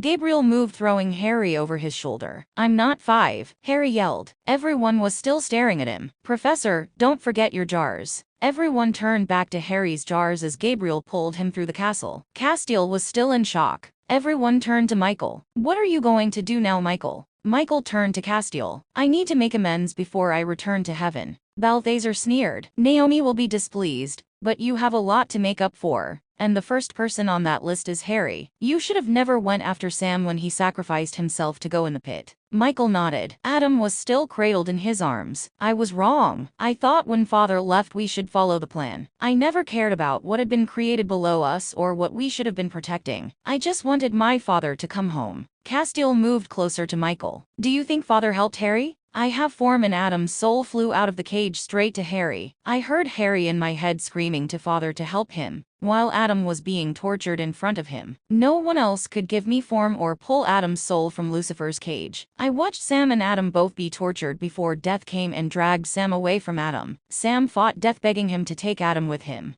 Death laughed at them. Adam almost gave up after that. I tried to help. I used all of my grace to keep Adam sane. I poured everything into him when Lucifer became bored with him. I tried everything to get him out of that cage, and nothing worked. Only father could have pulled him out. Castiel and Balthazar watched Michael. You need to let him go. Dean's voice had Michael turning to him. I'll carry him. Balthazar smirked, but everyone ignored it. Snape gathered up the jars as Draco grabbed a horn and Neville the other. We should continue this downstairs. I believe we have attracted quite an audience. Everyone looked around. Students stood around watching them along with the rest of the school staff. McGonagall nodded and pointed to the door. It looks like our Harry is going to be a handful. Balthazar snickered. Crowley broke into laughter. I am going to have to make a trip downstairs because of him. He's going to want to go shopping for his new friend, which is the keeper of the gateway to the 8th circle. He stopped looking at Dean. I blame your influence. Dean snorted. I blame Gabriel. They all filed out of the Great Hall and headed to their rooms. Dean looked over to Castiel on his way down. Cause, it's finally gone. Castiel looked back to Dean and smiled. Everyone else rolled their eyes. Harry was inside the huge tub in their room. Gabriel had found them some trunks, and they were swimming in pomegranate-smelling bubbles. Gabriel preferred the fruity smells, and Harry could care less. Draco and Neville joined them about half an hour later, before Garth ran in screaming and doing a cannonball. You just got Garthed. He sputtered, face covered in bubbles as he reemerged. Harry was laughing, trying to wipe the images away from hell with the sounds of people around him. As he leaned back in the water and relaxed, Draco moved over, joining him. Are you alright? Gabriel was dragging Kevin fully dressed to the side of the pool-sized tub. Kevin was screaming like a girl and yelling for Castiel or Balthazar to save him. Castiel was looking at the water like he was a puppy being threatened with a bath. Balthazar was snapping his fingers, making himself trunks and floats to relax on. Neville was watching the entire thing playing out with a grin, as Kevin released another manly squeal. It was horrible. It was like walking through a horror movie. Can I do anything? When I wake up at night screaming, will you not let anyone know how stupid I sound? Draco reached over and held his hand. I'll help you.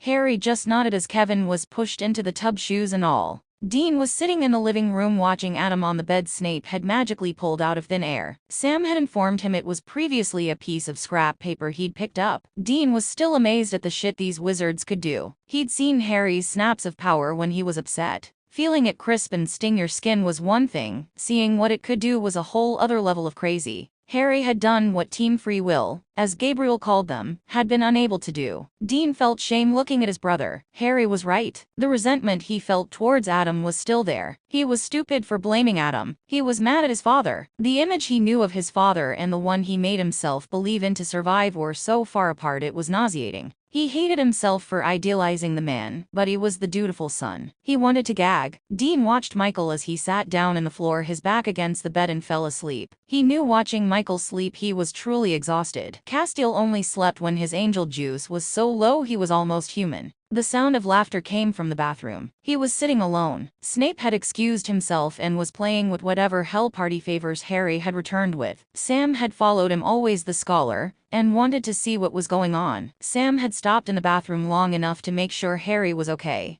before he ran straight out of the room to follow Snape. Dean looked into the bathroom and could see Castiel standing by the edge of the tub like a scalded dog. His lips quirked. Castiel was still nervous around human interaction. It didn't matter how long he'd been on Earth or how long he'd been part of the family. Sometimes he would give Dean a look that bordered on confusion and longing. Harry's giggle floated back to him before a huge pink flamingo with yellow spots ran out of the bathroom and into the kitchen. Dean rolled his eyes. Gabriel could deal with it later. Castiel was backing farther and farther away from the tub. Dean smirked. Castiel was getting closer and closer to the door, trying to leave gracefully unnoticed. Dean stood sneaking up behind the angel. Castiel was almost to the door when Dean ran, picking Castiel up, and ran full force to the water and jumped Angel in tow. He heard screams as they hit the water, and one of the girlish ones had to be the angel. Dean came out of the water covered in girlish bubbles with Castiel fully clothed sputtering in front of him. He whipped around, glaring accusingly at the hunter. Dean!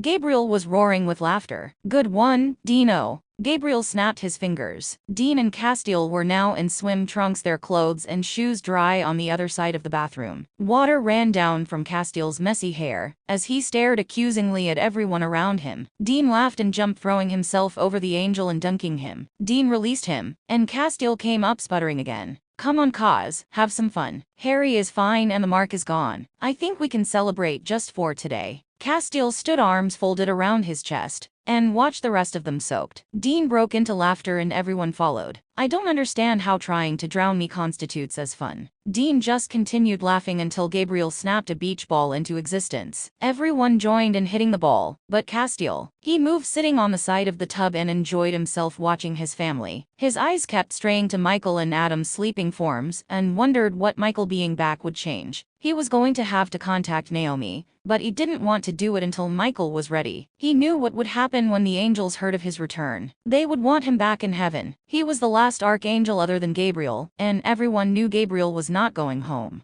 Harry stayed in their rooms that night. He refused to leave until Adam was awake. Michael had continued to sleep too. He didn't wake when Castiel picked him up and moved him beside Adam. Draco and Neville had curled into the pallet they'd made in the floor with Harry, and the rooms were silent that night. Harry had woken at one point with a nightmare, but Castiel banished his thoughts, and the crisis was over. It was 3 days before Adam woke. Snape had demanded Harry attend classes, not wanting him to get behind. Harry was reluctant and came back to the room when he wasn't attending classes. Harry had just returned from his last class of the day when Adam shot out of bed like he'd been slapped. Harry dropped his bag and ran for him. Michael, who'd taken his position beside Adam's bed in the chair, stood watching as Harry tackled Adam. Are you okay? What do you remember? Do you feel like you're insane? Death gave you a wall. You can't think about your time in hell. Do you want something to eat? Do you hurt? Do you want me to get Mom? Harry's questions piled one after another. Adam, dazed, stared around the room at everyone around him. It was a full 5 minutes before he spoke. It wasn't a dream. You really came down to the pit? Yeah. Adam nodded, taking in the room. Where are we? You were in the pit forever. I'm 11 now. We are at my school. It is a magical castle that teaches witches and wizards. A castle? Yep, but no moat. It has everything else though. There are even unicorns and centaurs in the forest. Adam snorted. You are pulling my leg. Nope. I even have pets now. Crowley, he's the king of hell. He gave me a hellhound. I named her Princess. Then, Gabriel got drunk and made animals again, and I talked Dad into letting me keep one. She is a panther that sneezes and crafts glitter. Gabriel named her Pancake. Adam just stared at him. I have to be dreaming. Harry shook his head. No, we are Winchesters. I think everything but the glitter is normal. Adam stared at him, then began to laugh. I missed you, kiddo. I missed you too. No more wild stunts or saying yes to angels. Sam moved to the bed then. Adam, I don't want you to take this the wrong way, but how the hell are you sane right now? You were in the pit a long time and you seem to have your memories. The only reason I haven't snapped is because of my wall, and I can't remember anything. I don't know. I remember seeing Harry freaking out outside the cage and thinking it was another one Lucifer's hallucinations. Then I felt something warm roll over me and I woke up here. I can remember everything, but it's all like a dream, like something that isn't mine, even though rationally I know it happened. I think it was God, Harry said frankly. No one spoke. How about you take a shower, and we can all head to the Great Hall for dinner. You can see the castle. There are suits of armor lining the hall. It is insane here. Adam nodded and Michael dove towards him, offering to help him stand. Harry watched as Adam turned and saw Michael for the first time since he woke. Everyone was watching them. Michael half smiled and offered him his hand. I'm sorry. Adam looked at his outstretched hand. I hated you for a long time. I blamed you for everything he did. I stopped hating you a long time ago too. You were the only thing I had left down there to cling to. Adam took his hand and tried to stand. He wobbled on his feet before Michael helped him to the bathroom. We are going to have to go shopping. Harry spoke when the door closed behind them. Adam is going to need some recovery time at the bunker. His body is healed, but he's going to have to get his strength back, and so will Michael. Castile nodded at Dean's words. They should stay a few more days until they are well enough to travel. Professor Snape strode through the door. I put a spell on Adam letting me know when he woke. Is he okay? Showering, Harry replied. Good, I want to run some diagnosis spells on him when he's done. I also brought some potions. Adam re-emerged from the shower and put on some of Dean's clothes. Dean was broader and more muscled, but they would do. Harry dragged Adam through the castle as Adam looked around thunderstruck at everything around him. Harry even dragged him outside to show him the outside of the castle and lake. The squid was on the lake sunbathing. They made it back to the Great Hall and joined Draco at the Slytherin table. As they ate, Harry couldn't remember being happier. The end.